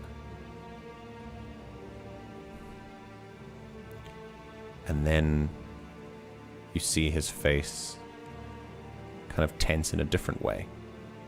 A guilty way. A way that suggests he did not tell you everything about his background in Delkarstoon. There is more to his story, but that is not something he will reveal to you today. Just know that the things that you've said to him hit him there, in that place. And that is a success with hope. I'm gonna add my hope now. What was the difficulty? Good shit. The difficulty was still an 18. Okay. Okay. Awesome. Good stuff. Hey, you know what? Just for fun, roll it. Yeah, go on. Let's see what it Go on, would let's see have what been. Let's see what it would I'm have gonna roll been. it. I'm gonna roll it. We have to do Yeah. it. Just, Okay, just out 3 of advantage, curiosity. presence. Yeah, yeah.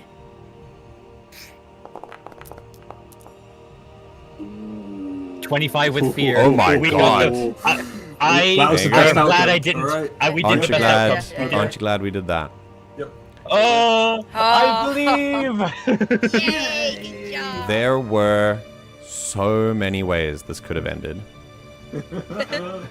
But with a success with hope, I would like you to tell me how this ends. All of you, as a group. There are various outcomes that could happen here. The council could fully support Faala. Faala could soften and try to balance his approaches. That the- one, please. The council could reject him outright, but he could be softened enough to just leave instead of fight, because he's prepared. He came here prepared to fight. I had a thought. Yeah. It might actually be one that Oakcross suggests. Okay. Is Faala concerned that with these minerals, if they don't take them, then the enemy will? Yes, that's his basic thing. Let me give you, and I think I heard you, Sylv, that you want Faala to be more compromising.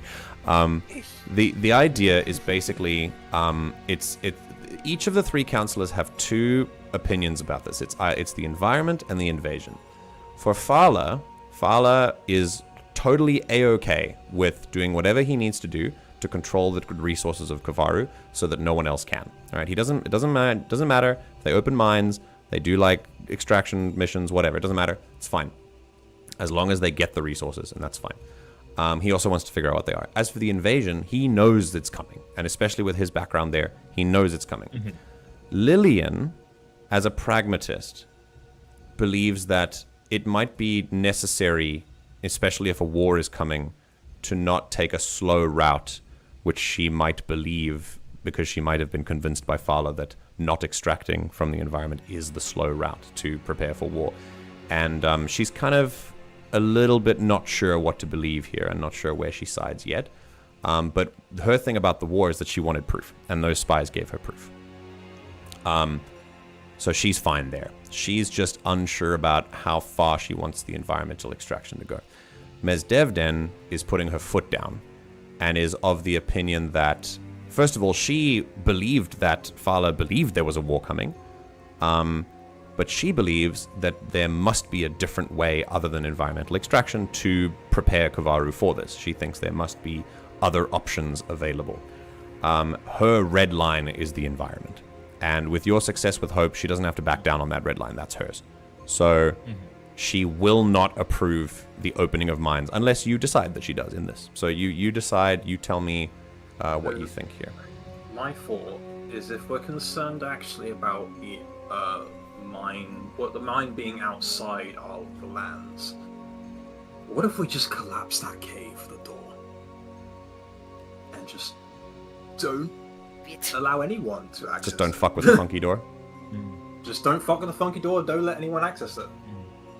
And then all the resources are contained within Kovarru. Okay. Before we collapse the door, we let Sirta phase through, go see what's in there, Yes. then phase out, and she takes that secret to her grave, or her next cycle, because that's gonna be very, very funny. Yes. I like the idea of collapsing the mine. I also think, because sadly, me as a person does kind of understand Faala's thinking, sadly. Right. I'm an empath, as you see.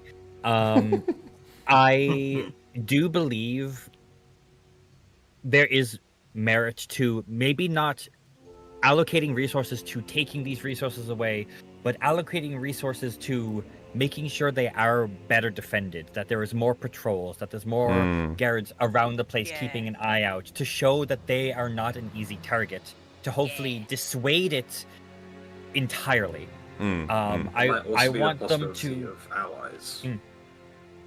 Yes. I also want them, like, knowing that they have this resource and knowing that a war is coming, to make sure that it is well known maybe that they have connections with other territories nearby that could potentially back them up. I want this. I want them to have a plan in action to try to, with rumor and with like actual Diplomacy. moving the chess pieces around the board to show that it is not a profitable attack, that it is going to cost Delcarstoon too much and to dissuade it entirely. Ramba does not want death.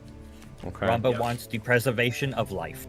Okay, cool. So the goal is to basically run propaganda to say that this is not a place you want to take. It's just not worth I it. think if we end up collapsing that outward thing as well, then that makes it more or less a target. I think that's an interesting balance to strike here, is that if you get rid of the resource entirely, obviously you can collapse that mine, but there might be other ones. There might be other places with other doors that they're unsure of. The balance to strike is if you take away all the resources, and you just deny Kovarru the resources, then if you deny the neighbors the resources as well, you deny Kovarru the resources. If you like stop the flow entirely, and then they can't, then they need to find another way to trade with others, which would impact the benefit, which would impact the well-being of the people in Kovarru as well. What I'm thinking is like, do propaganda enough, maybe collapse that one known spot. Yeah, I thought Yeah, the that's thing like was a- that one yeah. mine, not Yeah. all. Yeah. It's just just that, that one one. on the door. And Okay. allow with the propaganda and training more guards to patrol, allow time for people in Kovarru to like scout out more and possibly figure out less environmentally damaging ways to gather this Yeah. resource, or Okay. perhaps find other resources that are available. So research for For maybe them for trade. perhaps other doors inside Kovarru's territory as opposed to outside. Yeah. Okay. Yeah. Cool. Potentially, yeah. If Like- I don't know if we'll have time to, because they still want to send a maester out to the door. We could investigate it, still maybe, but before we collapse anything. But, I'm gonna give you well, once we wrap up this scene, I think I'm gonna go through a montage with you and see if we can wrap up as much as we can before we end. cool. But yeah, basically you spend the next maybe hour basically deliberating how you're gonna do this. And it is tense. The relations, you haven't just fixed this overnight. There are clearly some very deeply running things that are going to have to be confronted. But in the process of this, Faala does reveal that he comes from Delcarstoon and he knows it. He knows them personally. He knows how they work. He knows what will dissuade them. And he does know that if they're after resources, then pouring too much into a place like Kovarru and making it basically a disaster investment would be the way to go. So he agrees with that assessment. If he can convince them that that's going to take a lot, and he's going to have to basically train people to go in and infiltrate them and convince them from within. He also is looking at things like investigating the villages to the west, and there's a lot. There's a lot that they need to place in motion, but basically at the end of the hour, you all kind of look to yourselves and realize this is governance. It's not flashy, it's not glamorous, and there's no fighting, not in the combat sense either. But it's a very interesting path for your lives to take in this valley that you have assisted in finding an amicable solution between three conflicting governmental bodies, and you don't reach official conclusions. I think the one official conclusion you have is that collapsing the mine is definitely the best idea, so that no one can get to it, and at least that's something that Faala can agree with as well. And they don't know how much time there is before Delcarstoon actually tries to go to war.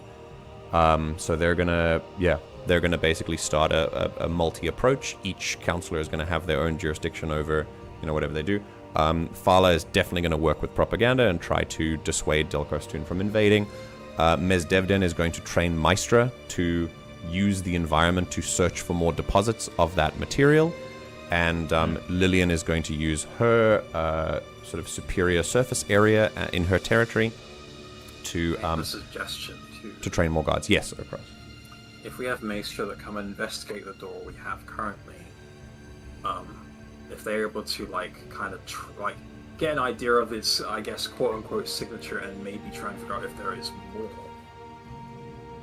Well, that's the thing. That's kind of what I wanted you guys to do if you wanted to. Yeah, I think Ooh. in the realm of the most neutral, all three of these people have all three of these people and the people under them, and they could bring to the door, have biased opinions. We are people. We are outsiders to this conflict. We are outsiders to the workings of this land. We have no. We will be able to see with clearer eyes if this is the thing that needs to be hidden or a thing that needs to be. Then these guys. Yeah. These guys can prepare for the war. We investigate the door. Yeah. Okay, and you do that stuff. All right. At the end of a potentially very tense meeting, the tension finally kind of seems to seep out of the room. And as the last bits of agenda move, it seems clear that the council wants to continue talking about other matters that affect Kovarru, but obviously the war is the most important thing. But once they're finished with the war, they look to you and they realize, oh, you're still here. And Lillian takes a step forward and says to all of you, well, it is truly an unexpected blessing that people like you, and she takes time to look at each one of you, even Serta kind of hovering on the edge of the chair still, came to our valley when you did. Thank you for your help. We weren't sure how this was going to resolve, if it ever was. But we know what's coming, and we can prepare for it. We know the stakes. And you have helped many open their eyes today. Across from him, kind of nod his head and say, believe me, I think for all of us, the last thing we want to see is this beautiful place come to ruin. On that, we are all in agreement. Please, we have other matters to discuss that are far more boring than this. But please, you can bring... Well, she then moves to Faala. It's your camp. Perhaps we can set off in earnest to that camp. Yes. Faala nods. We might need proof that we're supposed to be there. He turns around to you and hands you a seal. Just it's you have to wrap both your hands around it, both your arms around it. Oh really? He hands you. He hands you a seal and says, "Bring that to them." She'll fly over to give it to Rona. She takes it, puts it in a... He's gonna scribble a She quick... chuckles and takes it. He's gonna scribble a quick note and then hand that to you as well, and then tell you to stamp it, and then with the stamp, and then say, "You hand that to them. They'll bring the explosives. It'll be a few days, but we'll collapse it. While you're there, report on what you find. And we'll be waiting. And then once you're done..."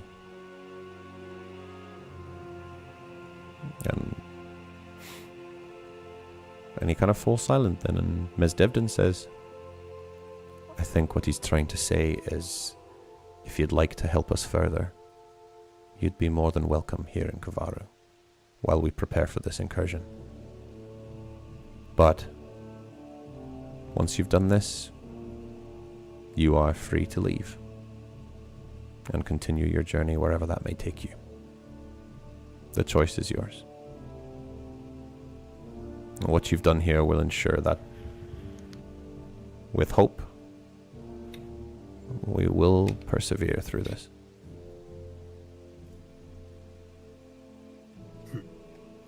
Not only with just hope. For teamwork and cooperation, trust. We'll get everyone through this. All things that hope creates. She smiles. Go with our blessings. And tell us what you find when you get to that door.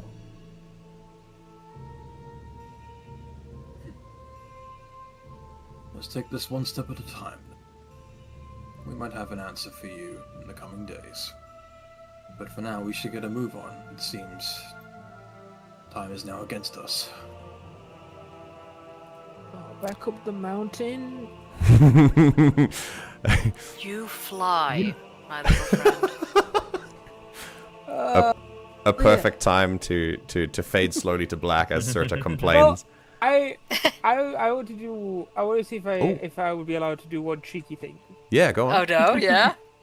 Like as the group is leaving, could I spend a hope to take something out of Rona's bag? Yeah. I mean, well, actually, you should ask Sylv. Well, yes.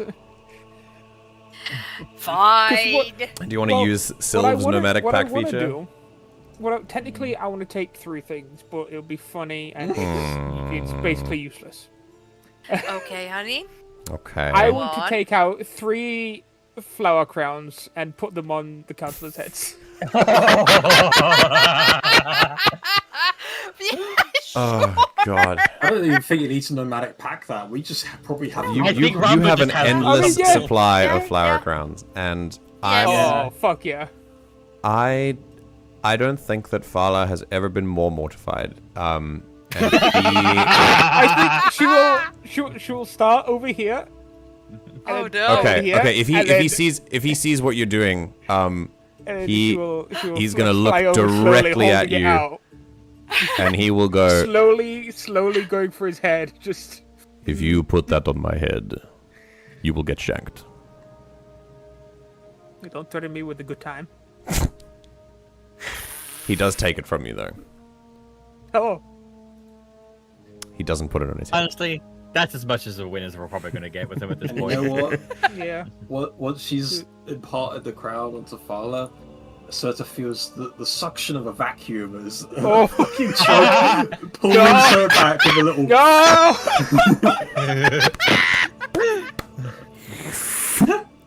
Albie's trying to eat me!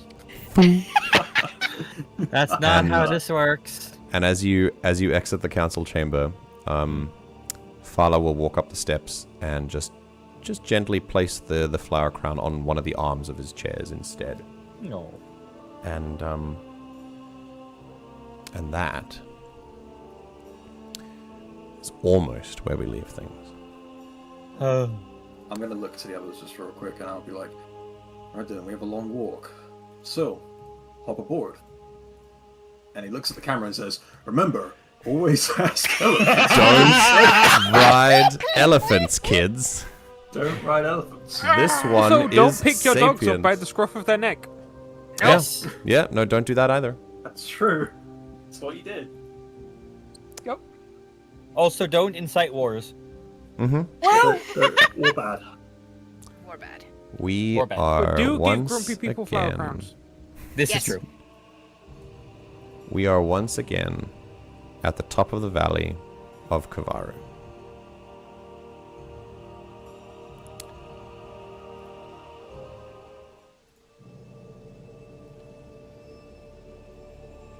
It's been a long 2 days inside Kovarru.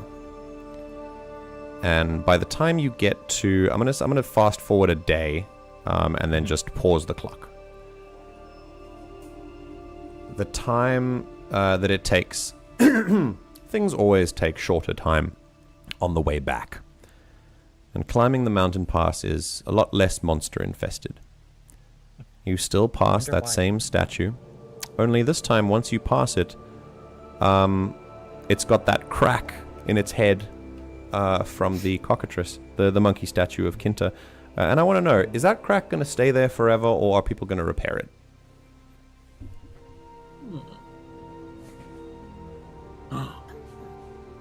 I have an idea. Huh? Okros is going to take Ramba and lift her up so that she can maybe druid weave some like flowers or something to come out from it. Oh, let's go. Hell yeah. So, both fixing it, but also, you know, having a flower crown of his own, in a way. Amazing. Ramba is just turning into like a portable flower crown machine. Yes. Okay. Correct. A Druid Grove flower crown, self-restoring Kinta's flower crown. Okay. Yes. Once back up, the elevator's been fixed. That was also Faala's sabotage to make sure that you took the pass and encountered the cockatrice. Wow! Fucking god, this Okay, man. we're going back. We're going back, kill him. Murder him. Where's his house? The stomping of elephant feet just crashing into his house. And eventually you're at the top, and you can look back down. With a quick little, maybe a quick stop in at the Kovarru with a drink to wet the whistle before you keep going. A stop off at Salfa to explain what's going on in your adventures over the next 2 days in Kinta's Rest. He is very interested and absolutely flabbergasted that you've done what you did. And wishes you luck on your journey. That continues as you make your way down the mountain pass the other way. And soon you end up back at the same place you started. It's too dark. I changed that. There you go. Back on the green belt. Does that just blink?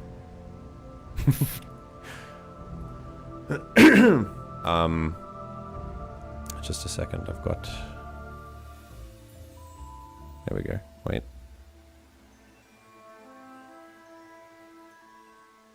I think it's... Oh, it's this that I want. There we go. Back on the edge of the green belt.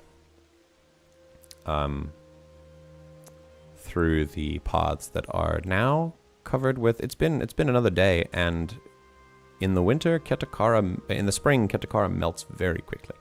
And a lot of the snows have now melted away, leaving ground and little saplings that spring forth in anticipation of spring. You make your way to a part of the path where you need to then move off into the jungle, into the forest, excuse me.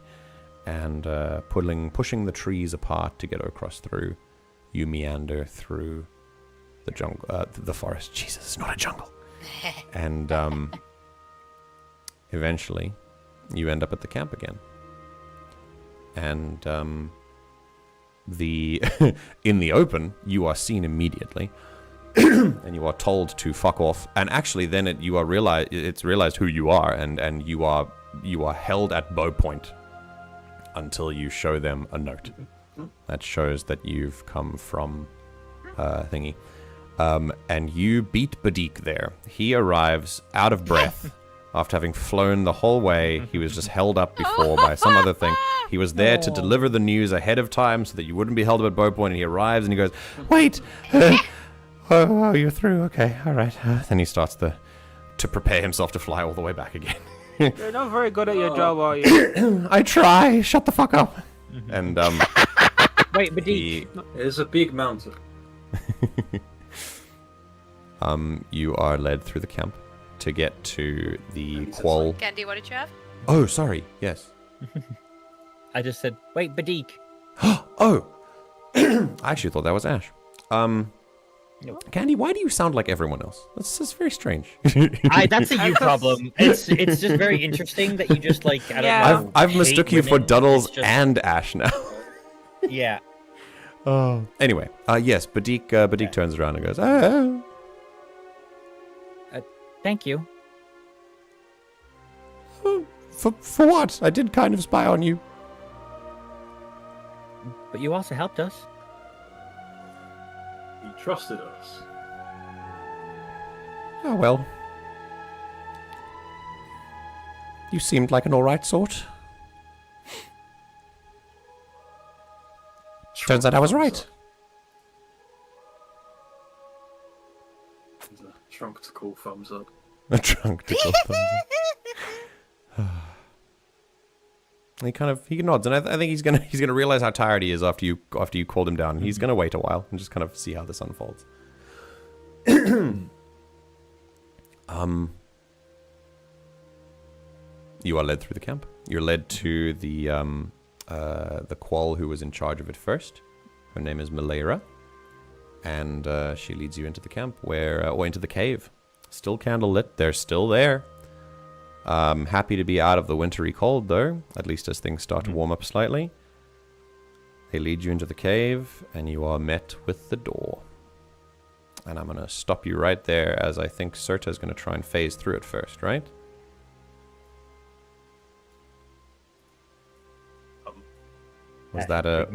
Was that part of a strategy? What? You're facing You want to try and phase through the door? Yeah, I'll try. You know. Describe the door again, real quick. Like just what it looks like. It is a. I'm gonna put the door map here. Let's see. Where the fuck is it? Here it is. There we go. This is the cave at least, not the door. And the door itself is more like a slab. So it's just a slab of metal that is baked into the stone around it. And an effort has been made to chip at the stone around the door, and you just find more door. It's just more metal. It extends for quite a while. And, yeah. Serta, you stand at the precipice of the door. You want to try and phase through it?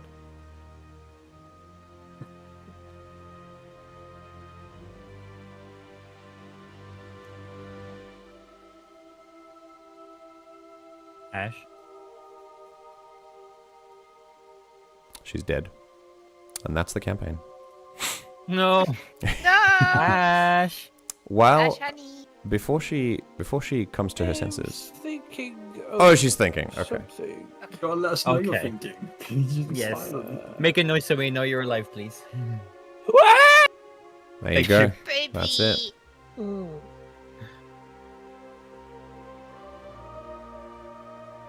Okay.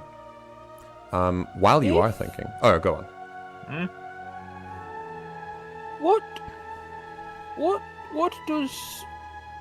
What does the door look like through music eyes? Does it look like there's anything special about it? As soon as you open to the world song and listen, really listen, because at first you stop and your regular Fey senses reach out and reach nothing. This particular surface just stops. You can't see beyond it. You can't see through it. You can't even see it almost until you really start to listen, and then it's almost like it welcomes you through the surface.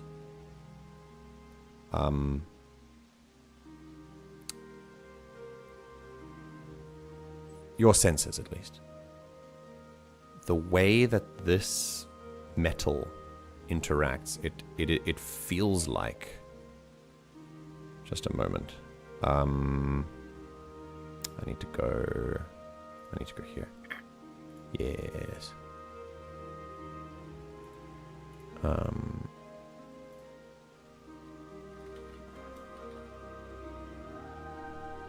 Give me a moment.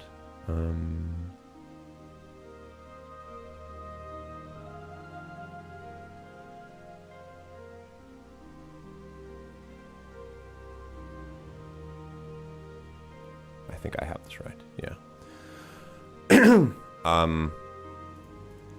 You have never seen anything like this before.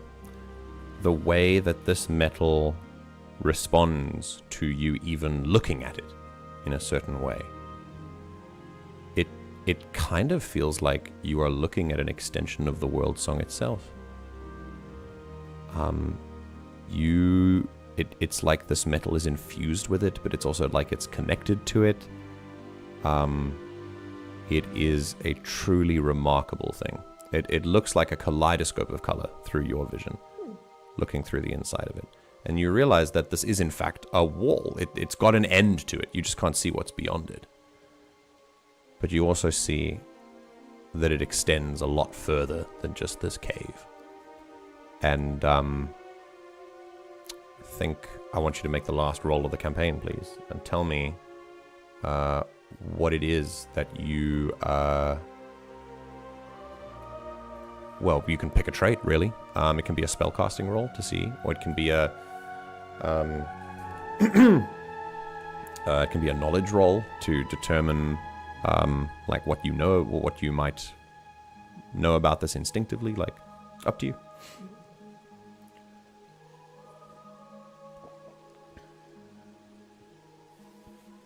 Well, my instinct is the highest.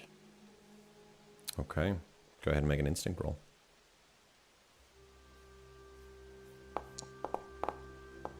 I was so hoping for a crit. That wouldn't be the way. Pretty 18 good, with At At hope. least with hope. You...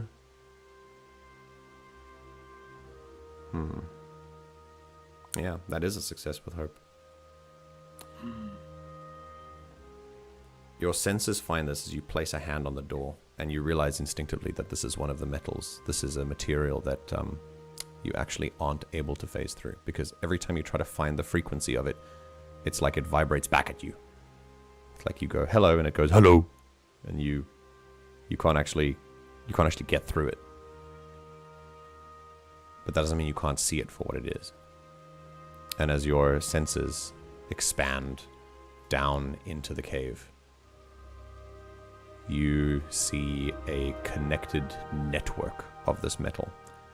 It extends down through the cave, through other caves, through the mountain, and further than your senses could ever possibly perceive. It is likely that this covers the entirety of the valley of Kovarru, that it's just sitting on, or at least surrounded by in the mountains.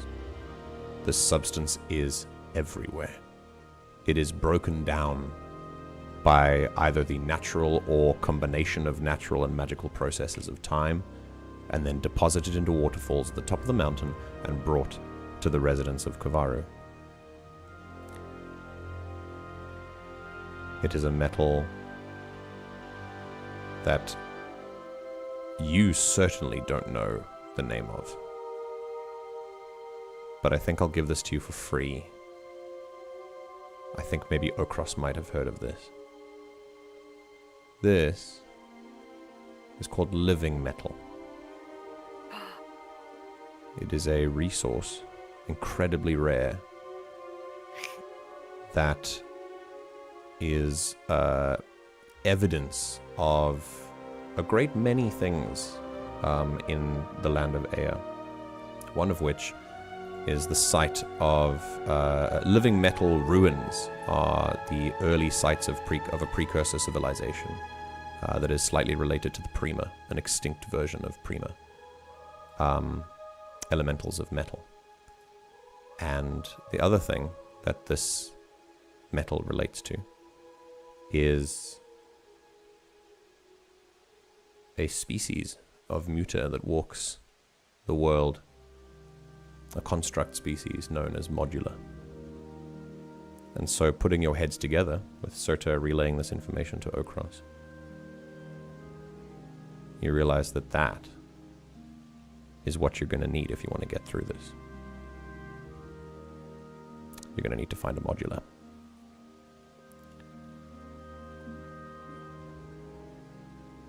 That's all the information you find from this. You know that it crosses at least the entire mountain range, if not underneath the valley itself. You now know what it is, and you can report that back to the council if you wish. I think what you do with this information and where you go next We can leave for another day. I'll ask first, do you blow up this cave?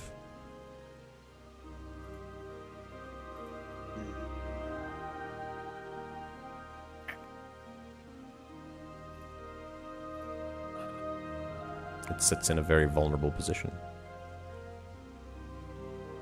Outside of where it can be protected.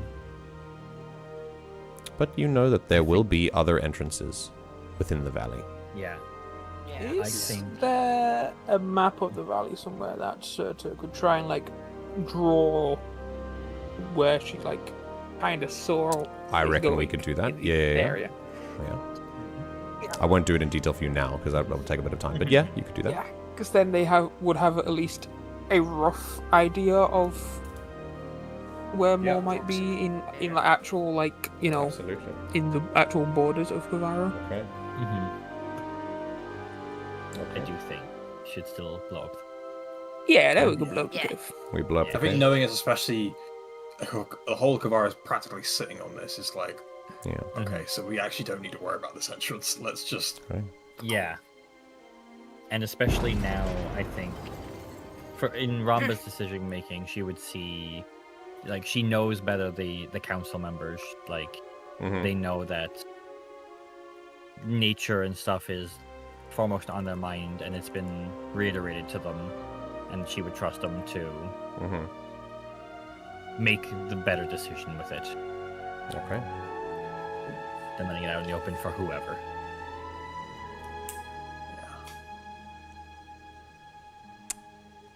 Then with that, you ensure that the cave collapses and is exploded.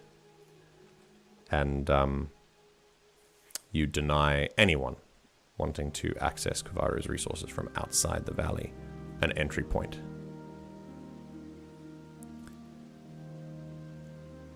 Where do we find this party after they've done their research? Maybe you've reported it to the council, or you've sent a report to Badik to maybe Badik can report it to the council. And until you've fully decided what you want to do next, where do we leave this party? Why not Kovarru? Yeah. Yeah. Okay. An inn with a view, staring over the vista of the valley that you have had a very interesting impact on. A valley that is about to receive attention from all the worst kinds of people. But a valley that you have brought hope to today. To people who haven't really considered hope to be a currency worth investing in a very long time. And all of the real things that it can create.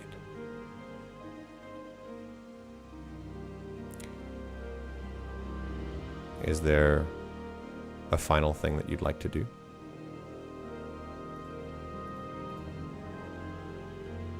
I blow up Faala's house. He has it coming, to be I honest. think. I burn Yeah. his flower crown. I actually like to imagine this is. I actually like to imagine this is like on the way back from blowing this thing up, and we're like kind of like chilling at the Kovarru again, and like deliberating on our steps forward, like before we get back to the council. So I think Urkross is just kind of just sat like looking out at the Can I- view. Can I just say for blowing up the cave? Could like Surtur have like set herself on fire and launched herself at the explosives to do it? Yes, And very phase good. shifted out. That's fine, Yes, that's yes, fine. yes. I mean, she's immune to fire damage, so yes, absolutely. Oh, true. All right. Yeah, I think looking out at the valley, Urkross will let out a deep, full body sigh and just say, "What a whirlwind of events has it been, hmm? It looks like it's only just beginning." Yeah. Rona also sighing, shaking her head.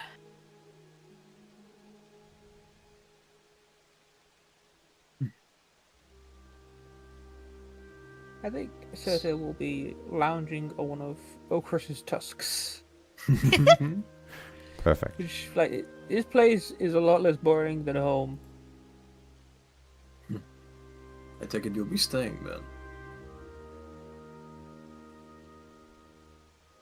Yeah, go on.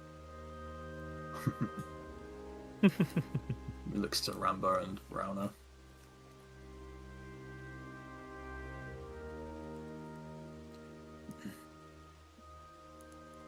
Candy? I've done what I feel is right in this place. And it's the first big thing I'll tell people when I'm older. When they ask me how my life was. I think I want to good. make more of these memories. I want to make good change.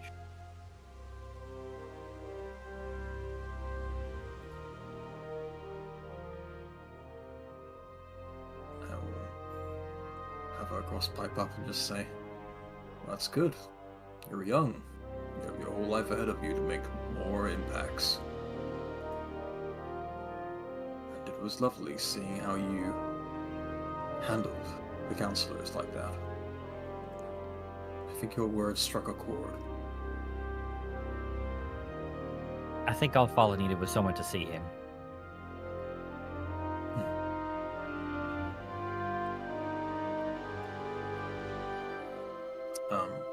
Hercross will slowly look towards around then. What about you, weary wanderer? Will you keep wandering? Or will we stay a little bit longer, see how this plays out?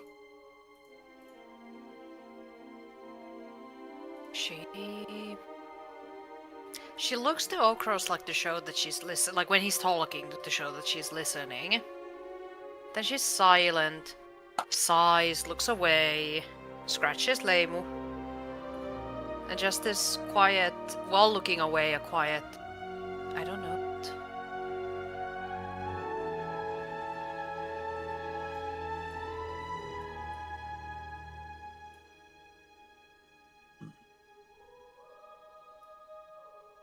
Then perhaps it is a spur of the moment decision for you.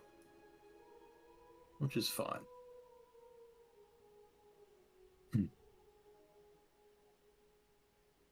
Either way, I'm happy we all got to meet. And like I said, I feel like this was for a reason. And I'm glad we found that.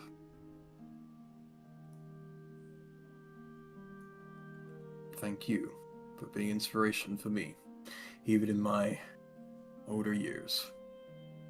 All of you. You're not that old. In the grand scheme of things, I suppose, not the oldest thing ever, but old enough to know.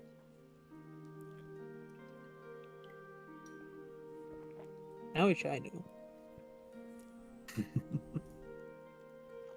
Think you know more than you let on, Serta.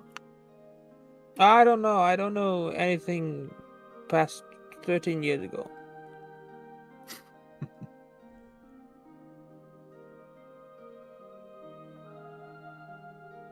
That's what makes life so exciting. You know how weird that is? No. I don't know much past 5 years ago. How old are you? But Who's that 5? towards? Oh. We're slowly pulling out. Yeah.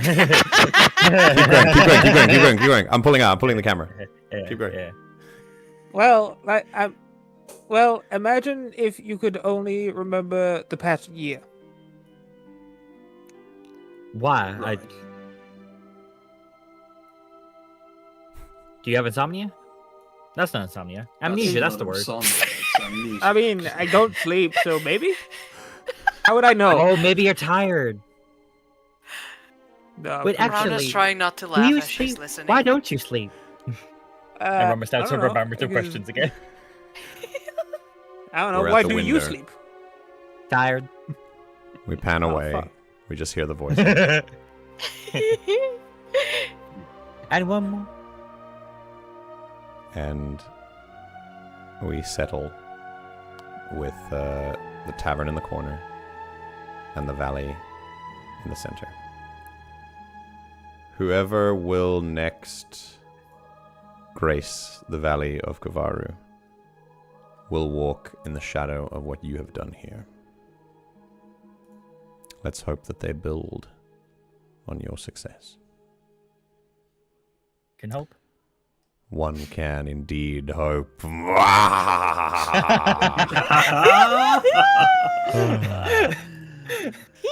And that is where we'll put this first campaign to bed. We will close this. Yay! Beautiful. You know, even though we had one less session than we're usually meant to be having, didn't feel rushed, really. I Yeah, no. agree. No, in it felt fact, good. in fact, there were a few moments where I thought, guys, I'm dragging this on. Are you not bored out of your fucking minds? But you were fine, No. right? Yeah. Okay, because I don't think I've been challenged like that in a very long time. I felt there were a lot of moments during the second act of that where I was like, what the fuck do I do?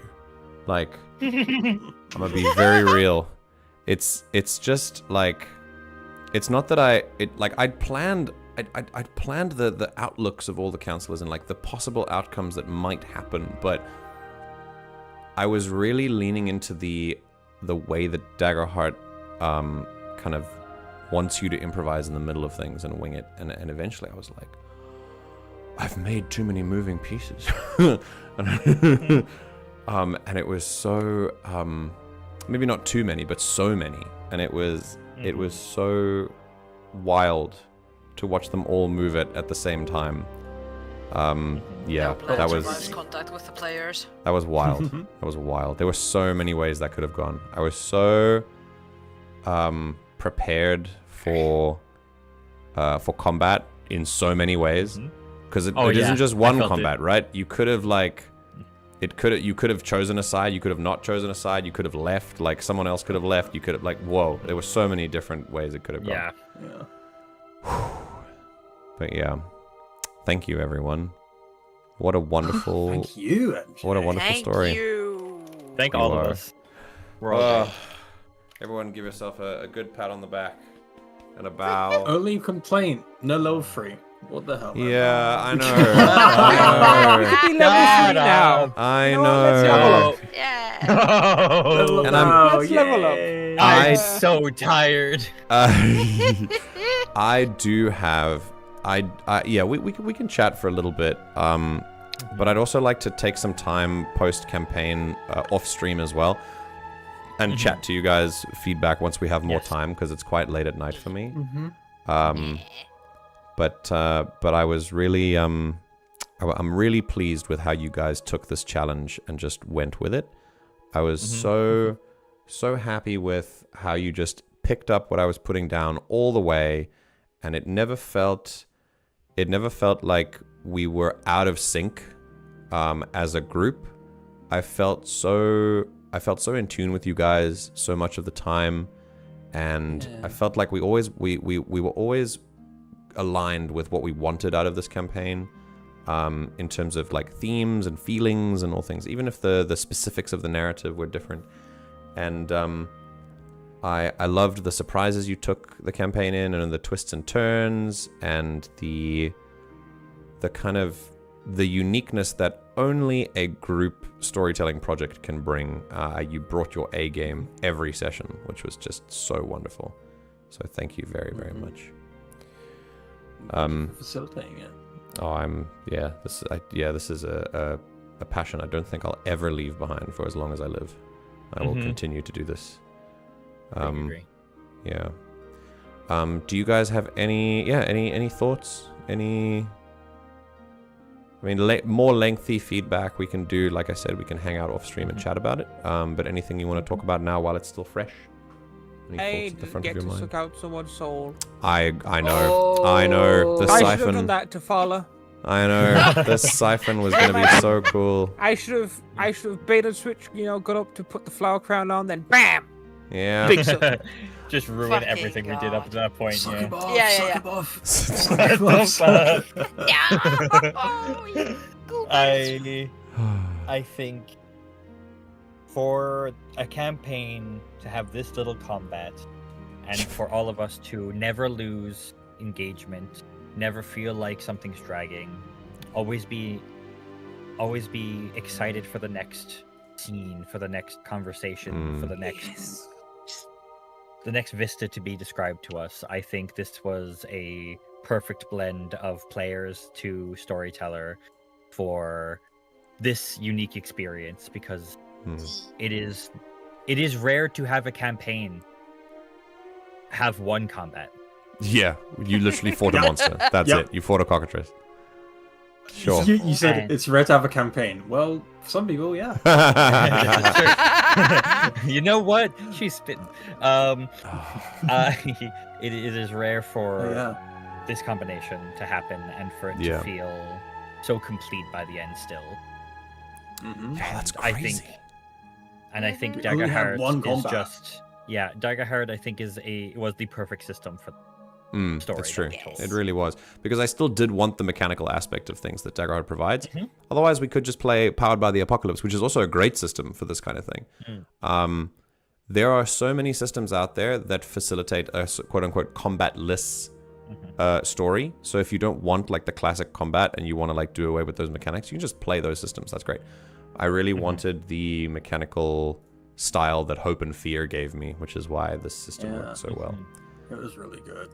I have a as much as that is, I think this group's strongest point is that we were able to tell such a compelling story with such at least for us, I hope that the audience agrees as well, but with such little combat, is that is actually one of my biggest regrets about it, is that I really was looking forward to exploring some of the other mechanics that we didn't, like some of the abilities you never got to use. Yeah. Yeah. And that's always going to be something that that I would want to see. Like if you get a cool thing, like Serta gets a cool spell, I want her to use that cool spell. But I also like how it didn't feel like you were ever gearing the story towards using the cool things you just got. Like I like that you just let the narrative follow a natural, organic flow. Which meant that sometimes you don't get to use the cool thing you picked up, but that's okay because if the story demanded it, you would get a chance to use it, and sometimes you don't get to use the cool things, Yeah. I didn't use most of my features. Right? That's the thing. Like as a sorcerer, especially, I was thinking about you very particularly when I think about this. Like, it's so many of your spells. I mean, you use Voice of Dread a lot, but then like your a lot of sorcerer's abilities are like they come alive in combat. Like you do like your fucking chaos thing, when you add damage to magic things and stuff. Like the way I think I actually got to use everything. Oh, that's Seraphs do really well both in and out of combat. I've looked at their abilities, but also I think the way that we learn from this, right, Look at this. is go on, Ash. You do the There, thing first. like volatile, spend 3 hope to reroll any of your damage dice on an attack. So, okay. Yes. Yeah. Yeah. So here's the thing to learn from this. In many ways, I could see that obviously we're in a social situation and you don't want to just throw. Okay, hang on. I have another thought. But obviously you don't want to just throw out spells in a social situation or whatever. But in Daggerheart, you can. Like, just because you start a violent action doesn't mean, okay, here's combat starts. Now we have to kill the enemies until combat finishes, and then we can go back to the social thing.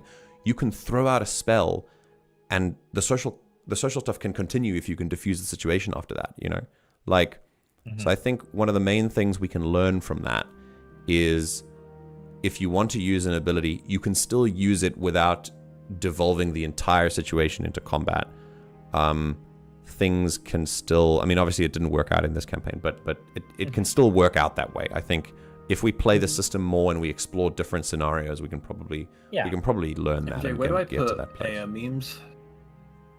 Yes. What did you put in Eyya Where memes? did I put Eyya memes? Where is it? There is. Oh, memes about Eyya? You Pretty go to One Can Hope, and if it's, I mean, if you want to put it in the public thing, I think put it in if you put it in spoilers chat, if it has context, or if it doesn't have spoilers in it, then you can put it in non-spoiler chat. It's kind of non-spoiler. Okay, and put it in non-spoilers. Yeah. Don't worry. 1 second. There's one more thing I want to talk about before we say goodbye. Yeah. That's very, very funny. And she's off. We're off to the races. So, if you don't know what they're laughing at, you should join the Discord and figure out. It's great. True. We have a lovely time. Also, thank you, Panda. I appreciate those words. Yeah, and I agree. The fact that this group just meets the energy that I'm giving is just fantastic, and I'm glad that you enjoyed my work as well. I mean, this group is, I mean, these are all people that I know. Candy I met very recently, but she fits in with this group very, very well. And the rest of them I've known for years and years. So we have an established rapport already. So yeah. The next group that's going to be in the Star Wars game is going to have slightly, like, we don't know each other for that long, but it's still a few years. But there might be a player that we've never played with before coming next time. So that'll be fun. But yeah, more on that later. There's one more point I want to make, but before I do it, does anyone else want to say anything for the purposes of on the record before we end things? Okay. I think so. Love and appreciate all these goobers. Yeah. Same. The last thing is an interesting point that I want to put in for the record, and that is the topic, this idea of violence in a tabletop. Violence in a tabletop is often a given, especially in like a D&D style thing, or Daggerheart has combat mechanics as well. If you have attacks and combat and damage, that implies that violence is going to be a part of the character's life in some way or another. I really am fascinated with challenging the idea of violence as just a given in a campaign. I don't think it necessarily has to be, and I think if you are going for a violent situation, I want there to be a reason why violence is being used. Now, violence is a tool to achieve a certain outcome. I'm not a non-violent across the board kind of person, especially politically. But when it comes to tabletop stuff, when we use tabletop as a lens for figuring out how we do things in real life, when we de-escalate into a violent situation in tabletop, it's really all too easy to just accept that as par for the course and just, beat the bad guys, go through the thing, whatever. But I really, really like engaging in the why we're doing this. Like, why has it de-escalated to a point where, to a point where we are now, like, hurting each other? And what consequences does that hurt bring? And what I like about this campaign is that the group seems to understand that innately. And so you never made a violent move that wasn't carefully considered. And you understood that there were consequences if you did something that was violent. There were going to be consequences for the NPCs in the world, and that might come back to you, but it might not. The whole point is you were so into the fiction and the narrative that you played how I think a person would realistically play. It's like, people are not gung-ho in real life to just go and dish out violence to each other. That's not how normal people behave ordinarily. And obviously we suspend disbelief and we go into a different world when we play fantasy and we play tabletops. But to explore the ideas and consequences of violence in that way, in a slightly more realistic way, in a more considered way, that yes, we will hurt people if it's necessary, but if it's not, we won't. That is a very, very cool thing that you guys explored during this campaign. So that's very cool. Yeah. Okay. I'm all worded out, and it's time for me to go to bed. But I think Aracheesy was saying something. I'd like to thank PocketBard for the music for this campaign, Tabletop Audio for the last couple of things as well, and my goodness, we've had such incredible resources that we've used. The homebrew that I made, whoever made it. Oh yes, we used great. a red homebrew My for DM a lot. I love it. Fuck, it's such a creative subclass, and also go eat shit and die. For prayer. 10 out of 10 we would use again. 10 out of 10 will ban next time. I'm kidding. It was great. Good. It was very good. Yeah. Have I watched the QQ review for Stone Top? Oh, I watched the first bit, but I haven't finished it yet. I do want to go and finish it though, actually. Okay. Discord party. Thank you once again, everyone. This was such a wonderful adventure. I'm so glad it fits into this neat little package that we can now say this is done, and we've just. It's wonderful. You really rose to the challenge. You left everything on the table. I'm so happy to have done this with you, and I'll chat with you guys in a bit. So I'll say goodbye, stream. Goodbye, everyone. Bye everyone. Thank you for watching. Thank you. Bye. And for the rest of you, if you are watching on the VOD, if you're live, it's been wonderful having you here to be able to publish this to people that can listen and enjoy, and we can have fun together, and maybe we can learn something from this procedure. If maybe you saw something that we did, you were like, I want to do that differently, or I really like what happened there, and I want to replicate that. That's why we're here. We're here to educate and to help you learn in a different way. If you, like I said, if you see something you want to do differently, like that's also education. You know, we're here to provide openness in the tabletop space. And add to the openness that already exists. So thank you very much for that. The next thing you can expect in a few weeks, we're going to take a couple weeks off, I think 2 or 3 maybe, and when we come back, watch this space, because the next campaign we start is set a long time ago in a galaxy far, far away. And that will be, of course, the galaxy of Star Wars. In our first campaign of Galactic Tales, using the Daggerheart homemade expansion, not by me, by someone else, called Starheart, tweaked by me, but not made by me. So I hope that you're as excited for that as I am, because oh my goodness, I am. But for now, let's let this campaign sit and be what it was. And that was just this amazing, unexpected journey that I really just, wow. I'm going to think about this for a while. This has really affected me as a very unique campaign in the repertoire of campaigns that I've run. I'm just so, yeah, I'm impressed with the caliber of players that I chose for this first one. It was very, very, I think I chose well. Thank you once again. And yes, thank you as always. Panda, that would be wonderful. I hate marketing. So I place a little picture on my TikTok for we're starting a new campaign, and then that's it, because I tried to do stream clips and make them, and YouTube really just does not want me to do it. And I really don't feel like looking and manually downloading the video and using AI to make the clip, and that's just super cringe. So I'd prefer word of mouth to do the trick for us. So if you like these campaigns and you want more people to be a part of this group, then please spread the word. And yeah, you know what, Panda? I am proud of myself. I was fucking flailing in that second act, and I managed to pull it out, and I'm quite pleased that I did, because there was a moment, there was literally, it's brief behind the curtain, there was a moment there where a voice in my head told me, dude, just stop. It's going nowhere. I was so... Anyway, it worked out fine. Thank you everyone once again. Have a wonderful week. I will see you in a few Sundays' time. Please watch this space for more from us. More from One Can Hope. Take care, stay hydrated, and be kind to yourself. And we will see you next time. Oh, excellent. Good. Thank you. Goodbye.